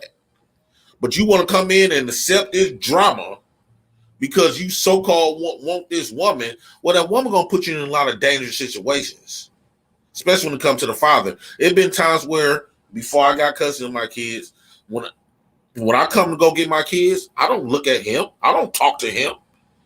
He better not say nothing. I don't give a damn what he say. Well, see, that's where that's where I have to say I disagree with you. And the main reason that can leave you in a dangerous situation, because if you try to butt in with a guy with that type of mindset, you mess around and find yourself eating dirt. I don't understand. A man behind his kids. I understand that. I think I understand that. I think that's where, again, it's dangerous. See, I get your premise. Please don't misinterpret what I'm saying. What I am saying is that you have to accept all that comes with it. There is no denying that the kids belong to you, the validity of your relationship from a biological standpoint. I'm not arguing that. What I'm arguing is the fact that the situation, to your point, you don't know what happened. But the point is that when you abandon that position, whether it's by choice, is that we're out of your control, and what I mean by systems, if you're out here doing reckless stuff, and let's say you get locked up, those were choice-based things. They're not locking you up because you were being an upstanding citizen. They locked you up because you screwed up. So you don't have the same right that if you made proper choices around those kids, my brother, you wouldn't have that situation. And you cannot sit here and say that a man that is pursuing, in a sense, the woman that just so happened to birth your children, now you got immediate ecstatic with him. That is immature and it's dangerous. And as a man, another man should be able to look at another man and have some level of gratitude that he's even willing to deal with your situation that you left. I don't understand. First off, I'm not asking. Wait, hold on. Wait. I know you do, but we have to have some kind of flow. So we're going to go to Mike next. We're gonna get True's final thoughts. JP, you can respond after that. Then we're gonna get True off, bring the next person on. I will not have more than 6 people because I okay. So it's a lot. It's a lot to unpack, but you'll get to say something else, True, if you want to stick around for sure. I can do that. I can do that. So we're gonna get to Mike, and then we'll get back to you. for your final thoughts, and then Jay can respond, and then we'll bring the next person after you. Okay. Okay, perfect. Thank you for understanding. It's a lot going on. Mike, go ahead. What's up, man? Hi. What's up, JP? What's up, Mike Doug? Yeah, the one thing I want to talk about is that, does anyone know how child support even started to begin with? Tell us. It started when, back in the wars, that a lot of fathers weren't coming home after the wars, World War II, Vietnam, stuff like that, and they had to compensate for the women. But just like everything, when you had an attention for something, it doesn't always go as planned. Any system that we have ends up getting abused in a way. And so what happens now in these days is that every time there's a family court case, the state's benefiting from that. So they want it to go to the mother. Actually, they prefer it if the father has a lot of money. That way, the state can have benefit more from that case, because they pretty much get a check from it. And that they always sit there and say, like, oh, you should fight for your kids. You know how much money men got to put down just to single fight for the kids? Women get the kids by default. Men got to throw up money. But it also depends on what state. And the only way you can prove that you can get the child is unless you prove that the mother is a crackhead, or would come with receipts that the mother is incapable of mothering the child.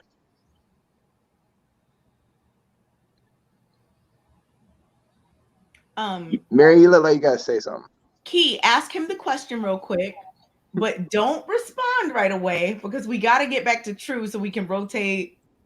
So just ask him the question that you want to understand. I really don't have much to say. I don't really have a whole lot of toxic things going on when it comes to like the father of my children. So we've never had to record. I don't have anybody on child support. But the question is that what then do we do? Like you said, it was to help the mothers that needed the assistance because the father was either not there. You know what I'm saying? He was unable to come home because he was gone, from the war. Now, what do we do to take care of those kids that are not receiving any type of care? Well, how do we go about that if we do not use a system? Me personally, I don't really know how none of it works because I just don't know how it works. So hold on, JP, wait. Now that's dumb because at the end of the day, it's still his baby too. So what do you snip the peen? But anyway, at the same time, what do we now do for the kids who are here? Because we can't talk about cross the legs. It's too late for that. The kids is here. What do we do now for the kids who are here that are not receiving any assistance from their father at all? Like they're not helping. You know what I'm saying? How do we do this now? Do we just say the kid just don't have it, or do we force the hand? But that's where things get. That's where things get. Okay, so Mike, we're gonna have you answer that, and then True Table, you're gonna give your response, and then we're gonna rotate you. That's where things get conscrewed. That's what the system was designed for. Is for those fathers who are not doing their job. But we now live in a world where they'll throw, even though a man is doing this job, they'll do it anyway, just for the spite of it. Because a lot of women have their girlfriends and their mothers in your ear. Girl, you could go get this money. You could get a bag from that man. And I'm not saying it's you, but it's enough of them to sit there and have that idea in their head. So, before we get to you, True Table, real quick, Mike Dub, because like getting the bag, the average person doesn't make enough money to give someone like a bag based on child support. So True, please weigh in on what Mike Dub just said, this whole bag situation. What do you think? We're going to get your final thoughts and then bring the next person on. No, Mike is definitely right. The state is more invested in the case because it really has nothing to do with the family. All the judicial structure even doesn't allow for negotiations of custody because it's a separate court issue. They're concerned about the monetary financial support of the child. To your point, Kay, you're right. Most people don't make an exceptional amount of money. However, child support, depending on the state, I know like here in California, it could take up to 60% of what the man earns. And it doesn't stop. See, people assume that just because he's not a millionaire, it's not financially hurting. No, you get raises. If she hears about it, finds out about it, she can go back for child support. If you get married, she can go back for child support. Child support is an ongoing, very interconnected system for almost well over 20 years. And depending on where you are, it can go into college years. It's very problematic. To answer Marie's question, what I believe should happen, again, this goes back to mature people. I think that you have to, if you're going to look at it from the man being responsible financially, I think you need to take it a little bit more direct and even position him to parent where it's not so much financial. I think a lot of times what happens is that women have children and they automatically bear the burden of those children because they choose to. You know, you ask them, well, why don't you give the custody to the dad? Why don't you put him in a position to feel you? Why don't you put, assist in that? They don't want to assist in that. What they want to do is they want to keep the children and they want to, woe is me and cry about it, but they never want to go cross the town and drop the kid off. Or they don't like his parenting style. All this crap that I got nothing to do with anything. It's always something. Yeah. So that's what my suggestion would be, because the reality is I don't know any man, any grown person that if their child was put in their immediate vicinity, that they wouldn't do what was necessary to take care of that child. Now, they may not take care of the child the way you think they should, but that's irrelevant. That's a circumstance. The point is that if you assume all responsibility, then assume all responsibility. Don't sit here and take it and then be like, well, monetarily, I want to control the flow of what you contribute. That's not fair. It doesn't work. And then I want to add this real quick. And this is what a lot of men don't like. You know how many men are paying child support for kids that they have proven that they're not even theirs? And the court don't give a damn about it. If you sit there and say, hey, this kid is not mine, we're not here for that. We're here for the child. And then they'll even guilt trip you and say, so you're not going to contribute to this child? It's like, it's not my child. Go talk to the father about it. Have you known, before we get True Table Glass Thoughts for real this time, so we can bring the next person? I'm just curious, because I've heard that before, Mike. I don't know, and I'm not saying that this means, anything statistical, like, oh my goodness, this doesn't happen. But I'm just curious, do you know anyone who that is or has happened? Is happening to, or has happened to? I've actually seen a situation where that he proved that the child was not theirs. The court dismissed it, right? And he still was paying? No, it was fine. But then the baby mama went to file for Section 8. And then he put him as the father. And now because they don't talk to each other in those systems, it's okay. Yeah, they don't talk to each other. They're completely two different systems. That's when stepdad. So things are being run across each other. According to the Section 8 system, he's the father, even though family court case already solved this issue. So could he possibly? Okay, before I ask you, True Table, last comment so I could bring the next person on. I'm sorry, Kay, I'm over here. True, you've been here before where we've been here sitting, and it's been like 10 of us here all for like 4 hours. I'm trying to be better with like rotating the guests in so that everyone, gets a chance. I totally understand. I'm not trying to cut you off like that. Just, final thoughts. I could bring the next person on. My final thoughts, mainly to Key's point, is that I think that there just needs to be a little bit more flexibility on the role that the parent plays, especially the father. I think that we gotta just somehow, some way get our women in these situations to understand that it is so much more than just the money.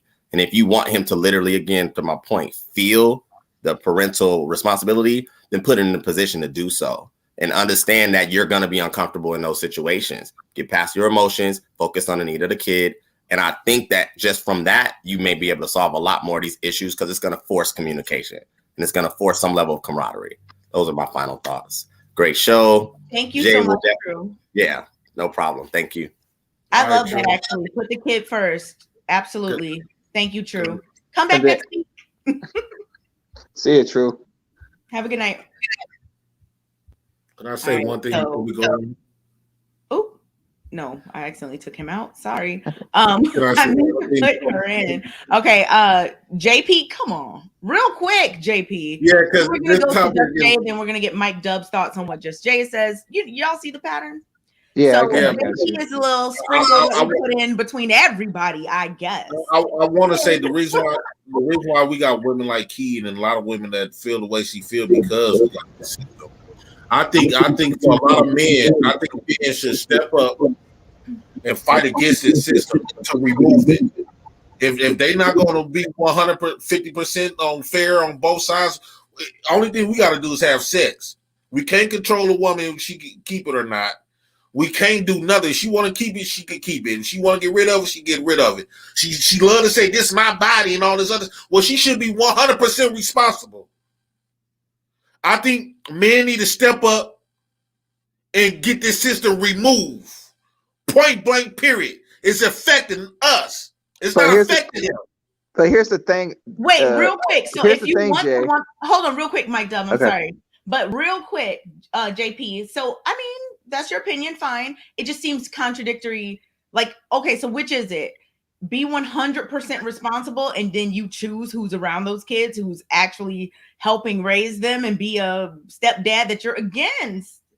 Or have it how it is. Like, can you reconcile that? And then Mike Dub, I'm sorry. Yeah. First off, the reason why we got stepdad is because, like they were saying, all of this stuff take place in child support court and stuff. So they remove the dad, whatever. This woman get rent assistance in my city. They get a lot. When they say how much money you getting, women getting a lot. They getting $700 a month. The rent, they get a 5-bedroom single family house. Depends on how many kids you got. Well, a woman like Key, she would get a 5-bedroom or 6-bedroom house. She would get about close to $2,000 in food share. She would get a whole bunch of health benefits. She would get all the health benefits. All the kids, including her, would get health benefits. They got WIC. They would give her a whole bunch of money in WIC. They would get all kinds. They even got programs that will spend about $4,000 on her to even get her a car. Go to school. They got all of these systems where they can go to school for free just because they're receiving all of these benefits. So my thing is this. We need a revision. That's when stepdaddies come in play because now they done remove the daddies. She moved into this place now. She want another man to come play.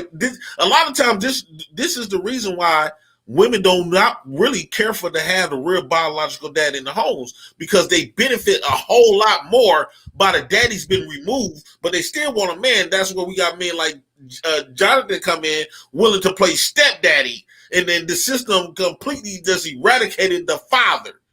That system do not need to be in place. For one, you got Key talking about all this other stuff. Well, I need help. Well, motherfucker, you was there in the room. You knew you couldn't afford that child when you was on your back.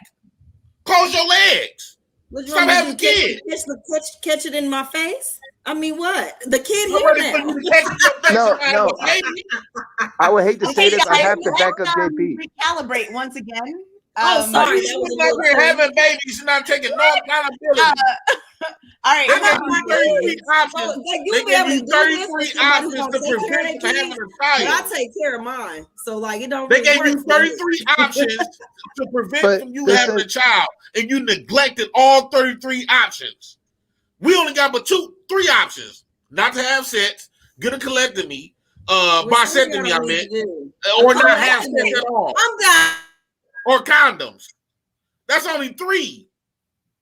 And y'all gotta be the one to consent to the sex. And they got 30. And they got 30 versions too. To me, that's a totally different thing. But okay, before we move first, all right, JP, hold on, JP. So let's get to Just Jay. She hasn't said a word. Thank you for your patience. Hey, we will get to Mike to respond to Just Jay and JP. Then we're going to rotate Mike off, bring the next person on. Y'all see this pattern. So Just Jay, you go first. And I'll remind y'all of that pattern shortly. You're on mute. You're on mute still. No. Y'all can hear me now? Yeah, there you go. Can y'all hear me? Yeah. Can you hear us? Yeah, I almost forgot what I was saying because Jay just like threw me off big time. I wanted to ask in general, like, are, because I'm hearing a lot of the talking, right? And ultimately, I don't really hear stories about how the children are affected. Like, I ain't hearing about the kid crying to see the daddy. I ain't hearing about the child crying to go back to the mama. I'm not hearing a lot of how the children are affected, and for me, that is the most important thing. Um, I'm sorry, I'm trying to hear y'all. I don't want to echo in here, but I can't You hear sound y'all fine. on this screen. Can y'all hear me okay without an echo now? You sound fine. I don't know why I can't hear nothing. Can y'all hear me? Can y'all hear me? Okay. I'm sorry. Um, but yeah, so at any rate, yeah, I'm concerned about the children. Like, we don't talk about how the kids feel. We make poor decisions. We don't, and my mic fucked up, y'all. My mic is jacked up, so I apologize. I'm still working on getting one. We don't take in consideration how the kids feel, and it seems to be a pissing contest amongst the parents. At what point do we say, okay, the best interest of the child is this or is that, or, you know,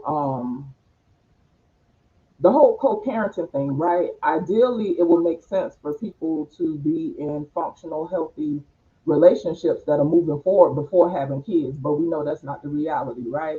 But ultimately, how do we move forward in making sound, healthy decisions when we got all these kids out here that are being hurt? I don't hear people talking about the kids. Jay, you said this shit is happening to us. Okay, it's happening to the kids too. Like, we all out here effing and smashing, but the kids are left in the dust. You know what I'm The saying? mama in the system is responsible for it, so you got to talk to the fucking mother. That who we do Well, not never do. here's the They thing. the ones with the power. The moms in the system is the ones with the power. So you got to talk to them. It's our mama fault. The reason why our daddy's not in the house. That's not always the case. You're speaking as That's if, 80% of the case.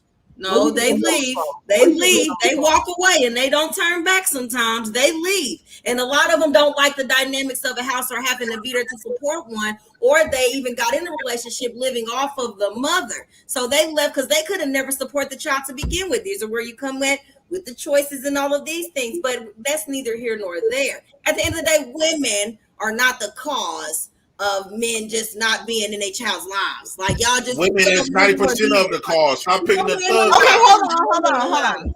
Let's We went from we don't have we don't have 80% to to use 90%. percentages. Wait, before we move on.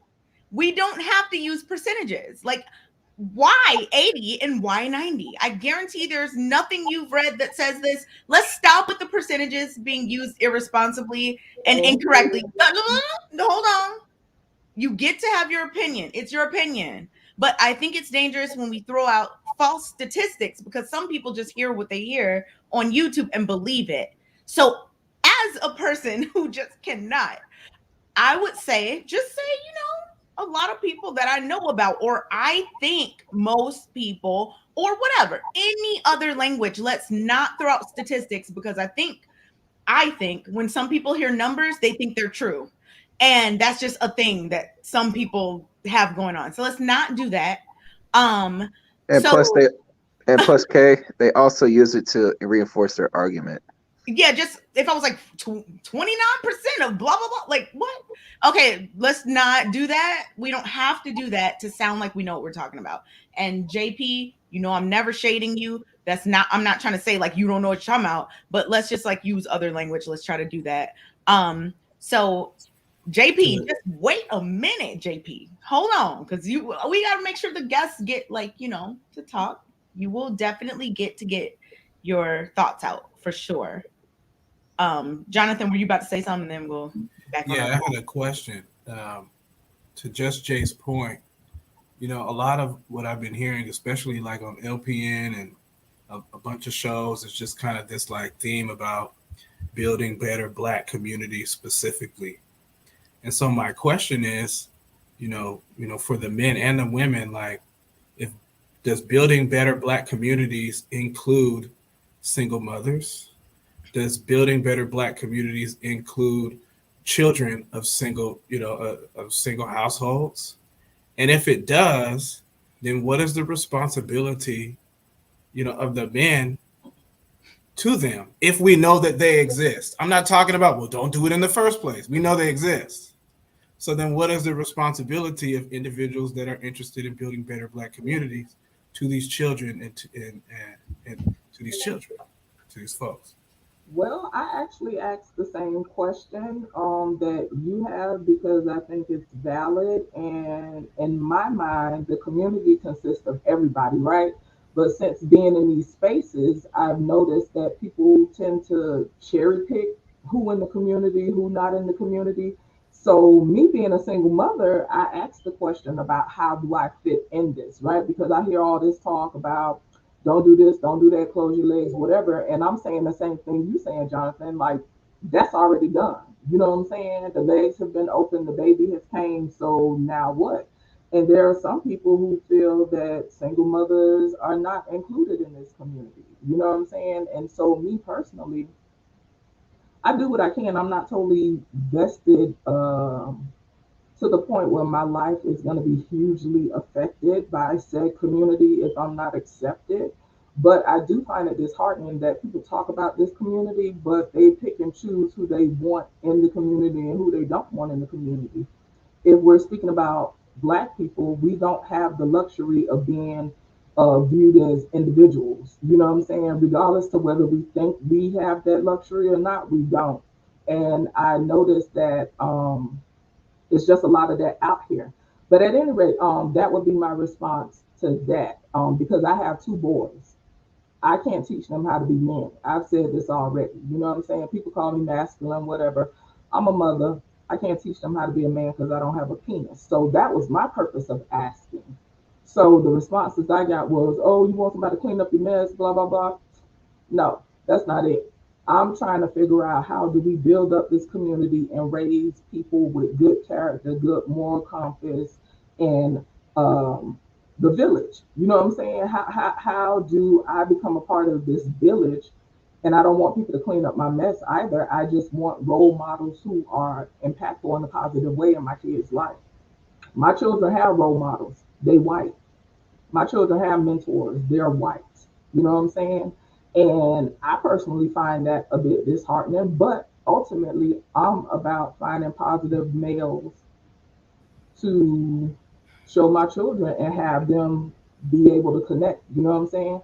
So honestly, from Black men, those are the responses I get.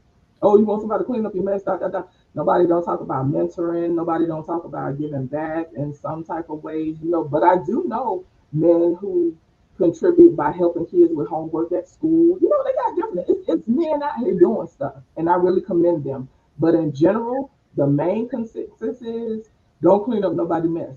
I don't need my mess cleaned up. I need someone, honestly, to help me teach my sons how to be men. We can go say find the father. Y'all might find them before I do.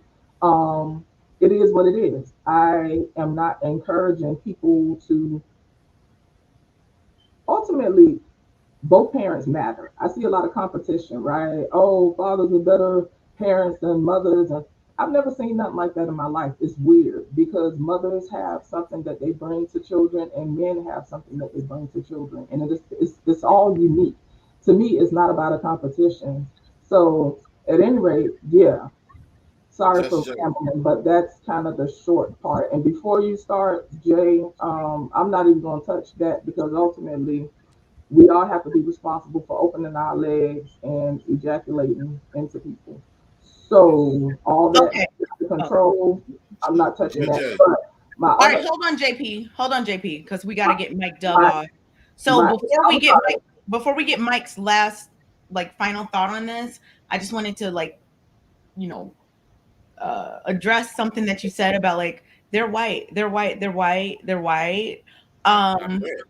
I don't really want to. I didn't say it that many times. I mean, however many. Two, maybe. Was it maybe two? Maybe two? Well, people always talking about Black people here. That's the reason I said it. Jonathan, when you was talking about the community, you was talking That's about... fine, Just Jay. I just wanted to address that real quick. Oh, okay. I mean, no problem. Whoever's helping you with your kids, cool. I just wanted to ask you, like, It's not shocking. why are you okay, JP? Hold on. I just wanted to ask you because I don't want to assume, like, why are you specifying that they're white? Right. JP. Okay. Let me mute. I just wanted to ask because I don't want to assume. Why are you specifying that they're white? I thought I had clarified, but when I was expressing that the feedback that I get from Black men in general, especially in these spaces, are things of, we're not here to clean up your mess. You just want somebody go find Pookie, XYZ, whatever. And I In also these live, spaces, we talking about the internet right there, but as far as where I live, okay, let me finish, Kay, before you start like glaring. Where I live, there are very little Black people here. When I was in Miami, I had role models, you know what I'm saying? And there were a few men of color. Where I live now, there are no Black men. But like I said, there are a lot of mentoring programs that are done virtually now. So, okay, I'm still not seeing why you specified that they were white. Jonathan, what were you referring to? Because she specified that they were white because she was saying that she's trying to get mentors for her son and she's going to get them wherever she can find them. And so in her particular context, they happen to be white men. Did I say that correctly? Yeah, that's pretty much. And when you were speaking about the community, because my original point was about Black communities. Yeah, I mean, I understand it. Can I please share a little bit? Right, hold on. I want to make sure. I wanted to make sure I wasn't off. But I just wanted to make sure. I just wanted to ask because I didn't want to assume anything. All right, Mike Dub, get your final thoughts. Then we'll bring on the next person. We'll get your final thoughts, Just Jay, and then we'll do the cycle again. Go ahead, Mike. I wanted to add to what Jay was adding earlier. He's right that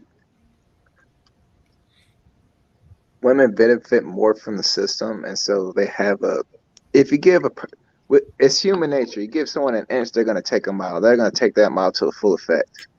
There's some people like that. Let's just be for real. But what we need, strongly, with my opinion, is that we need a revision of the system because the system is outdated. Like, why do we still have alimony to this day? Alimony was existed for time when women didn't work, when they were stay at home. And so they had to give them money. And so now you have a system where women didn't have to work. It's still in place. And plus the woman also has the job. The system is outdated. So only time alimony will be applied is if you have a high value man, so to speak, and the mother is a stay-at-home mother that has no resources, no job, no nothing. That's the only time it should apply. But we have when both people are making the same amount of money, but the woman still gets alimony. Okay, Mike. My small thing before we get you off of here is, if you want to start trying to change some kind of legislation or making that type of impact on society, rally up as many people as you can. Yeah, but it's going to be hard. It's going to be hard because there's too many people who benefit. Things are hard. Things are hard. Yeah, too many people benefit from it. Okay. So then what do you want to do? Just sit here and complain, or you want to try to do something to change? No, I'm trying. Okay, so then if you're trying, get as many people as you can. Call the people. I don't know what state you're in. Keep on pushing. That's all you can do. I mean, the laws or whatever is going on in your state is what it is. I mean, it might be unfair.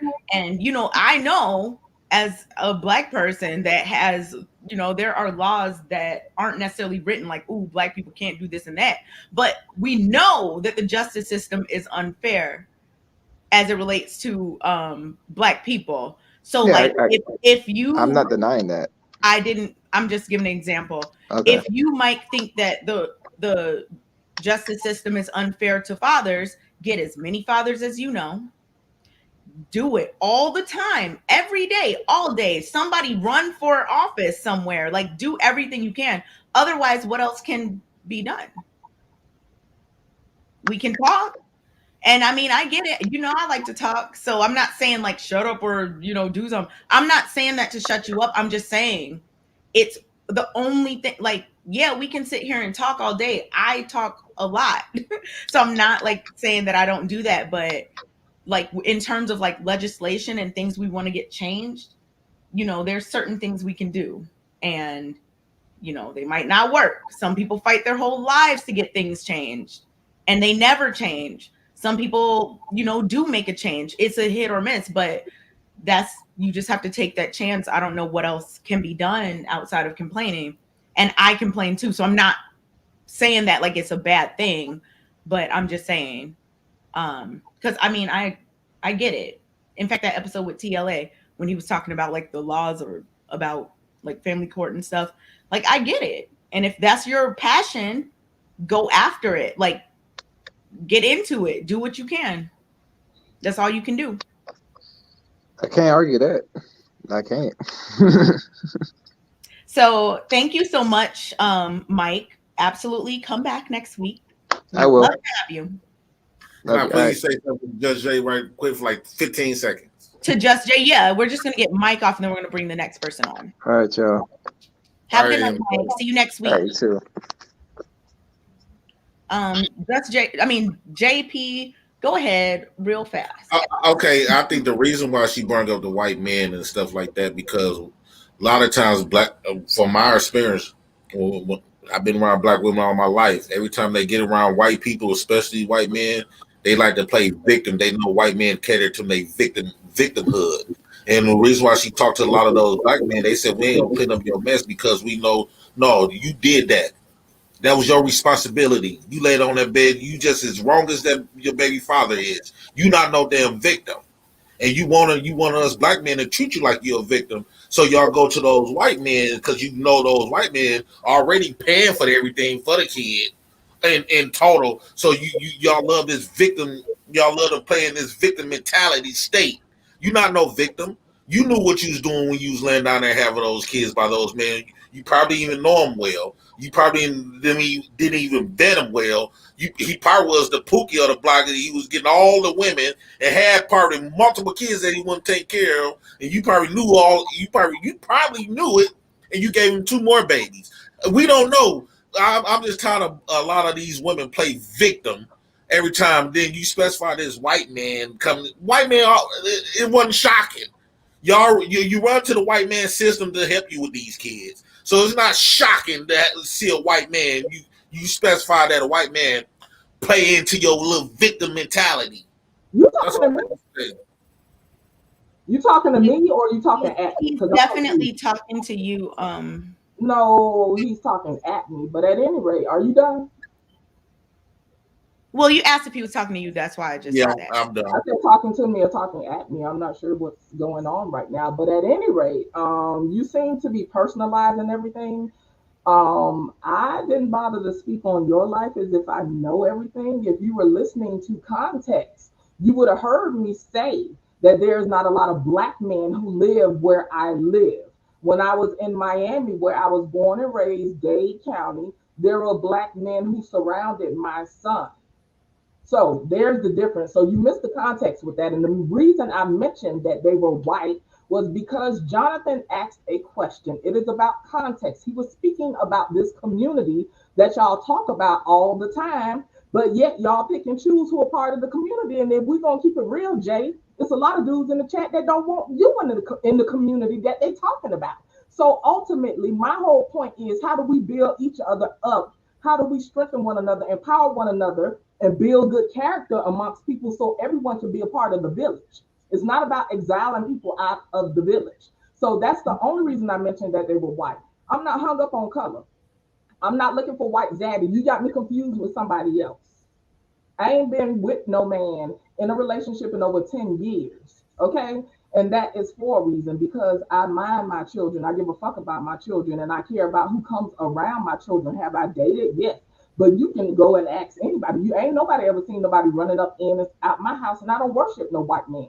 I understand that there are differences, okay? I understand that there are issues within this whole thing. And I'll be the first person to say that fathers are treated like second-class citizens. And guess what? Your black behind ain't the only one. I don't live around no black people. The only black family I know is moving next month. There's child support offices all around here, and guess what? They stay packed out with the same BS that you're talking about. So I'm not understanding your energy. You don't know my story. I chose two people who were incapable of being fathers. Y'all keep talking as if these are healthy people making sound decisions, and that's not the case. Because if that was the case, I wouldn't be a baby mama and I wouldn't have two baby daddies. I got a 20-year-old and I got a 6-year-old. Come We don't correct. want to do Only this. use two of my eggs. Only use two of my eggs. Don't try me, Jay. Don't come for me, Jay. I ain't never been in no abortion clinic. So It's not like don't act as if you know this story. If you want to know me, you should ask me first instead of projecting. See, questions can help just clear up a So lot of what I was misunderstanding. gonna ask before I got up off here, Marie, as a single mother, I wanted to ask you, you have 6 kids. No shame. I do want some insight though. How do you get to 6 before you step back and say, okay, am I getting it? Like, how does that work? Because everybody got a Well, a story, lot of and I'm them, not that okay. story. So for contextual for me, so a lot of my children are by the same person. So I was in a relationship for many, many years. Now, what I didn't know was that he was also in another relationship with somebody else. These are things Okay. I didn't know because I was financially being abused. I don't know if men know that that's a thing, but you can be in a relationship with a man and really be trying, get up, try to go to work, get a job every day. And what he'll do is sabotage those efforts, make sure you can't get to work, or he doesn't help with childcare, or makes it very difficult for you to get ahead so that he can have a certain amount of control over you. So there was that. You know what I'm saying? I made, mistakes in my life or whatever. So, Right. but the men that I have in my life that take care of their kids, they take care of their kids. I don't have any drama going on. You know what I'm saying? I don't have like the issues with the spouses and all of that stuff. That's bygone. All of the childish things that were going on when we weren't healed is Mhm. over with now. So everything is about me stepping forth and being here for my kids. You know what I'm saying? So like when you were saying about the community, where do we fit in? You know what I'm saying? At the point to where they're always speaking about this big community that we're supposed to have. We're supposed to be here for each other. How come we can't do this? But then in the same breath, they turn around and say, you know what I'm saying? Don't date a baby mama with kids. We're not asking for any of that. You know what I'm saying? So, at the end of the day, I got to a point to where it no longer mattered. I'm not gonna pressure a man, you know what I'm saying, to be there for his child. I just did what I would have had to do to stand up for it. And I also think that a lot of the times they get single mothers confused because we really do have a lot of it together. The fact that we normally have the homes and the cars and the places for the kids to have somewhere to live when you meet us to begin with. That's how you end up getting the kids. It's rare that I meet men, especially the ones that talk like this, that have all of their own stuff. You know what I'm saying? So at the same, they come in our places. That's why they always say bring a man in your house. They said bring a man in your house like 18 times on this post. That's because they never have one to come and pick the woman up and take two. They're always coming to where we already are because we already got it together. We know how to allocate financials. We know how to meal prep. We know how to keep a home because we have to do it in order to keep the kids there. So we naturally, you know what I'm saying? It's not that we don't want to have a man in the house. You know what I'm saying? So I made I my mistakes definitely and get I did some that. things in the past that have Mhm. led me up to this point to where now I have to physically care for my children every day. But the men that I have children by respect me. They understand that they're not allowed to talk to me and crazy. They don't come to my house with the tripping because we've grown. But that's only if you have kids with a sound, because boy, a lot of them are Well, crazy. I know Kay has to moderate and kind of rotate so she could get everybody in. So I'm gonna try to sum it up. I just wanted a little idea of your story, and I'm not here to act like I'm better than anybody because, like I say, I got two. You know what I'm saying? I've been a wife before. You know what I'm saying? Two people get married, didn't work out. Life happens, and I understand that, right? But there are things that we do need to rectify in the community. But as far as the ones that are here, that is my concern because they already here. So if we stay with these repeated behaviors and patterns and treat people as castaways, how do we build the village back up? You know what I'm saying? So that's my sentiment concerning that. I'm always down for my people, even when I'm frustrated. I still give a fuck about my people. You know what I'm saying? Mhm. But yeah, if I had done things in a, because women, we do our our hormones. You know what I'm saying? I could see a baby now and get the, like, the baby, And so you have men that are out here who say, nah, I ain't having nothing until I'm straight, And then you have people who are irresponsible and they stick wherever they can stick it, or they are irresponsible and not making sound decisions. You know what I'm saying? And it's no shade to anybody. I'm just saying I'm grateful to have never had to go and get an abortion or whatever. I don't judge people anyway, in that manner. I just wanted to know some of your story. Like I said, I got a 20-year-old and I got a 6-year-old. So when I decided to have another child, it was a huge gap, but it was more Right. of a circle of life kind of thing. My dad died and things kind of came full circle and then the baby came. But anyway, yeah, I just wanted to get a little insight because honestly, I don't see how you do it. Like, I Listen, ain't I seen don't no know how I child run in do it, front of the but I camera do. yet. So, but at any rate, yeah, I think too, being mindful of the safety of your children. That's one Hmm. reason why I don't necessarily actively date, and I can honestly say I do have anxiety about some things. I watch a lot Yeah, of me ID too. channel, and my little one being 6, I just see too much. And so, me personally, I'm willing to take that ride because I'm a mother. You know what I'm saying? So, if that means I can't go out and date and I can't go out and Yeah, I just whatever, don't do it. whatever for the safety of Mhm. my children, then I've come to a place in my life where I'm okay with that if that's what it comes down to. Mhm. You know what I'm saying? So, anyway, yeah, I just wanted to give my little 2 cents. Give an F about the kids, keep kids' safety in mind, and we have to be better people. So that starts with mental health, so we can be better for our kids. And that was one of the main reasons I went to therapy years ago when I started because I wanted to be better for my kids. It's important for us to read up on human development, how the mind develops, so that way we can get a lot of these goofy narratives out of our head. You know what I'm saying? Just about how people operate, personality, nature versus nurture, different stuff like that. So anyway, I forgot what else I was gonna say because I got thrown off. But yeah, I'm responsible for mine, and I ain't never no victim. Y'all don't hear me crying about being a single mother. I mean, being a mother is being a mother. I've been a stepmother too. You always share your experiences, and you're very transparent, which we thank you for. You always, every time you've come on here, you've, told us more about you. I can only And be. we definitely absolutely keep on being you. We love you. I appreciate you, And I wasn't Kayla. mad at you, Judge Jay. I was just mad at the I topic because I know. see a lot of this on an everyday I just basis. want to keep going to therapy, but as you can see, I could get upset with you. So if we getting crunk, we getting crunk. I ain't gonna try to fight you though. But I No, see I you, mean, Jay. I'm just frustrated with the topic and not you per I se because know. So, I'm witnessing this a whole lot when I'm I able log to on. separate that. That's why things didn't have to like. That's why I'm able to pull back because I understand. Trust me, I'm rooting for you. I'm always in the comments rooting for you. I know when you be Yes, triggered. you do. I already said earlier, he's gonna get triggered. And that little roller set, I call your hair roller set because it look like curls. I be like that roller roller set. set. It doesn't look like I can just see him with like pink rollers in his hair. But anyway, that's a whole nother story. But but That would yeah, be fly, JP. Do it. so when he get that little glossed over look and that hair go to shaking, I be like, there you go. So I don't take it personal. We And all out there being triggered. So you know what? Just Jay, before you go, like I'm yes, sure you can ma'am. attest to this. I got smoke for Key too. JP, even though, I agree with you a lot, sometimes I don't, it's like, back and forth.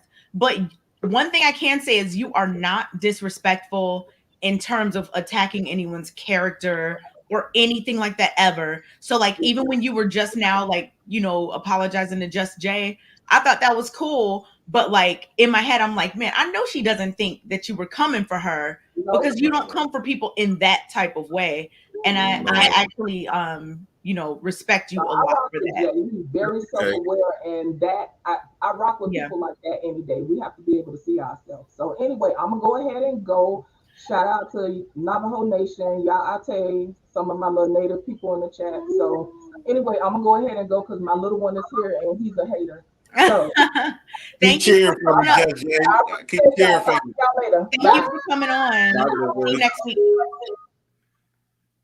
All right, so we're gonna get to Ahmad. Hi, Ahmad. Hi. Hello. Thank you for your patience. I'm not gonna lie, I tuned out a little bit towards the end, but I appreciate you guys having me on. I really appreciate it. No problem. So I wanted to talk about the last two topics. I'm not gonna touch on the stepfather thing because I'm not qualified to talk about it, so I'm not even going to go there. Mhm. So so with the strict thing, so I'm like the middle child of like we were like six kids, and my parents, especially my father, he was more strict on me than and my oldest brother compared to my rest of my siblings. So I personally think that it helped me because I was able to grow. I was able to eventually become self-aware of why certain things were happening, even though I was not the craziest kid. And I remember this vividly. My second grade teacher, I was with my dad, and she called him and she was like, "I want to adopt your son." I was like, "What?" I was like, "Yeah." So I was not the craziest kid. I was always doing good in school. It's just that my father was more strict on me because personally, I think he saw more in me, and he had more higher expectations for me. So even to this day, I think out of all our siblings, I think I'm the only one who has the closest relationship to him. And I think it my other brothers, they never got hit, they never got any of the other treatment, and they turned out to be more rebellious, more acting out. And I think so, yeah, I think that being strict helps certain kids. Other kids, being strict doesn't work on them. So I wanted to touch up on that. And when it comes to children being what was it being born rebellious, I think something like that was. I don't think people are born rebellious. I think it's just people's nature. Some people, they develop differently than others, and I think that even now, even when they grow up, they some of them settle down. Some of them become more normal. So, and in the sense I'm saying normal is they don't act out, they don't do anything crazy. They're responsible. Others not so. So I think it's just depends on the nature of the person and the environment as well.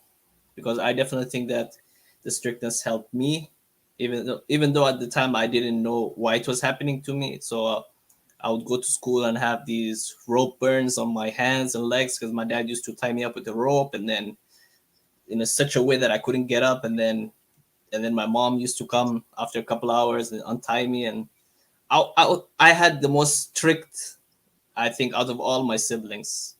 And then I had a choice. I could have been like, screw this, why is this happening to me? I could have acted out, I could have done a bunch of crazy stuff, but then as I grew up a little bit, as I grew up older, I ended up having more responsibility. And I think my siblings look up to me, even though I think it's supposed to be the other way. Younger siblings look up to older siblings. I think they look up to me, and I had to take on the leadership. So I was taking care of everything when we lived over abroad, and none of them spoke the language. I was the only one that bothered to actually learn the language and speak it. So I had more responsibility, and I just think that being strict was definitely one of the things that it in the end it ended up helping me, but at the time I did not realize it. Yeah, and this is just some of my thoughts on this topic. Thank you, Ahmad, for sharing your experience and some of the things that that happened to you and whatnot growing up. While you were talking, I had like two questions. Yes. You said it depends on the person's nature. Can you explain what you mean by that? Because I want to make sure that Their 'cause nature. the predisposition, Nature sometimes and that's of nature. more like their character. Anyway. Some people are like, you talk to them and they're really kind, and then they just ooze. Like you talk to them and you're just happy to be around them. So I'm talking about their nature. Like there's it's inside them, but you can't see it. Something like that. So it's like, And then some people, you talk to them and they're like, you don't want to be around them. They just turn Do you you think off people are immediately. born like that, or do you think it depends on how they're raised? It's how there is an environment, but I think they're both play a major role in that. I think. Okay, yes. And the last question. Yes. How would you say? I mean, you may have touched on it Yes. a little bit, but how would you say that like the strict upbringing that you had from your dad helped you? Like hindsight, like looking back, because I know you said that back then you weren't like thinking of it. Oh, like, yeah, this is positive. So right now as an adult, how do you think about that? I think it just helped me become more self-aware. I think this is one of the things when I talk to my therapist, and they're like, you're like one of the most self-aware people, because people don't usually think about these things. They just go on in their lives. They really don't bother to think why certain things happen to them. So I think the strictness, in a sense, it was like when the things were happening to me, like all the things, like the belt, the shoes, the everything, you name it, it happened. And at that time, I was a good kid. I wasn't like the craziest kid. I was doing good at school. Maybe like later on, I was like the jokester, the person who was like always joking. And I was doing good in school, and I wasn't anything crazy. I'd be home after school, like maybe some days 5 and 6, and my dad would be mad at me. He's like, why are you coming home so late? And I was like, I was just with my friend. He lives like a couple of blocks down. I was with his family. They wanted to give me a meal. So I was like, why not? So it's like, I think that in hindsight, it just helped build up my character, I would say. It helped me become tougher, I would say.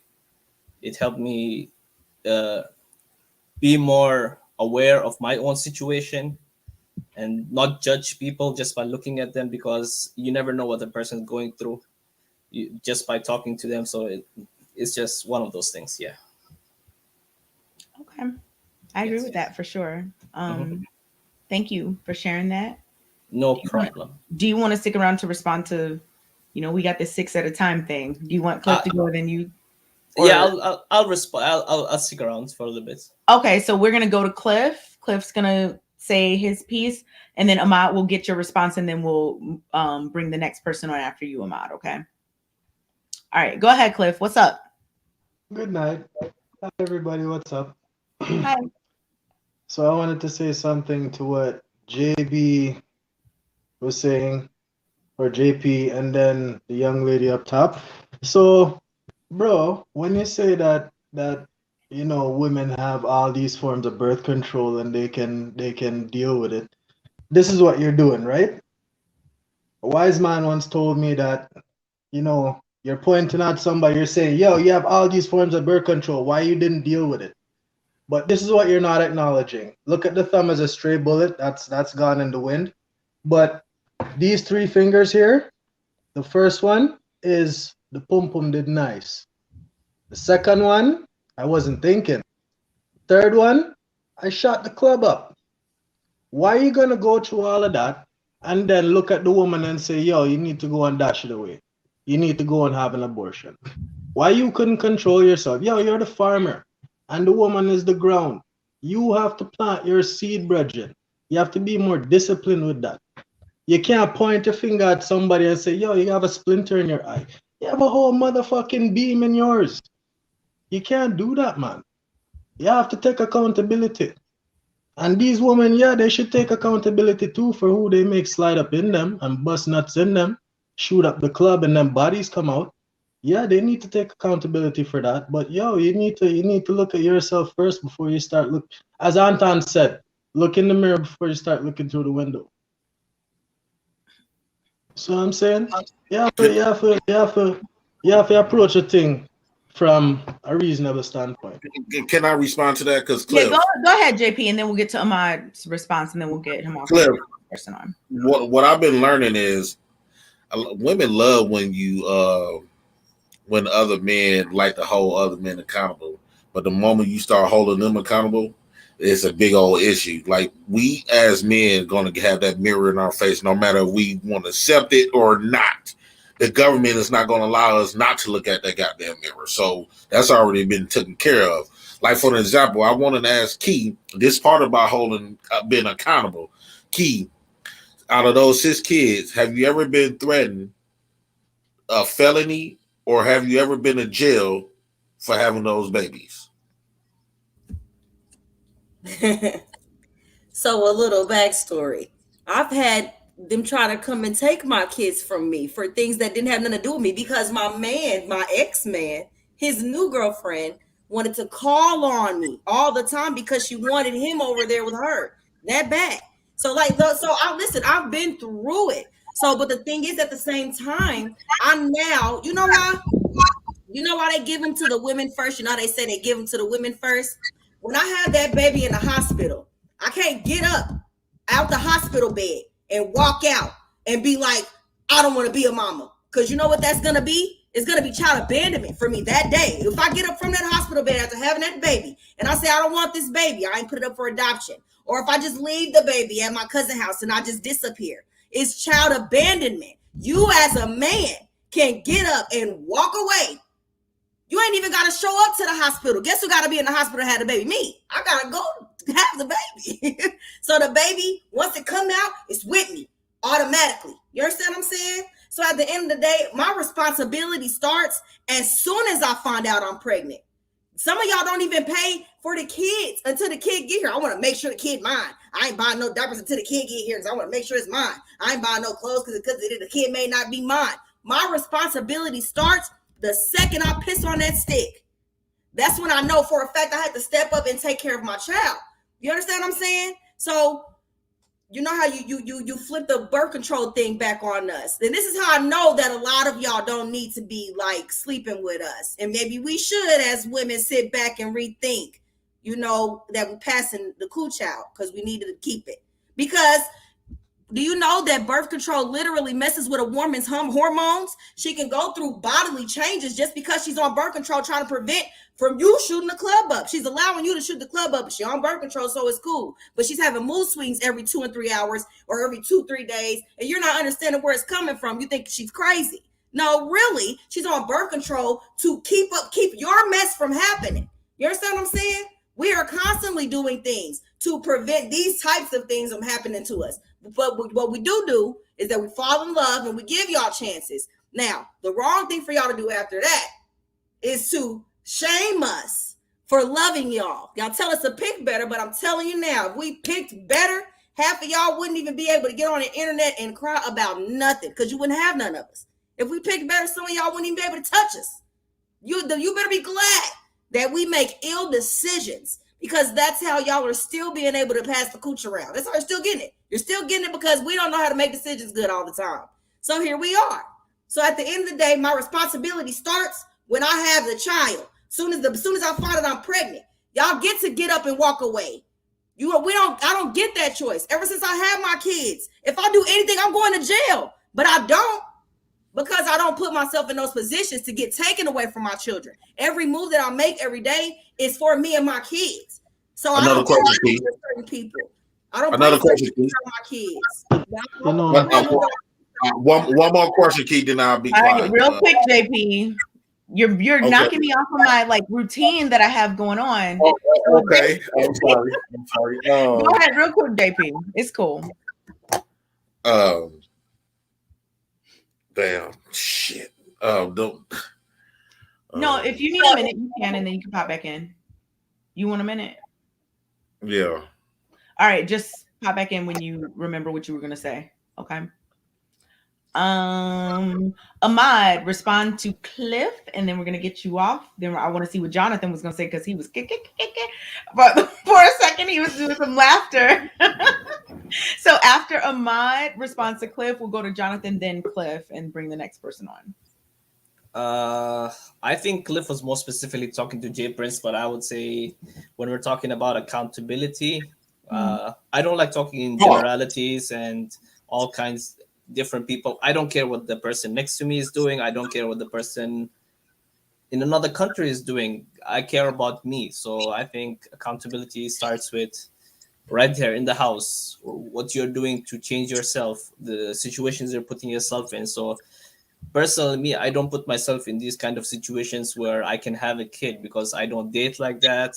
I don't talk to women like that. So I keep to myself because I know that I have more work to do on myself. And before I bring somebody else into my life, I can't just be bringing anybody into my life and things get dysfunctional and then all these things happen. So I personally, I like accountability. Is one of those things that I'm working on a daily basis. I think I spend less time on social media. I'm not on Instagram or Snapchat or any of those platforms as much because those things kind of they go into your mind and they just give you these ideas and then you just go from one thing to another thing. So I'm like, so yeah, I just like when it comes to accountability, I think it's super important. That's why I've taken the steps to be accountable and not have a girlfriend or somebody in my life because I don't think I'm at that point. Even though I'm 25 years old, I don't think I'm at that point where I can bring somebody into my life. And because I have a lot of respect for my parents and I can't just be bringing anybody into my house and then things go bad. So yeah, that's my thoughts on that. Thank you so much, Ahmad, for sharing your experience. You're welcome. Definitely call back in next week, and thank you for your continued support. I appreciate it. I like the topics that you have and the moderation. I love it. So I'll definitely pop back in if I see a topic that intrigues me. Thank you. Thank you so much. Have a good night. You too. Bye. Bye. I found what I wanted to say. Oh, go ahead, JP. I told you could come back in when you. Okay. Hey, Kayla, another question. Do you think y'all will have this as women, baby mothers or mothers or whatever? Do you think y'all would have this type of smoke if the government was not involved? Like when we talk about government, I mean police officers, because we trying to fight against them. We trying to defund the police. Hold on, let me finish. We trying to defund the police and all this other stuff. Let's just say if us black men, we stand up and we get rid of all of this system altogether, how do you think that's going to be when it comes to this type of stuff? Because now all of that stuff that y'all been getting away with, that will decease. Okay, so let me tell you who you're talking to, because I think that I was formally introduced. I just was brought on here as a mother. We got some moms in the building. We got some educators. I'm black power. I'm revolutionary until I die. So that's just that. But what I am for is complete accountability. Now, here's the thing. I advocate for black men. I never said that we don't want a black man in our house. Why, if we didn't want black men in our home, you wouldn't be saying that they always trying to bring a man up in here. We bringing men because we want a man in the house to help rear the children, to help raise these families. That's what we're doing this for. So at the end of the day, dismantling the system, however it may be, you have to still build those communities to begin with. We don't have no extra community. So you can dismantle the system all you want to, just so you don't have to pay a certain amount of child support. So, and here's another thing.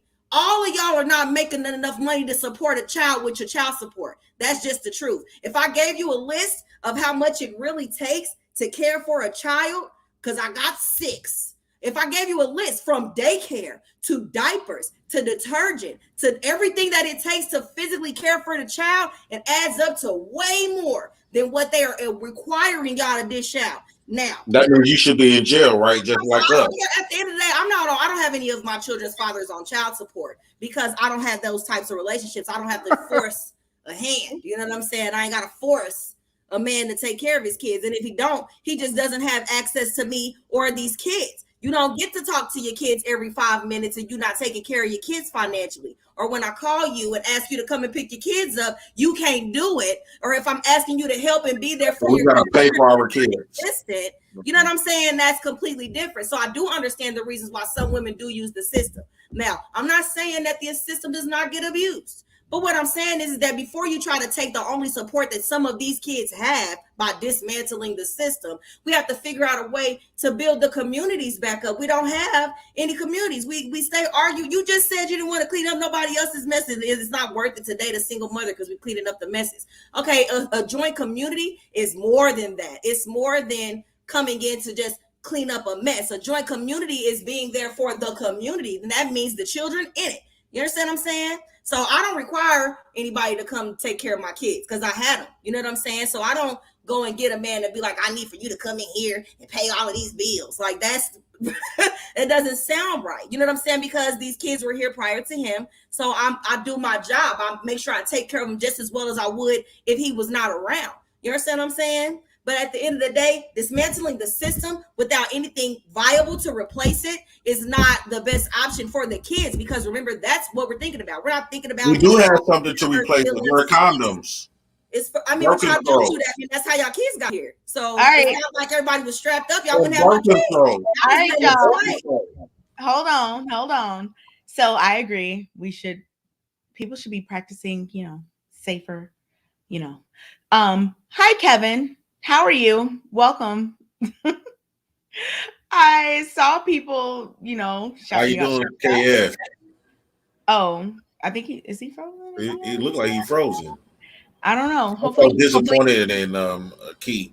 Hopefully he comes back to address, because I know that there were some people really in the chat. Like, what does KS have to say? Oh, there you go.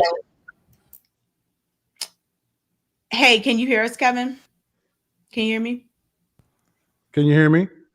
Yes, you were frozen for a second, but now you're good. With the audio on this side. Let me drop back out and I'm gonna come back in. Okay, perfect. I'll come back in. All right, so yeah, this should be interesting. Key, this is like my first time on the show when wait, hold on. No, he's not here. Okay, but yeah, this is like my first time on the show. Like, I was talking to Anton about something. He's like, and here's Kevin Samuels. I'm like, what? Okay. But yeah, JP, how does this topic, I feel like these topics are very close to home for you, right? Yeah.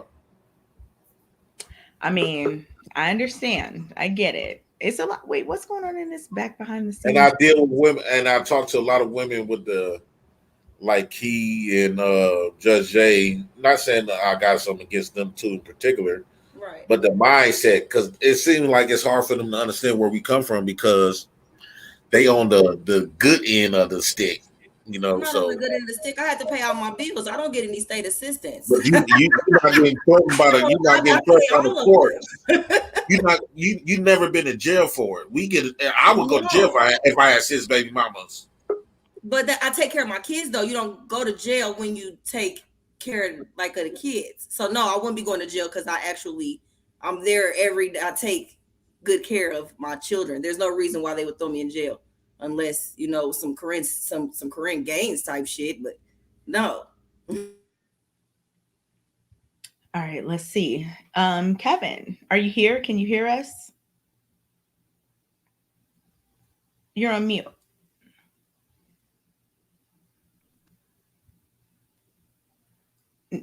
I see your hand. I don't hear you though.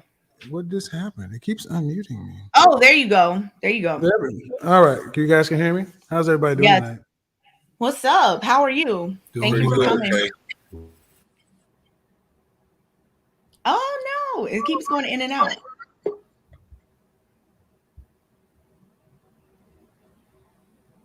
Can you hear us? Can you hear me? You hear me? I can't hear you. I hear you come in for a second and then it goes out. Can y'all hear me? Can everybody else hear me? Okay. Now maybe they'll do it. Oh, there you go. Yeah, unplug that or whatever. Yeah, there you go. All right. What's up? I said I'm fresh off teaching. No, it says it's muted now.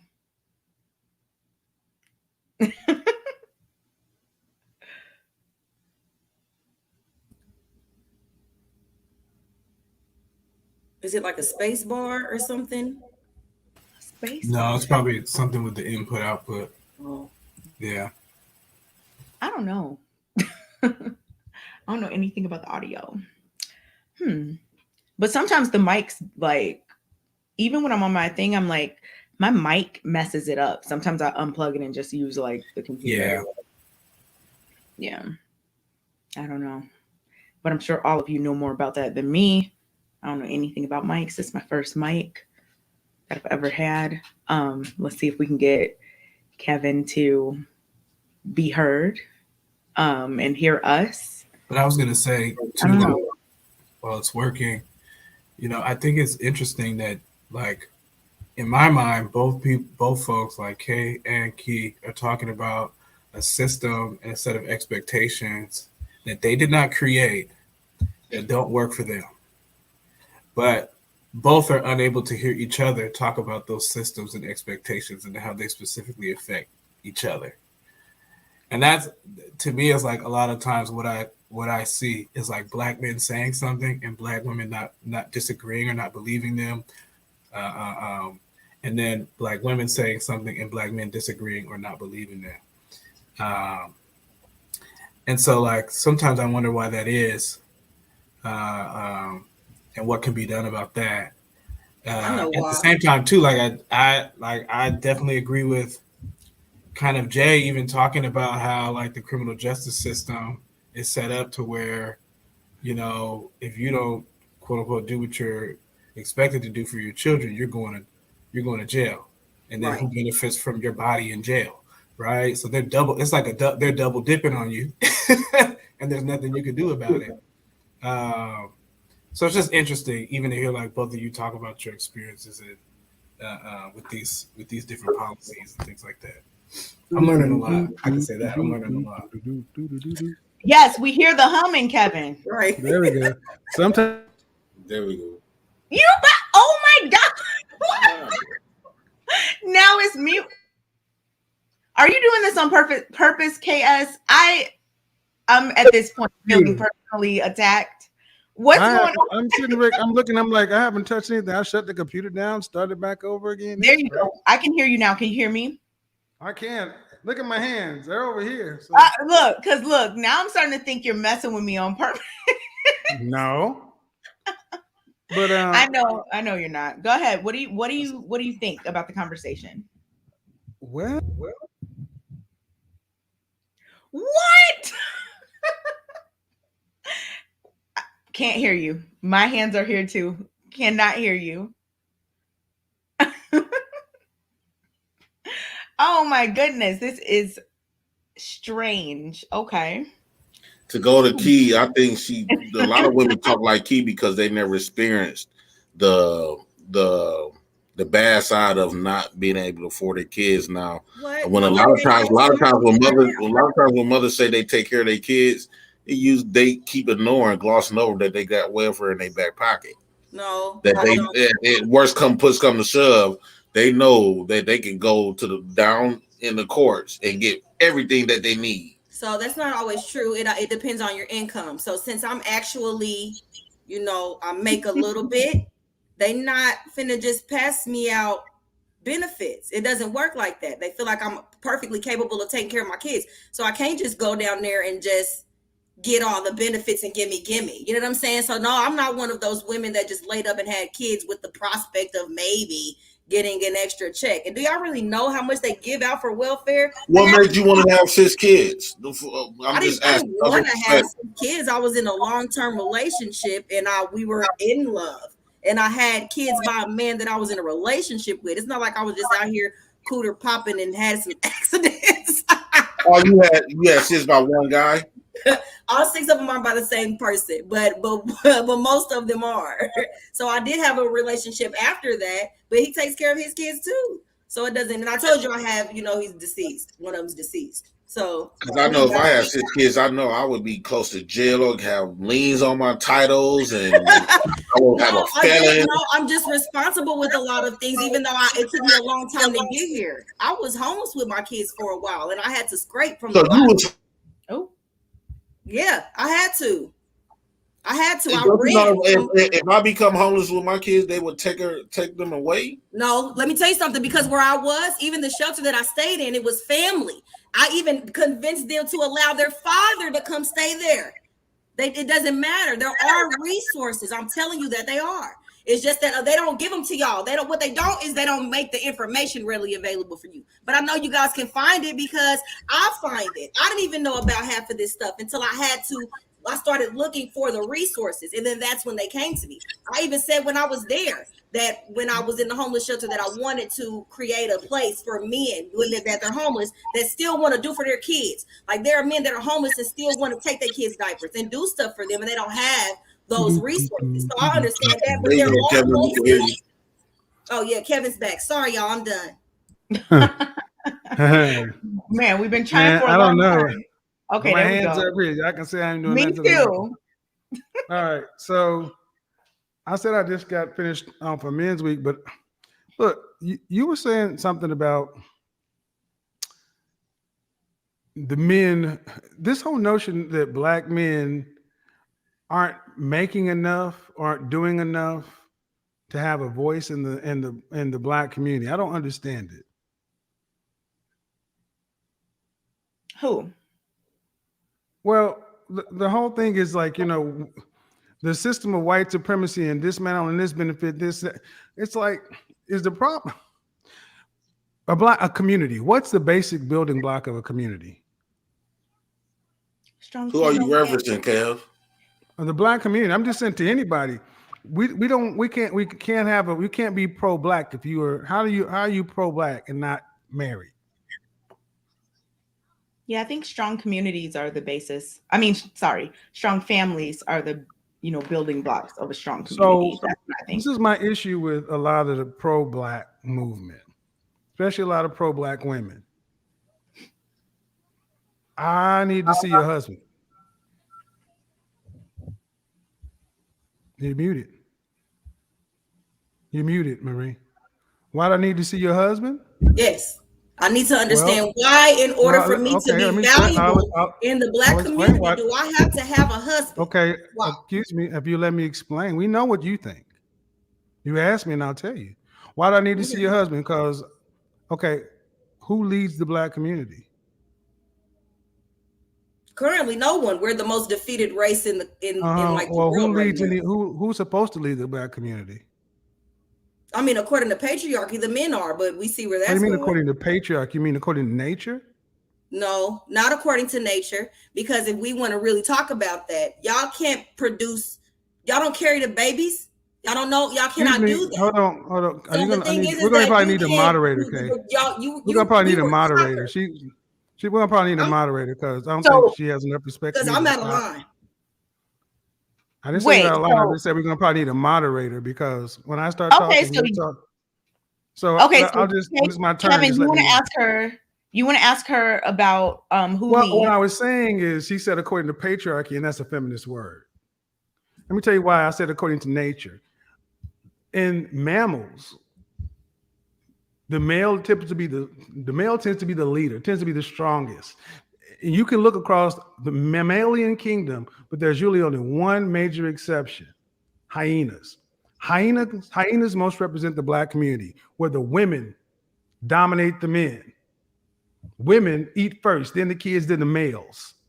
The hyena is more typically associated with a matriarchy or a gynocracy. So we always worry about this brutal patriarchy. Black men have never been in the midst or a position to oppress black women. So what are we even talking patriarchy for? All right, so Key, respond. Okay, so just because you don't own necessarily enough to oppress a full group of people, oppression can happen individually in the homes. Like I stated earlier, how I was in a long-term relationship for years. And I played the wife role because, I believed in the black family and all of those things. But my ex-husband was doing other things, correct? So in order to keep me, he did things to financially abuse the situation or find ways to keep me in a situation where I wasn't able to leave so that he could run it or handle it how he wanted to. You understand what I'm saying? Everybody doesn't get to where they are by just following whatever the system had in place. You understand what I'm saying? And even then, they wasn't No. run. They don't run the house. So Okay, I don't understand what you're saying by simply saying this. What system would you recommend that's been shown to work? you want to bring up animals? Let's talk about the bees. The queen bee is protected because they know that she's the one who produces all of the children. They know that she is the one who's going to keep the hive going. Hold on, ma'am. Hold on. No offense, ma'am. No offense, ma'am. No offense. I talked about animals. Those are insects. Those are different things. Animals have a different hierarchical structure than insects. Oh, so y'all, they do. I don't know. Well, they do. You can also say the same thing in ants and everything else, but they don't map over to humans. But a lot of places, not even just animals. But my ultimate position is this. My ultimate position that it's is okay. My ultimate position is you can't effectively have a community if you don't have the building blocks of community, which is a family. You can't have a family without a man, a husband, wife, children. There is a hierarchical and a vertical structure. Right now, we have a horizontal structure. Men, women, children. This is why we're at the bottom, because you build on what's horizontal. You build something vertical on what's horizontal. Black women can have passion. You can speak provocatively, but you're still the only group of women standing opposite to your men. Every other group of women on this planet, when the chips are down, get with their men. You stand alone.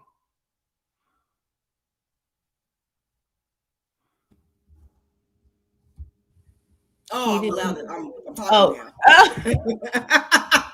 No. I mean, well, you know, that has nothing to do with me at the end of the day. Key, I definitely want you to respond to Kevin, and then Kevin, respond to Key, because I know that, y'all, have some things to say to each other. But just, real quick, insects are part of the animal kingdom. Okay, I'm gonna step back. All right, so go ahead, Key, and then Kevin. I said mammals, if we want to be specific. I did say mammals. Animals. Okay. I said mammals,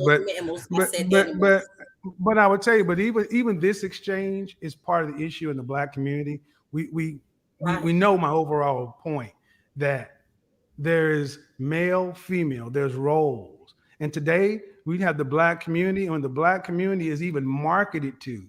It's marketed to from women and children. When you go into an ad agency to market to the Black community, they talk to the women first because the women are standing proudly out front for whatever reason. And what I'm saying is the only way we have a community and have any kind of protection or whatever you think is women have to choose to follow men. And in the Black community, especially pro-Black, I hear so many women who are pro-Black who are not following a Black man in their house. And that's just the paradox. How does that work? I have a question. So not necessarily a question. I'll just make a quick statement.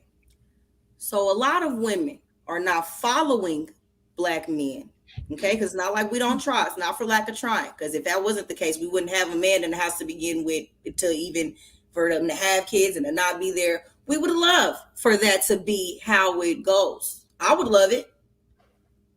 But they have not proven that they can lead anything. They don't lead at work. They don't lead their own businesses. They don't lead. Really? They haven't proven to us that they can lead. So me, as a mother now, okay, because we're not even speaking on prior. I wish I could start over and maybe get a husband and do it the perfect way, but that's not what happened. Now my children are here. I can't just bring a man in the house and just be like, here's a man. He's the man. Like, no, all of my decisions have to be intelligent and safe for my children. So if a man is proven that he cannot lead, why would I run and bring all my kids in that to like follow him anywhere? We need to see that you can lead. A lot of the times we see women arguing. So here's where the argument breaks down on facts. 54% of Black men are single and childless. 61% are in the middle class. Black men are out here leading. 2.5 million black men are in the upper class. So, ma'am, Okay. according to Yeah, what but you're saying, the facts, the data, the statistics call bullshit. That's number okay. one. So Number two, if black men aren't capable of leading or doing anything, then don't say jack shit when he gets a white woman. I never Because you do. must be saying he's an inferior leader. Yeah, I Don't never worry do. I don't about it care when Maria about comes that. along.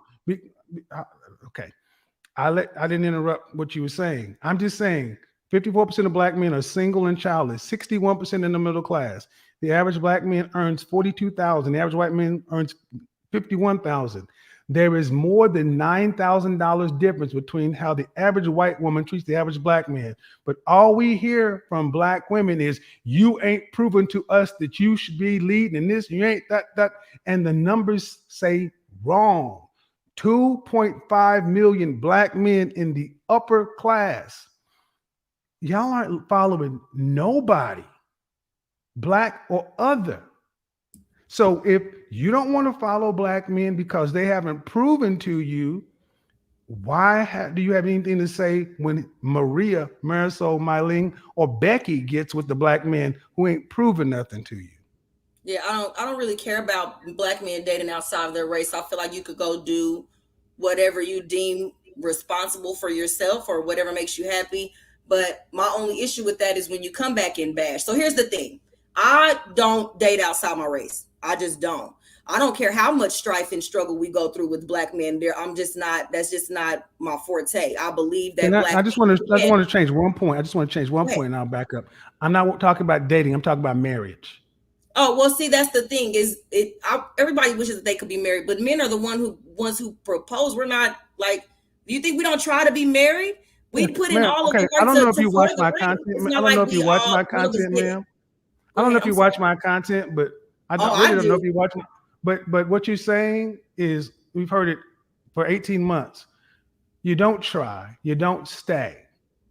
56% divorce rate in the black community, and 80% of those divorce actions are initiated by women. Because we're getting abused a lot. I mean, even if I see, this is, guys, and what I need you guys to understand, this is the same shit that's been so offensive, man. This is the same propaganda that's been pushed into the black community for my entire life. It doesn't hold up, man. Even if I said half of the divorce filings were for the worst treatment, that would still mean 4 out of 10 divorces filed for what? Irreconcilable differences. I'm not happy. It just doesn't stand up to the numbers. And black men get tired of hearing women like yourself with these things, basically painting the worst black men. You take whatever traumas that you may have survived and you paint us all with one brush. No, 54% of black men, single and childless, fully 16% of black men are responsible for 80% of the kids. And you'd say black men do this. No, the black men you fucking make babies with do fuck shit. Okay, so where are the rest of them? Not getting fucked and married, not getting married until you have already fucked up your life. Then you want us to come tutor your kids. No, not all of That's us. what they are. Okay, so that's what they are. You don't want to marry the squares, the lames, and everything else until you done shit out Pookie and Ray Ray's bastard ass kids. No, see, listen. And then y'all also think that being a nice guy is that's the bare minimum. Being a nice person is what you should be. They always say the nice guy. If that's the bare minimum, what that's the bare minimum, if that's the bare minimum, what is the 16% of these dudes making 80% of the kids? Well, that has being a nice guy is the bare minimum. What are they? But go ahead. If the 16% who are making 80% of the kids, they're beneath the guys who are doing the bare minimum, where are they?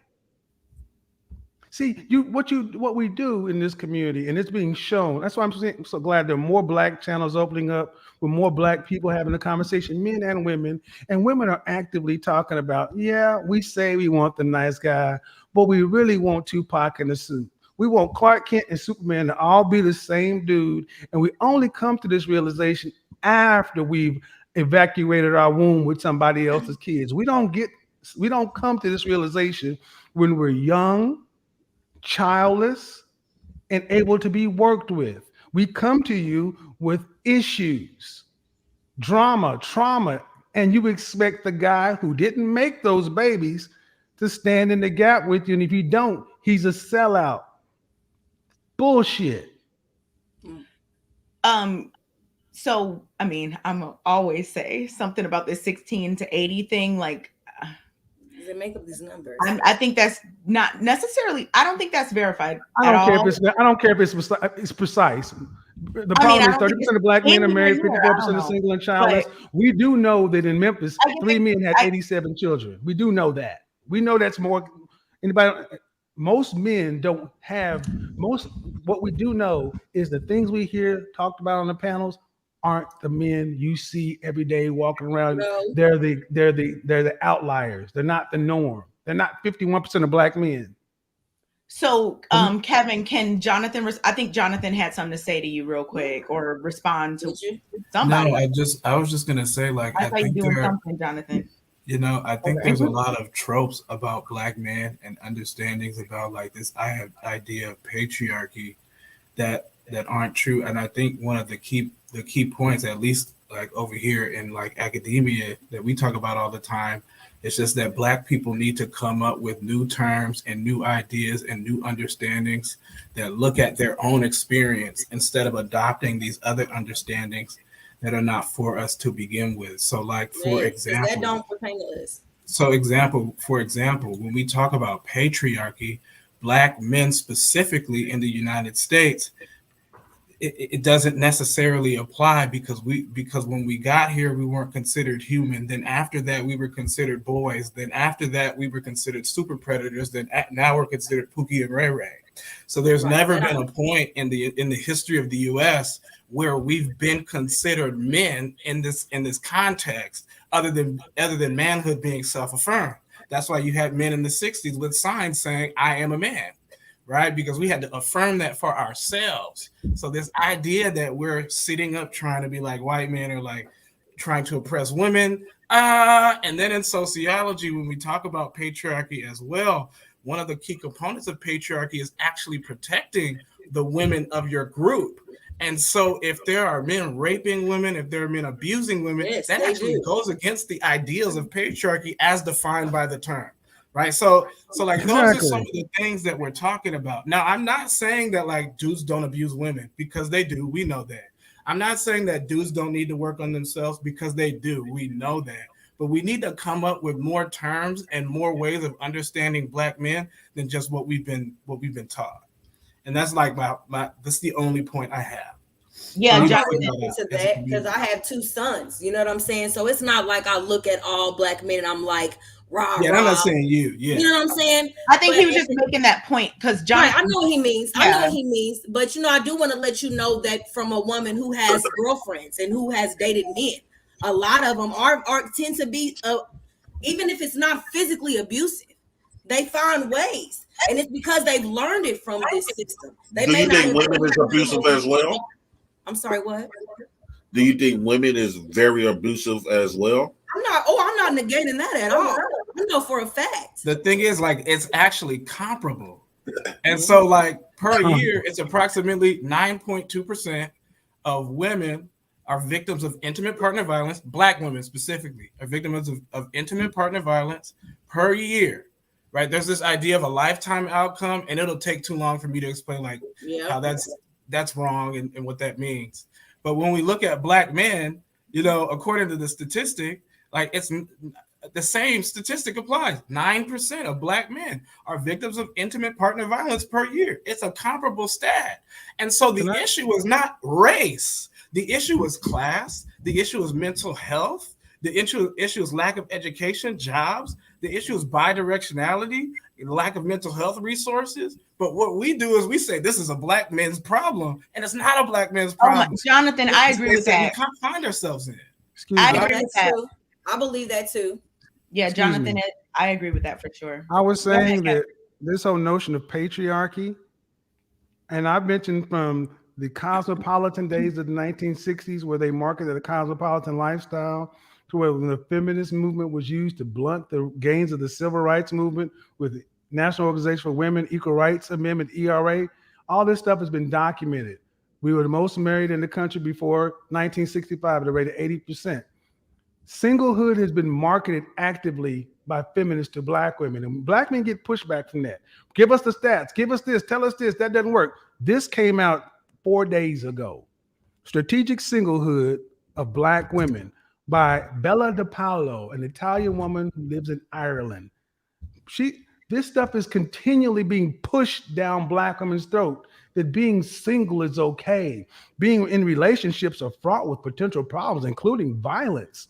Go and read this article and you'll hear as many of the talking points you're hearing right now talking about, well, black women are not just pushed by external force. Sometimes they choose to be single.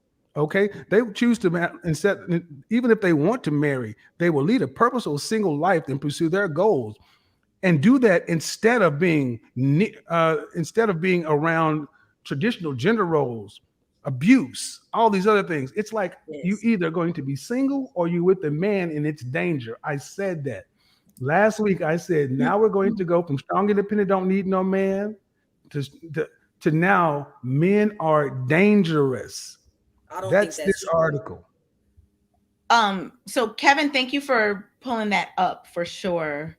I think I saw that it was like a study of like 24 people or something. Now, I'm not saying that to negate. I didn't read it. I just saw while you were scrolling. I think it said like they took 24 people. The fact that they took 24 people is that's not even. I know. I'm not saying that. I'm not saying that to negate what you're saying, because I absolutely think that there are plenty of things happening to break down Black family structure. I think there are a lot of things. Mm-hmm. I think a lot of things are being marketed to Black men and women that are meant to, keep us apart. So I'm not like negating what you're saying. In terms of like, what was it? What was the title of that? Well, my point is whether she interviewed 24 women in Detroit is not the fact of the matter. Is it's flying under the banner of Psychology Today's credibility, and the fact that Black people, like it or not, are some of the most susceptible people to media marketing. This has been studied ad nauseum. You go back, look right now on YouTube, How to Sell to the Negro from Time Life in 1950. And they talked about Black sales psychology. We are voracious consumers of headline news. UK, you care about where the numbers came from and collating and deciding who collected the statistics, such and so forth. Most people aren't that way. Most people just take the trope. Relationship bad, do it on my own, because at the end of the day, what it comes down to is when we talk about relationships, marriage, Black women have one way of talking about it, and the Black men over here like, who the hell y'all talking about? Because I do this in real life every day, and the stuff I'm hearing this sister say, men are like, that ain't you, is it? That ain't him. Who are these dudes? These guys are in the minority. Well, they exist nonetheless. Okay, so does okay. And see, like, and that's what I mean. My thing. So, and my point is the shame. And so I'll answer your question. But see, my point is instead of the need to be right, instead of just saying, yeah, they are in the minority, and it could be overblown. It's like, nigga, it's one of them, so it's enough. No, I'm not saying that. I'm just saying that I know that it affects enough of our children. What I mean? It affects the children because it comes through the mother. You know what? I think that I do think that too many Black people, men and women, are seen as being represented by a smaller group of Black men and women. That's true. Like when we think about certain neighborhoods or places, it'll be like, oh my goodness, everybody there is doing this and that. When in reality, it's like a small percentage of people that are committing certain crimes and doing certain things. But it's blown out of proportion. And I definitely know for a fact that Black people are represented a certain way in the media, and these types of tropes get carried. I'm not. What bothers Black men more than anything else It's nothing much you're talking about. What bothers black men is what she's What's the talking about. bother? What is it? What bothers black men more than anything is less how we're represented in the media, we're more bothered by how our women talk about us. We expect our enemies to talk about us, but now it's like y'all do a better job of dogging us than white supremacy ever did. White supremacy don't need white supremacy doesn't need we don't need the KKK. We got Shanae and Keisha banging on our heads. I mean, and funny, Kanye West. Kanye West is in the news right now talking about men's rights all of a sudden. Why? Because he's getting a divorce and now he's realizing, oh shit, it's real out here. I'm a billionaire and I still got these issues. And you know what else he's talking about? He's like, I love my mama. Everybody know I love my mama. But you know what? Now I'm starting to get closer to my daddy. And I'm starting to realize my daddy was a lot more like me. And I judged my daddy too harshly. I judged my daddy through my mama's eyes. So it's poisoning our kids because the mothers poison their children against the fathers. And the children have to become adults away from mama before they get daddy's story. And put this toxic poison back. We don't talk about black relationship, marriage in a positive light coming from black women. I said earlier in the show that I was not an advocate for speaking ill on the father of your children, that it does create a negative narrative. So I do also think that that is a misrepresented amount of women too, because but I don't know. Be positive about them neither. I'm sorry, what? I do. What do you mean? I just said that he takes care of okay, first off, if it's misrepresented, we judge not by what the fathers say or what the mothers say. We judge by the product, the children. Oh. And the children are evident that no matter if it's being said, mimed, or acted out, they're getting the message loud and clear from mama. You guys, thank you for having me. We judge by the kids. You look at somebody's kids and you say, you judge the product. And arguably, if we can be real for a second, if we were to judge the product, the outcome, the children, what does the outcome with black boys and black girls say about the parents, the mothers? What does it say? Are we producing the next generation? What are we producing? What are the kids? Black boys reading at a 4th grade level. What does it say? I like the thing that you said earlier about, fellow black people, like talking about other black people in a negative way. I actually was just talking about that online because it's funny, not funny, haha, but funny, interesting that as white people are being, punished extremely for saying certain things, these spaces are opening up for black people to speak about each other negatively. And I'm not just going to say that that's just women. It's not just men. It's men and women that are out here speaking negatively about, men might speak negatively about women. Women might speak negatively about men. And I think that that's a problem with Kevin. It's a huge problem. They don't need to do it anymore. Kwame Brown, like him or not, he said it. Who are you talking about doesn't need to? The white people? Kwame Brown, no matter if you like him or dislike him, he said white people can't say shit to black folks now. So now they got black folks who are willing to do it on their behalf, and then they got to comment on what they say. That's the whole point. I literally just made a post about that in the group. The same thing. I said, you know what? We are out here doing the work. We're doing the work that they used to do. And my thing is, I might not agree with, people, or people might not agree with me, but no one has ever seen me on any of these platforms speaking negatively about black men, black women. No one has. No one can say that they have. Now, do I disagree sometimes? Do people disagree with me? Fine. Does it get heated? Okay. But I'm never talking about, oh my goodness, black men or black women or da-da-da. I don't do that because, Kevin, I agree with what you said about how we are kind of we've taken that they passed the baton to us to do that dirty work, and I don't should be doing that at all as black men or black women. I used to work in media where they would do ad campaigns and they would come in and say, they know first off, people know how to craft messages. And the thing is, it's like I don't beef. And if I don't like you, I just won't come around you. But I'm gonna stay on code. It's like in the Black community, it almost became sport for a lot of sisters to come out and just openly, hey, let's not only not say they're not doing something, let's actively go around and do this. And now and the thing is, without conversations like we've had over the last year or so, we can't discuss it, so it can't get any better.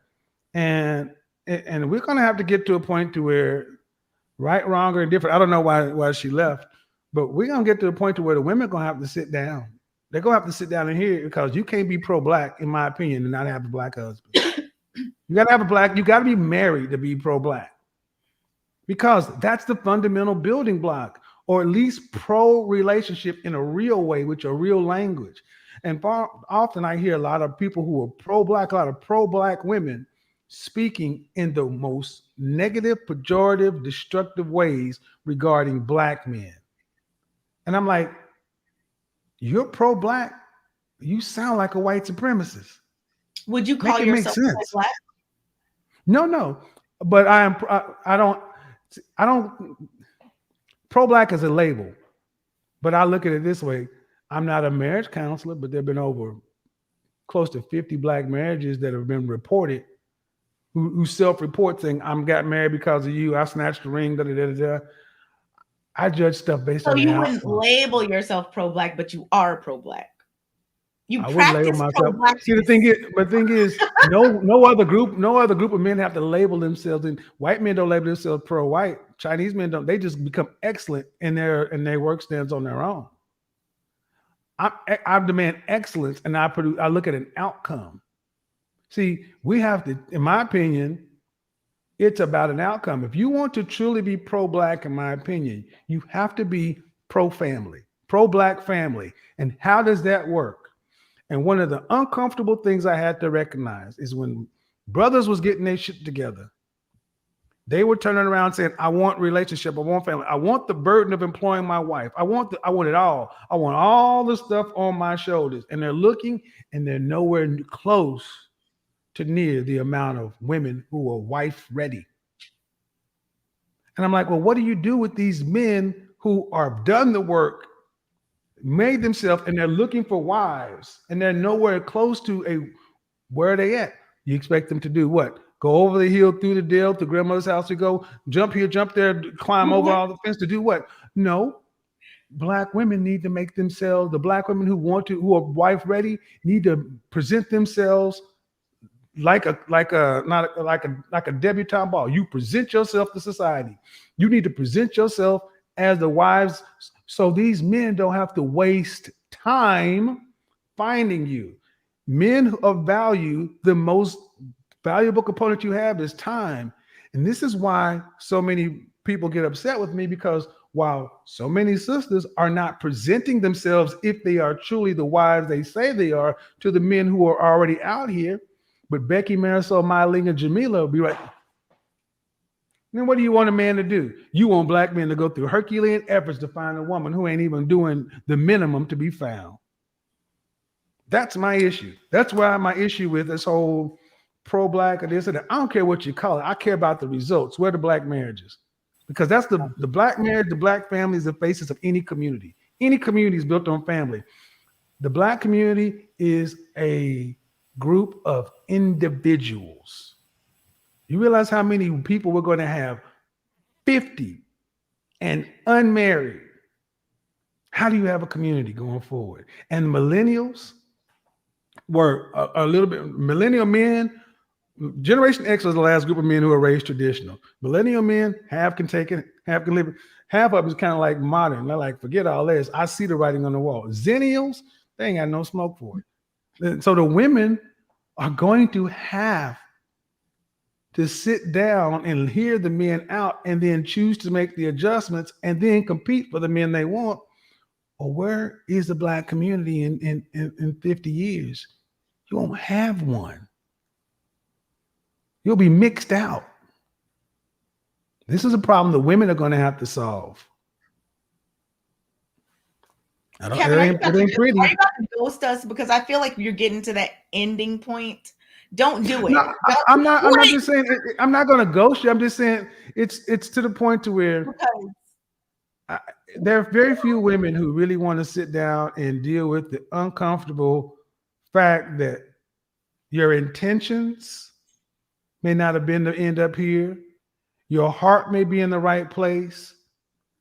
But as men have to choose a woman based solely upon what she does. And it's about what you do. And I'm saying, what is the average Black woman doing to show herself a wife to the Black men who are worthy to be husband? So that's my ultimate question. Are you about look? Because I've been here. I'm not dipping. I'm just saying. I was about to say, because you know you like to do a mic drop and just get up out of here. No, I'm not. I'm good. I'm good. I got a little bit of time.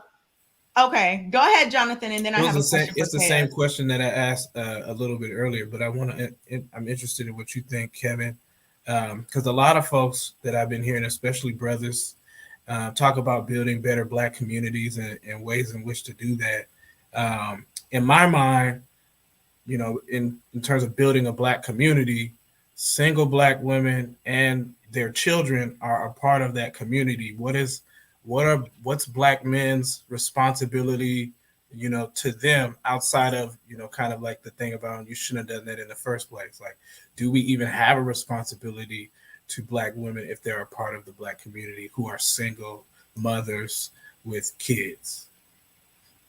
What are Black men's responsibility to baby mamas? Is that what we're talking about? Basically, what are Black in terms of well, it's not okay. Here's the answer. Here's the answer. Nothing until they get a wife themselves. See, a man has to have a wife himself and his own family. That's his number one priority, to pass on his legacy. I cannot go to a Black man who's gone over the river and done all the work to become a thorough, competent Black man who is good enough to do something for her and her kids.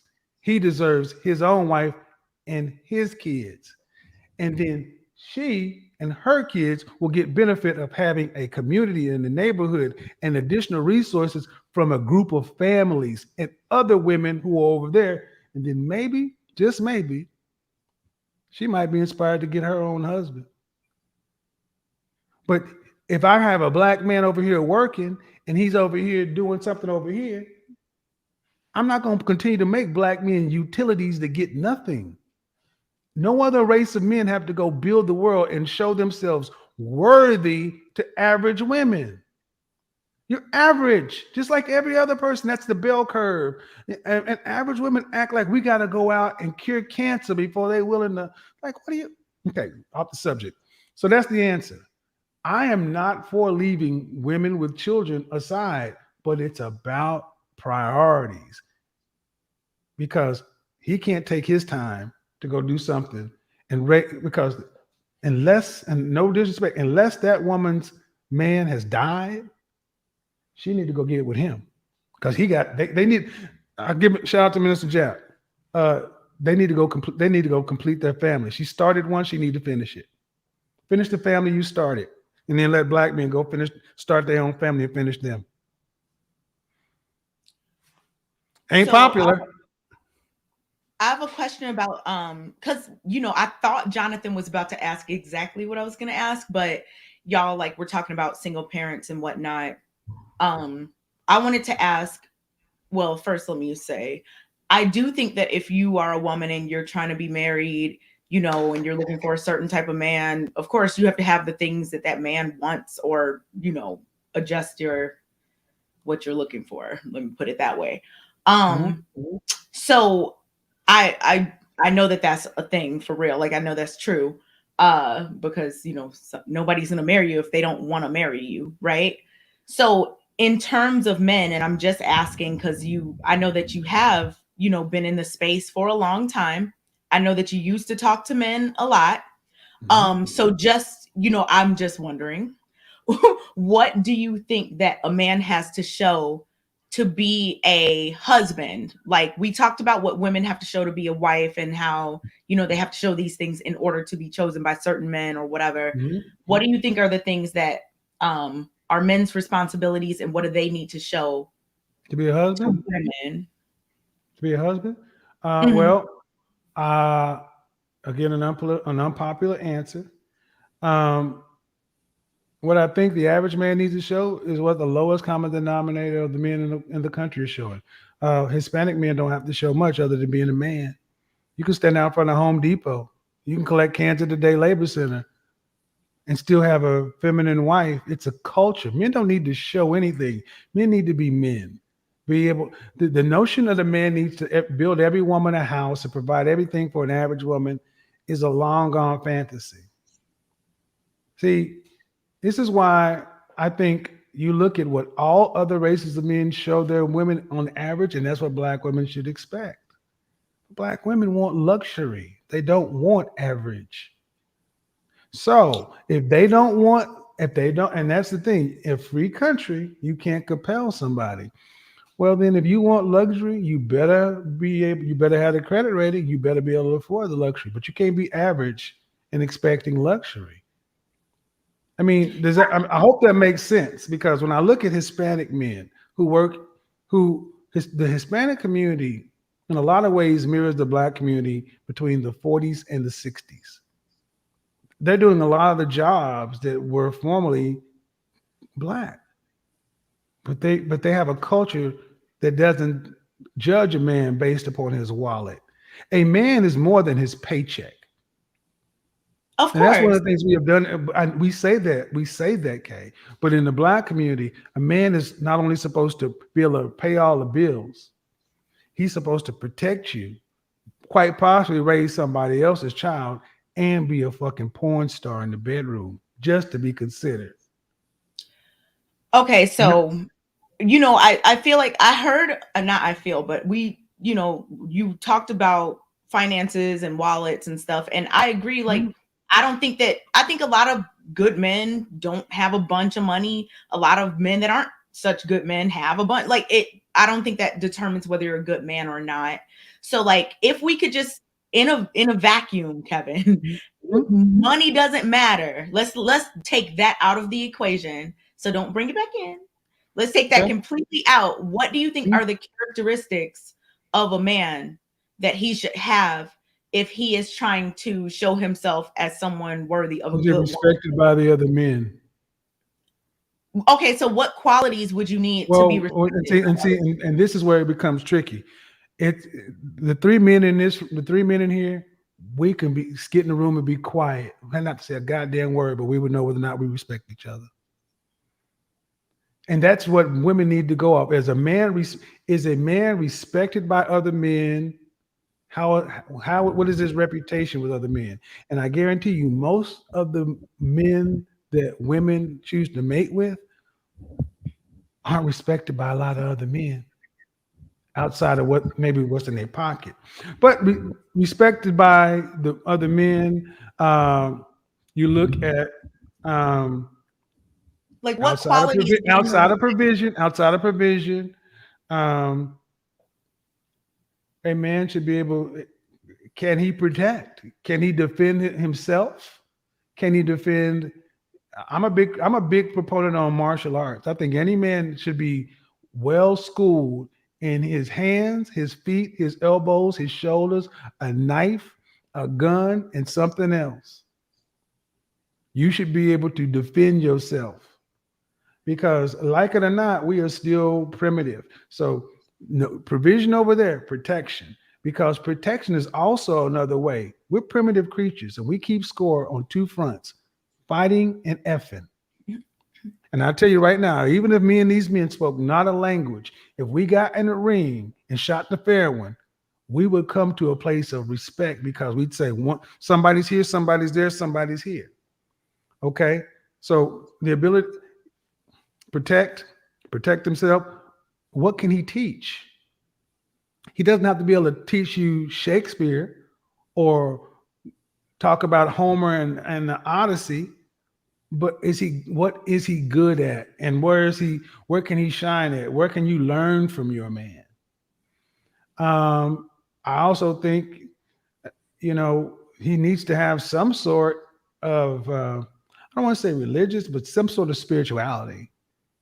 You believe, whether you believe in Allah, Buddha, Vishnu, something, it needs to be greater than you. And if not, what is your code?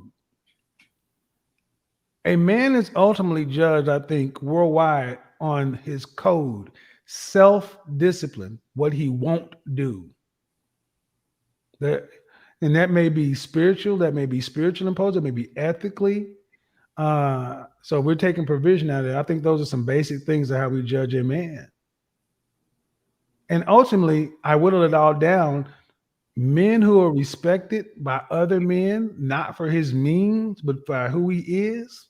Have those. Because there are a lot of men who don't. There are a lot of men who may be adamantly opposed to many of the things that I say, but I get respect because they see me show up every day, go to work, and advocate for a position. Even if they don't agree, they're like, brother's doing the job. He's there. He's doing something. Women should follow. Women should be with men that other men respect and follow. Okay, so I get that. Thank you for answering that question. I think that the things that you said were, would warrant the respect of other men. So I never really heard it in that way before. That look for the men that respect other men or are respected by other men, and they probably will have A, B, C, D quality. Right? I've said it the other day. You have, as a woman, you really have to be careful of a man who has the trappings and all the things. But if he's really, if you're not followed by other men, okay, you don't have to be followed. If you're not admired by other men, if you're not respected, but if you're always in conflict, if you're only surrounded by women, and it's always for short term. See, men are very hard to get the approval of. But once you get the approval of men, it's there. So women start looking at men who have that thing that other men say, he all right. Most of your work is done. And see, you can be raised by your mama or a nuclear family. It's something you can evolve to. Because men who are chaotic, who operate in a feminine kind of way, they're usually surrounded by lots of chaos. You got to look at a man's friends and his network. That's why 2022, I'm focusing a lot on self-awareness, knowing who we are. This is the baseline. And today I talk to young men about 18 to 29, the most important years. And it's solely, and a big part of it is developing your social skills and your ability to network and work with and lead other men. Go back 2,000 years ago. If we lived in a village, we all did our thing. Kay would be doing her thing. The other men would be doing everything. The most dangerous thing any of us could see on the horizon is a solitary male figure. What the fuck is he doing out there alone? How is he opposing the environment alone? The movie First Blood with Sylvester Stallone. He's a wanderer coming through a small town in Washington. And they pull him over for being a vagrant because automatically they saw a stranger out of town, man out of place, and they seized on him. That trope has been with us forever. The picking a man is not as complicated as women have made it today.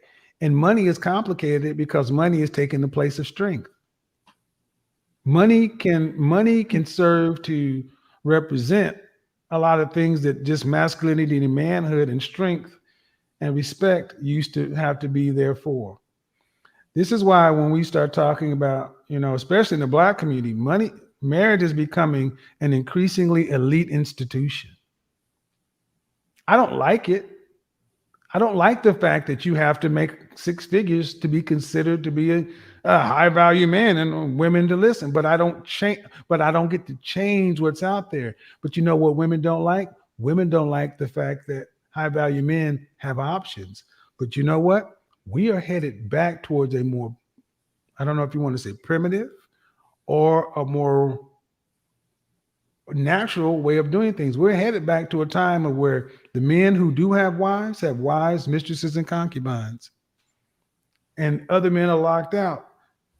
And that's a whole kind. I'll be gone off the planet before that happens. And if we want a community, that doesn't make a community either, because you got one man at the top with a bunch of different women. That's what it really comes down to. The women are going to have the difficult conversations to stop the bleeding and to decide, are you a wife or are you everything else? And if you're everything else, cool, you over here. But the wives have to be over here. And to that end, I think we need wife school and charm school. Because if you didn't learn this shit growing up, you need to be able to go get a certification. You get a certification in wife school. Go get a do your. We gotta have something. We gotta have something to give to the men. The women have to have something to give to the men that shows that they've done something. Because if you got to just judge based upon all these disjointed factors,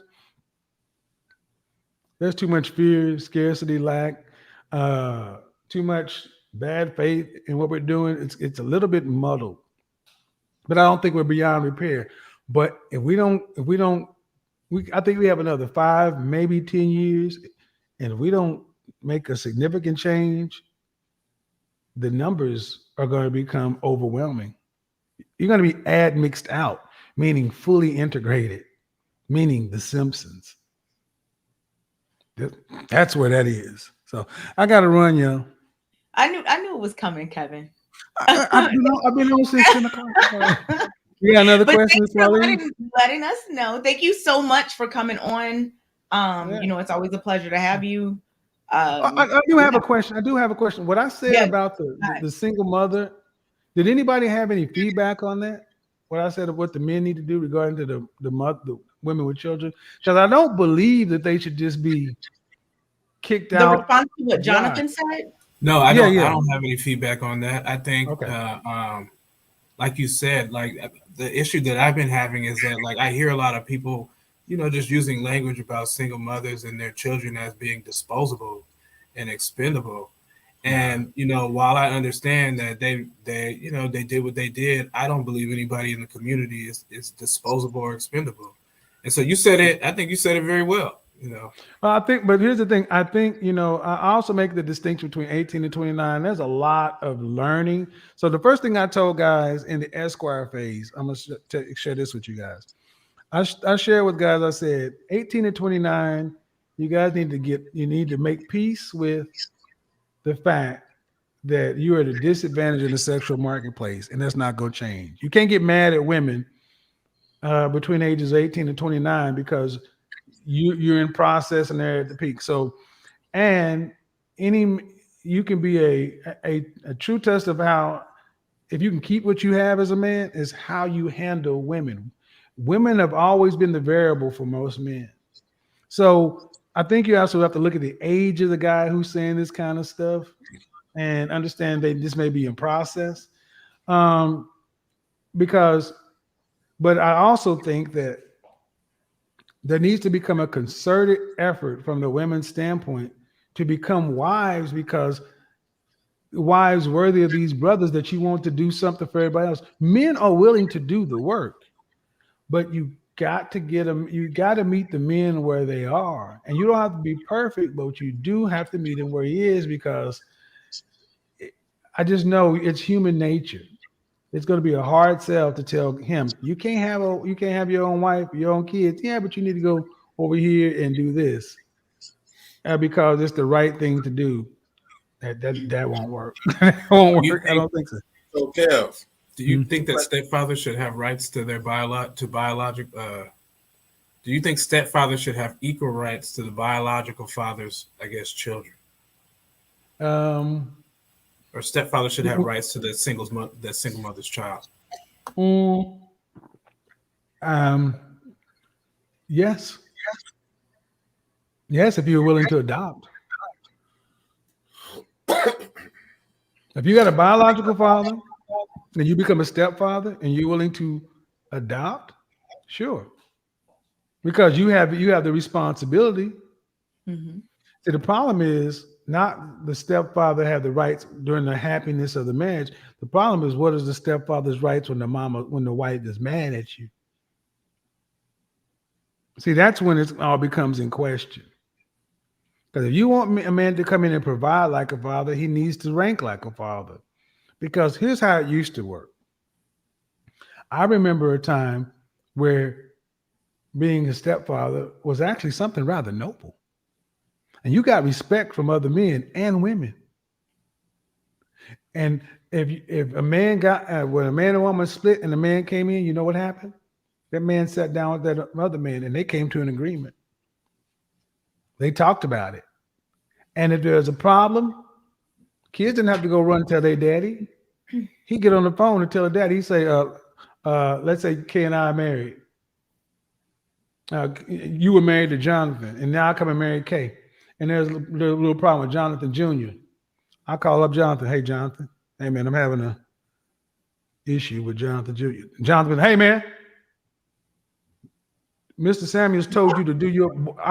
If you don't get that room, I'm going to be over there. When he tell you to jump, you say how high. You know what that kid would say? That's what Jonathan. Because both of the men co-signed. There was not a crack between us. Because the men would sort it out. And the men have a way of getting stuff done. And then, but now when kids can find a division and it's co-signed by parents. So yeah, I think stepfathers, that's a legal thing, need to have equal rights if you want it. And because, like I said, after a woman gets mad in the marriage, and then especially if the marriage dissolves, man, I know many men who developed relationships with these kids and they were ripped away from them. But they had all that sunken cost. They got nothing back. We're going to ask somebody to do something that's, I don't want to say, it's not in our nature to take over another lion's cubs. We have to compensate because human beings operate on incentives. And women can actually choose to incent men in a way to where it's a more favorable thing because it used to happen. Can I ask you a question, Mr. Kevin? Sure, man. You can just call me Kevin. Mr. Kevin. I think we agree with a whole bunch of stuff, except when we come to this. I guess my biggest pet peeve, what I have witnessed, is that mothers just disregard the father's feelings when it comes to bringing in stepfathers. And she just completely ignore how the fathers will feel. She just feel like them her children and she could do whatever she want. Yep. And then the stepdaddy come in and he automatically taking her side. So I think a lot of times that's what causes a big friction between the dad and the stepfather and the mother. What you're describing is weak. A lot of men who are raised by their mama. I get it. The mother doesn't overrules her biological father, bring the stepdaddy in because them's her kids, and then he sides with her. When I was a stepfather, I contacted the baby daddy. And this was even back when I still messed up. See, what's supposed to happen is those are prior to 1940, if there was a divorce, children were automatically assumed to be for the father. Women used to just be able to leave. So what you're saying would be resolved if women just have respect for the father. But if women have respect for the father, most of them wouldn't leave. See, I'm gonna do a program in a couple of weeks talking about with women. if we took away women no fault divorce, if we brought fault divorce, because leaving is the issue when there's a separation. But let's just say in this situation, women leave, But if fathers start being on code and talking to the other man, going first saying, yeah, I'm going to get with you, but you got kids, I need to be able to talk to the father directly and have a conversation. Sit down with that man to man, and come to an agreement. And if she's against that, you need to really question dealing with that woman. Because I would tell you, more often than not, she's trying to keep you from finding out who she really is. Really is. You know, Kevin, I had said this on a panel the other day when I said a lot of times when men get with women, when you first start off talking to that woman, she get to start talking badly about her ex. And my theory is don't just automatically disregard the ex, especially if he been with her for 5 to 20 years. He got some sort of history with that woman. He know that woman very well. The smart idea is to try to keep that man around. Jay, let me tell you something right now. Women, I talk to exes. I ask women, hey, you want to serious? Are we going to serious going to kick it? I need to be able to talk to your ex. See how he experienced you. Get it from his. And it's like, you know how many situations that's ended? And I'm like, if there's, let's look at it from a job standpoint. Why don't you want me to contact your former employer? If you as good as your resume say. So I got one, y'all. Thank you, Kevin, for coming on. As always. Right, I'll answer that question another day. The gender war is over. The gender war is over because the numbers are saying that if black people don't get this shit together, we ain't gonna have a black community in 10 years. Thank you. Over. Oh, yes, Kevin. That's it. We're going to be mixed out. We're not the people who make it. How do you, Kay? Kevin, say it louder. But the thing we need to be. We don't hold power for the black people who we don't. We're not making enough black babies. We're not having enough black babies. We're being mixed out. And if you're going to wait to see what the marital rate does when the last of the baby boomers go. The Simpsons is a snapshot of what's to come if we keep going at this rate. We got 54% of black men single and childless. The gender war is over. The thing is, I need you guys to study the Japanese. After we did what we did in Japan, boom, boom, and the Japanese surrendered. At islands throughout the Pacific, there were Japanese soldiers who did not get the word, and they still at war through the 70s. They had Japanese soldiers dug in machine gun nests and all other kind of stuff throughout islands on the 70s, and they had to send in Japanese officials and stuff like that to come in and say, "War's over." What? Yeah, it was over in 1945. It's 1968. Yeah, our bad. The women coming back to tell the Japanese soldiers who's still at war. The Japanese soldiers going back are the black women who have their eyes open going to have to go tell the other women, we done. We're not fighting no more. It's either this or we dead. Either this or you're gonna live by yourself until you die. What life look at? What does your social life look like at 55? If you don't get married, don't have no babies, and you're a middle class worker, what that look like? That's the conversation gonna have to happen because this next few years is gonna get real, and we here for it. That's what I'm talking about, Kevin. Gender war. Have a good night. I gotta run. You heard it here. Thank you, Kevin. Thank you. All right, bye-bye. Bye.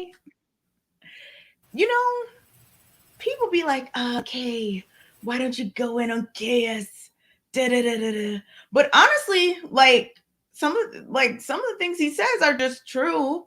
And I'm glad that he said the thing about the gender war situation. I'm glad that he answered the question about what should men be doing, because I thought that answer was good. We don't always agree, especially about some of those percentages. But but yes, always good to have him on. All right, y'all in the back. We are going to bring y'all up. We're going to do like a lightning round because it is quite late. it is 1:00 here. So we're going to get everyone up. No one else is coming. Sorry, y'all. Be sure to tune in next week. So we're going to go the lead public defender, scam likely. And then we'll get Cindy. Oh, we can actually get all y'all up at the same time. 6 people rule. All right, here we go. All right, first, the lead public defender. What's going on? Hi. Hey, tell Cindy Cam up. Tell who? What? Cindy. Somebody you just brought on. Oh, Cindy. Yeah, I saw her back there like for a long time, so I knew she was cammed up. Hey, Cindy. All right. That's funny. The lead public defender. I don't know what's going on with this name, but what's going on, the lead public defender? Give us your thoughts real quick. We're about to get up out of here. Oh yeah, just real quick. Unfortunately, the lead attorney wasn't able to make it, but I actually went to an HBCU, so this is what you get for your money and for education. I haven't won any cases yet or anything, so you know. Wait, are you like okay? But however, I just wanted to know what type of solutions do you actually think there should be to actually change the court system from taking the kids and always giving them to the women? And what do you think we should do to actually make this more incentive? Because actually it's not appealing to men to get married anymore. And this is all racist, but worse than black. It's less and less appealing by the day to get married because of the system. I think JP, before you address that, I thought public defender, I thought your anti-HBCU joke was like really like not funny. But I just wanted to say that. And they scammed me out of some money, so I mean, it is what it is. Okay, go ahead, JP. I think, like I said earlier, for all us men, particularly black men, since we the ones that lose heavily, I just feel like us black men, we don't stand up for nothing no more. Even if stuff is against us, we just willing to just to go along with the flow and just submit and follow. We know this system is not good for us. So that means we got to do everything in our power to get it removed. No matter what the women say. Because it's not about them. It's about us. Because I guarantee you, women fight. We got feminism. We got everything else. Me Too's and everything else. They're going to fight for everything else to protect them. Our women, of course, we will have a lot of pushback from our women because they benefit from it. So we cannot listen to them. They on their side because, yes, they winning from that. We the one losing. To the point where we start to blame ourselves because this system is in place. This taking accountability crap could be dangerous when we blatantly know that we just born in a system that's we already against the odds. If I have a baby with this woman, I got the system in a woman that can prevent me from being in my kid's life. All right, the lead public defender, do you want to respond to that real quick before we get you off and get to the next people so we can get up out of here because it is very late? Understood. As a single man with no children, trust me, I still do understand what you're going through. And I heard your story personally, like on some of the later chats. Keep your head up. But as far as the defeat, I'm a single childless man, so I can't say I can relate. That's all I got. I'll share the mic time with the panel. Thank you so much for your patience, for sure. We saw you back there. Thank you for your support and your patience. Kevin Samuels is the man. I understand. Thank you, Lee. Have a good night. Have a good night. All right, let's see. So we will go to let's go to, I think Cindy was here first, right? Y'all can let Cindy go first. Okay. And but Zoe, just because she's going first, don't mean you got to stay over here for 3 hours. I know I how didn't you like say to I do. was. I'm just saying, Zoe. I know how you like to do. I've been here with you before. I came here to be kind to you today, Kay. Dang. No, we love it. Thank you as always for supporting and for your patience, for real, both of y'all. Hey, what's up, Cindy? Hi. Can you hear me? Yes. Is there a lag? No. Okay. Well, There I was an wanted echo, to but I say, muted everyone. okay, thank you. I wanted to say that I wanted to commend all the men that actually are in their children's lives, because children need their fathers. But I also know that stepfathers are needed. Thank you, Jay, for all that you do in your children's lives, because a lot of kids just don't have dads. They don't. So for those kids who don't have fathers and a stepdad is willing to step up, then by all means, step up if nobody else is willing to. And I think KS pretty much touched on that. And that's all I wanted to say. Okay. Thank you Yeah. for that, Cindy. And as always, thank you for your support. See you in the Facebook group. Okay.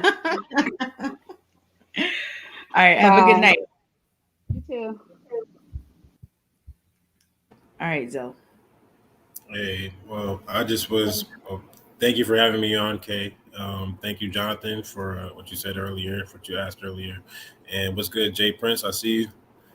I did have a question for. Well, not really a question for you. I did want to address you earlier from what you said versus just Jay, because I agreed with your point of view, but it wasn't the question that I feel like she was asking. I've had that conversation with her before, and when it comes to this particular topic about should stepfathers have rights in their child's lives, or what the conversation should be geared to, it should be geared to starting from the children, working its way up. That's why I thought it was a good thing when Kevin Samuels made the point about stepfathers having the same rights if they adopt, because that addresses legally what it is that is supposed to happen on an even playing ground between men and women on that level. I think women should be held accountable, but I don't think the conversation turns in that direction when you bring up stepfathers having rights about kids. I think the conversation there should start with the kids. You understand what I'm saying? Yeah, I understand what you're saying, but I still disagree with that premise. Why so?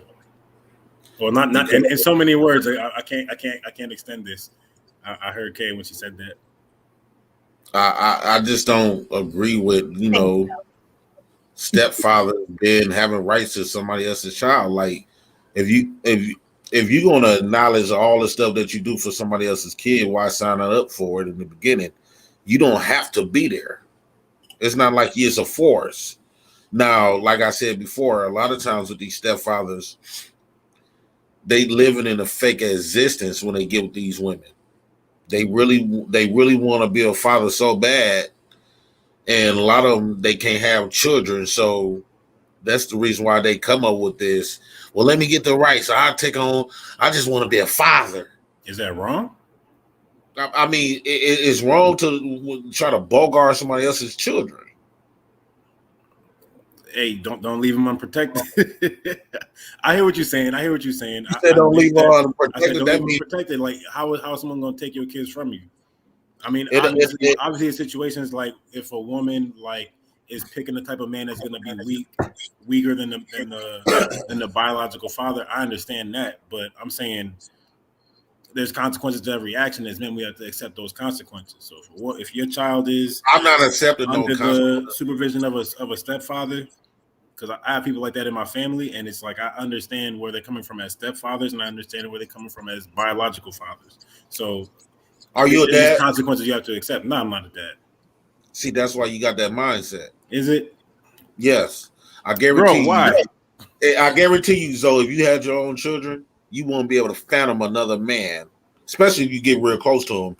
You won't be able to fathom another man to even put it in his mind that he could take over my. You would. I hate to say it. That's why I don't have kids right now. I'm very blunt, but if a man try to come in because he probably feel like I'm lacking and stuff or whatever, First off, that's not your business. You're And the doing second, what? like I'm saying, like if let's say if I'm lacking with my kids or I don't come see my kids, so he putting in smiles like especially if he give and do a little something here and there, and then if I don't be around for like a good 6 months to a year, now he want to think that he taking over. No, I'm coming in and I'm removing you.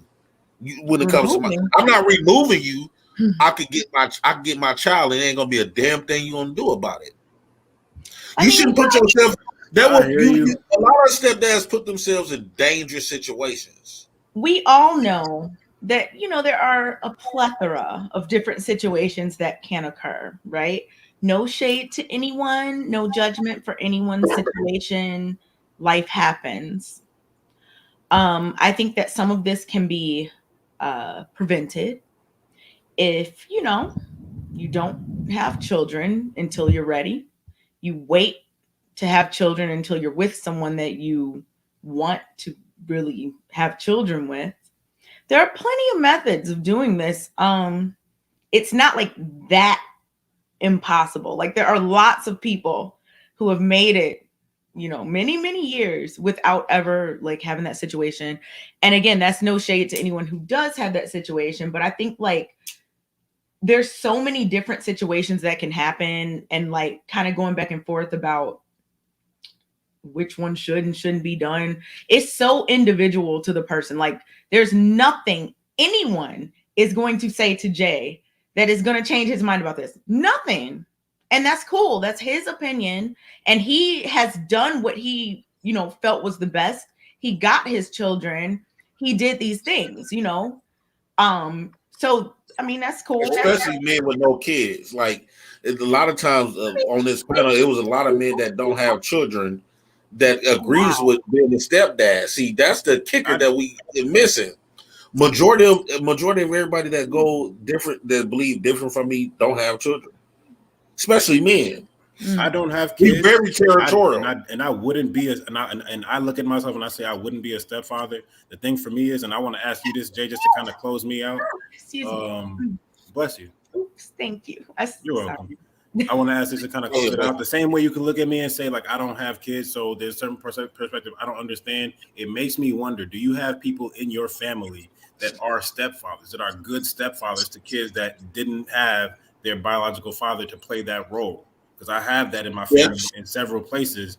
And to me, I have to speak up on their behalf the same way you speak up on behalf of biological fathers. I'd say these are good men that are taking care of kids that aren't theirs, that have their own kids with these women, that are doing the right thing by all the kids, and they're setting an example that makes an improvement to the community in a larger scale. Maybe it's not the best thing, but it's an improvement. It's better than if them kids did not have these people as fathers in their lives. And that's my point. I'm not trying to take away from your point. I'm not trying to take away from the accountability of women. I'm trying to make a point about how does the kids get put first. That's all. Yes, I have. We're about to start wrapping it up. So JP, very good point that you just made. I think that it was a good response to what he said and what I said about him standing on his beliefs about that based on his situation. So based on your situation and things that you've seen stepdads step up and really be there and make a child's life better. And at the end of it all, what do we want? Children's lives to be better. So by any means, right? So I think that was a really good point, Zoe. So we're gonna go ahead and let JP respond to you. Then we're gonna get your last thoughts, Zoe. Then we're gonna do our little 3 people thing and be bye, and then that's gonna be the end. Yeah. Oh, yeah. So to respond to you, Zoe, yes, I do have family members that I truly care about. Okay. That's the stepfather, stepfathers and stuff like that. In their face, I congratulated them. Behind their back, I call them stupid. I know that's not man of me, but only reason I didn't say it in their face because I know they emotionally attached to the situation, and I don't want to be the one to to storm on their parade. So I'd rather just keep my mouth closed. But the back of my mind, like, you one stupid idiot. I'm just keeping it honest. The reason why a lot of stepdads especially the ones with no kids. I'm speaking from a real place. A lot of stepdads with no children are speaking from a fake existence. They want to live in a world that's like a man trying to be a woman. You know, if you tell him that he's a man and he dressed like a woman every day, he gonna get offended. So that's the same thing with stepfathers. Like, is this not what you is until you? Why you not a father? If you want to be a father so bad, why would you sacrifice your life for a woman that got 3, 4, 5, 6, 7 kids, and you can go create your own? I think that was JR. What do you say? I ain't hear JR. I ain't hear you. The woof noise. No, I ain't said nothing, man. Oh. So, what is your thoughts on that, Zoe? I think I misunderstood a certain point when you said being a stepfather with no kids. I didn't realize that at that point, because that rubbed me the wrong way too. Honestly speaking, like, because all the stepfathers I know have kids with the women as well, or have more kids than the amount of stepkids they have. So to me, it balanced out a little bit. It adds up a little bit differently. So I see more of what your point was. I still stand on my point, but I understand you a little bit better now. I say I like to tell her to stop advocating for stepfathers and do more advocating for real fathers. If we really care about what's in the best interest of the child, I mean, and the best interest of that child is to have his real father. Bottom line, period. End of the story. That's the best interest. Stepfather's okay. I can have a mentor. That's like a big brother to me. A stepfather's like a big brother or a mentor. But my biological father, where I come from, there I share his genes and everything about him is me. That's what I want to know.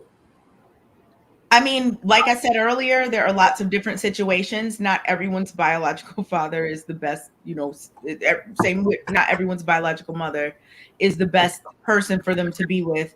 I think ideally, of course, the parents that have the children are happy together in love and, raising these children as a unit. But different things happen, and I just how can you know where you come from? How can you know where you actually come from, and remain intact with yourself and not lose yourself if you don't know who your father is or your mother is? Those where you come from. Hopefully, his traits, his bad traits, his good traits, is your traits. I mean, like I said, ideally, that's the situation that I think a lot of people want to be in, but. Things happen. And after those things happen, I think people should do what's in the best interest of the child. So, all right, let's, wrap it up. So we're going to get final thoughts. Zoe, you first, because then I'm going to rotate you out of here. Then we're going to have us three, hey, thanks for coming on. The whole little thing at the end. And then it's going to be, so go ahead, Zoe, last thoughts. No last thoughts. I think I cleared it up with Jay and everything. I just want to say thank you to Jonathan for speaking up, reading the chats and stuff. I appreciate that. Thank you, Jay Prince. I appreciate you. You already know we can always have our conversations. And thank you, Kay, for having me on. Oh yeah, always. Thank you for always being here and supporting. We will see you next week. All right, Zoe. Have a good night, Zoe. Good night. All right, y'all.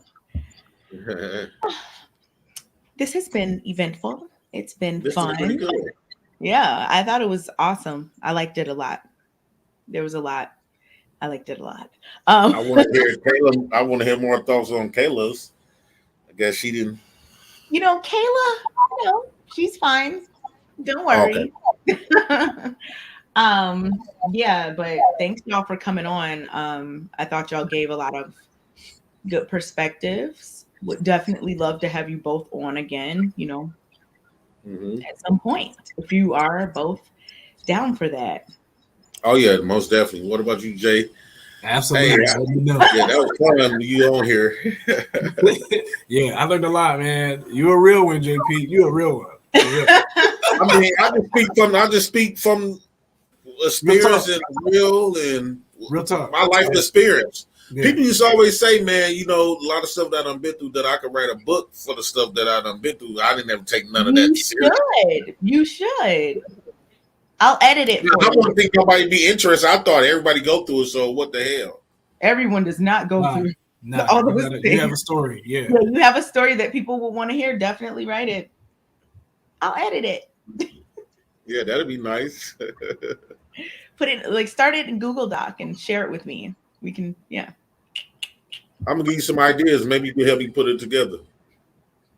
Yeah, yeah. Like I could rough draft. I could rough draft a lot of stuff and make a chapter, make it like a. Do your little Because I outline. gotta do a storyline. I can come up with a topic and make a storyline already. Look, Jonathan, this could be a whole little group project that we can go. Jonathan, I brought you in as another collaborator for this situation. Yeah, JP, do it. Do it. I mean, just like a little at a time in your free time. Oh yeah. And Jonathan, you look like Fresh Prince, man. Will Smith. Man, people been saying that to me my whole life. Did you get women? Hitch. I was like, oh man. Did you get women based off that? Did a lot of women date you based off that? Absolutely not. I didn't get any play. None. Not from being Will Smith. None. Not at all. Or at least you know who they used to say, you know who they used to say I look like? They say I look like multiple people. Reggie of the Professor. The dude they paid him full, and he played on Above the Rim with Tupac guy. You know, you do Ace Boogie. somebody, but I'm not sure who. Who does JP look like, y'all? If anybody's in the chat and like has some, because I feel like JP looks like somebody too, but I'm not sure exactly who. They said Marshawn. They said Bobby Brown. Marshawn Lynch. I think that's who I might have been thinking. Because of the dreads. How the dreads is. Like an early 2000s version, like when you be having those glasses on and the bandana situation. Yeah. A little bit. Yeah. Okay. That might be it. Yeah, that might be it. I think that might be who I was thinking too. Rick James. Hit my cash up so y'all give me all these names. Yeah, somebody send JP some money or do something. And your cash app name is hilarious. Y'all, this was fun. This was fun. Yeah, this was. I enjoyed myself. I always enjoy myself when I come on here. Yeah, be ready in the group. People always have something to say. Thanks for everyone that supported, and thanks for everyone that called in. Thank you for you all's patience with the call-ins and just on the panel in general. I know that it's, hard out here. I know from personal experience. But everyone, have a good night. And we will see you all next week. Be sure to tune into all the shows on the network. Next one is tomorrow, King Talk. So be sure to get on there. Be sure to tune into that. And then Wednesday, Broken Dusty. And then Thursday, the main show. And then Sunday, sports. And then Amira at night. About Saturday, Sage Talk. Oh, yeah, Saturday Sage Talk. There you go, JR. Hey, JR. What you think about me and Q have a channel together? What?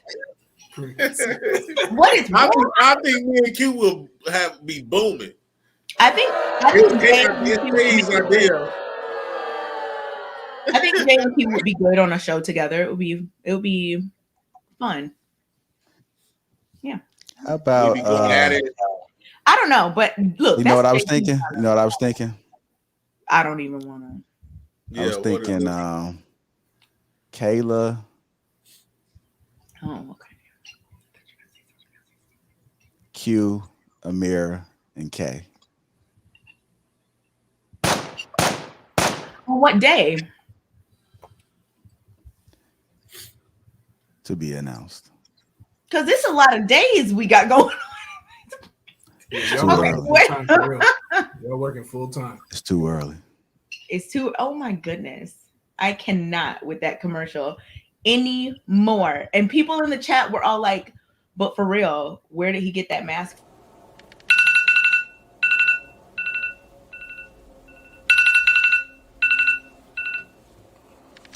too early. It's too early, but that's okay. Oh my goodness. I don't like how you switched it from one commercial to the other. All right, we about to ready to end this though. Yes, let's end it. All right, y'all. Thanks, everybody. All right. All right, thank y'all. Have a good night. Good night. Good night.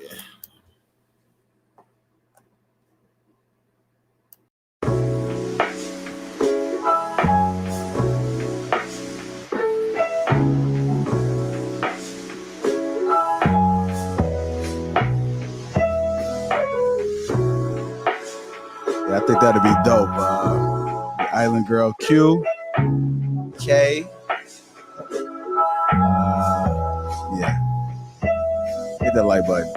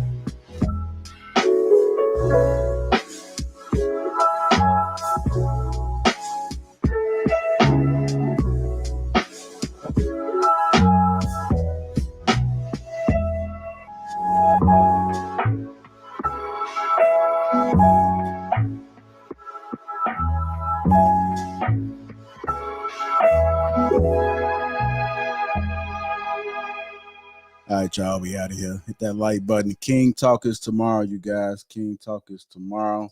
Make sure you guys tune in. That's at 8 p.m. Central Time, 8 p.m. Central Time. King Talk is tomorrow. We're going to be talking about gender fluid. I don't know if you guys heard about that, Jeezy. Wanting to raise the newborn, gender fluid. So tune into that tomorrow. That is posted. Make sure you guys subscribe to the channel. Appreciate all the constant support. Again, hit that like button on your way out. Hit that like button.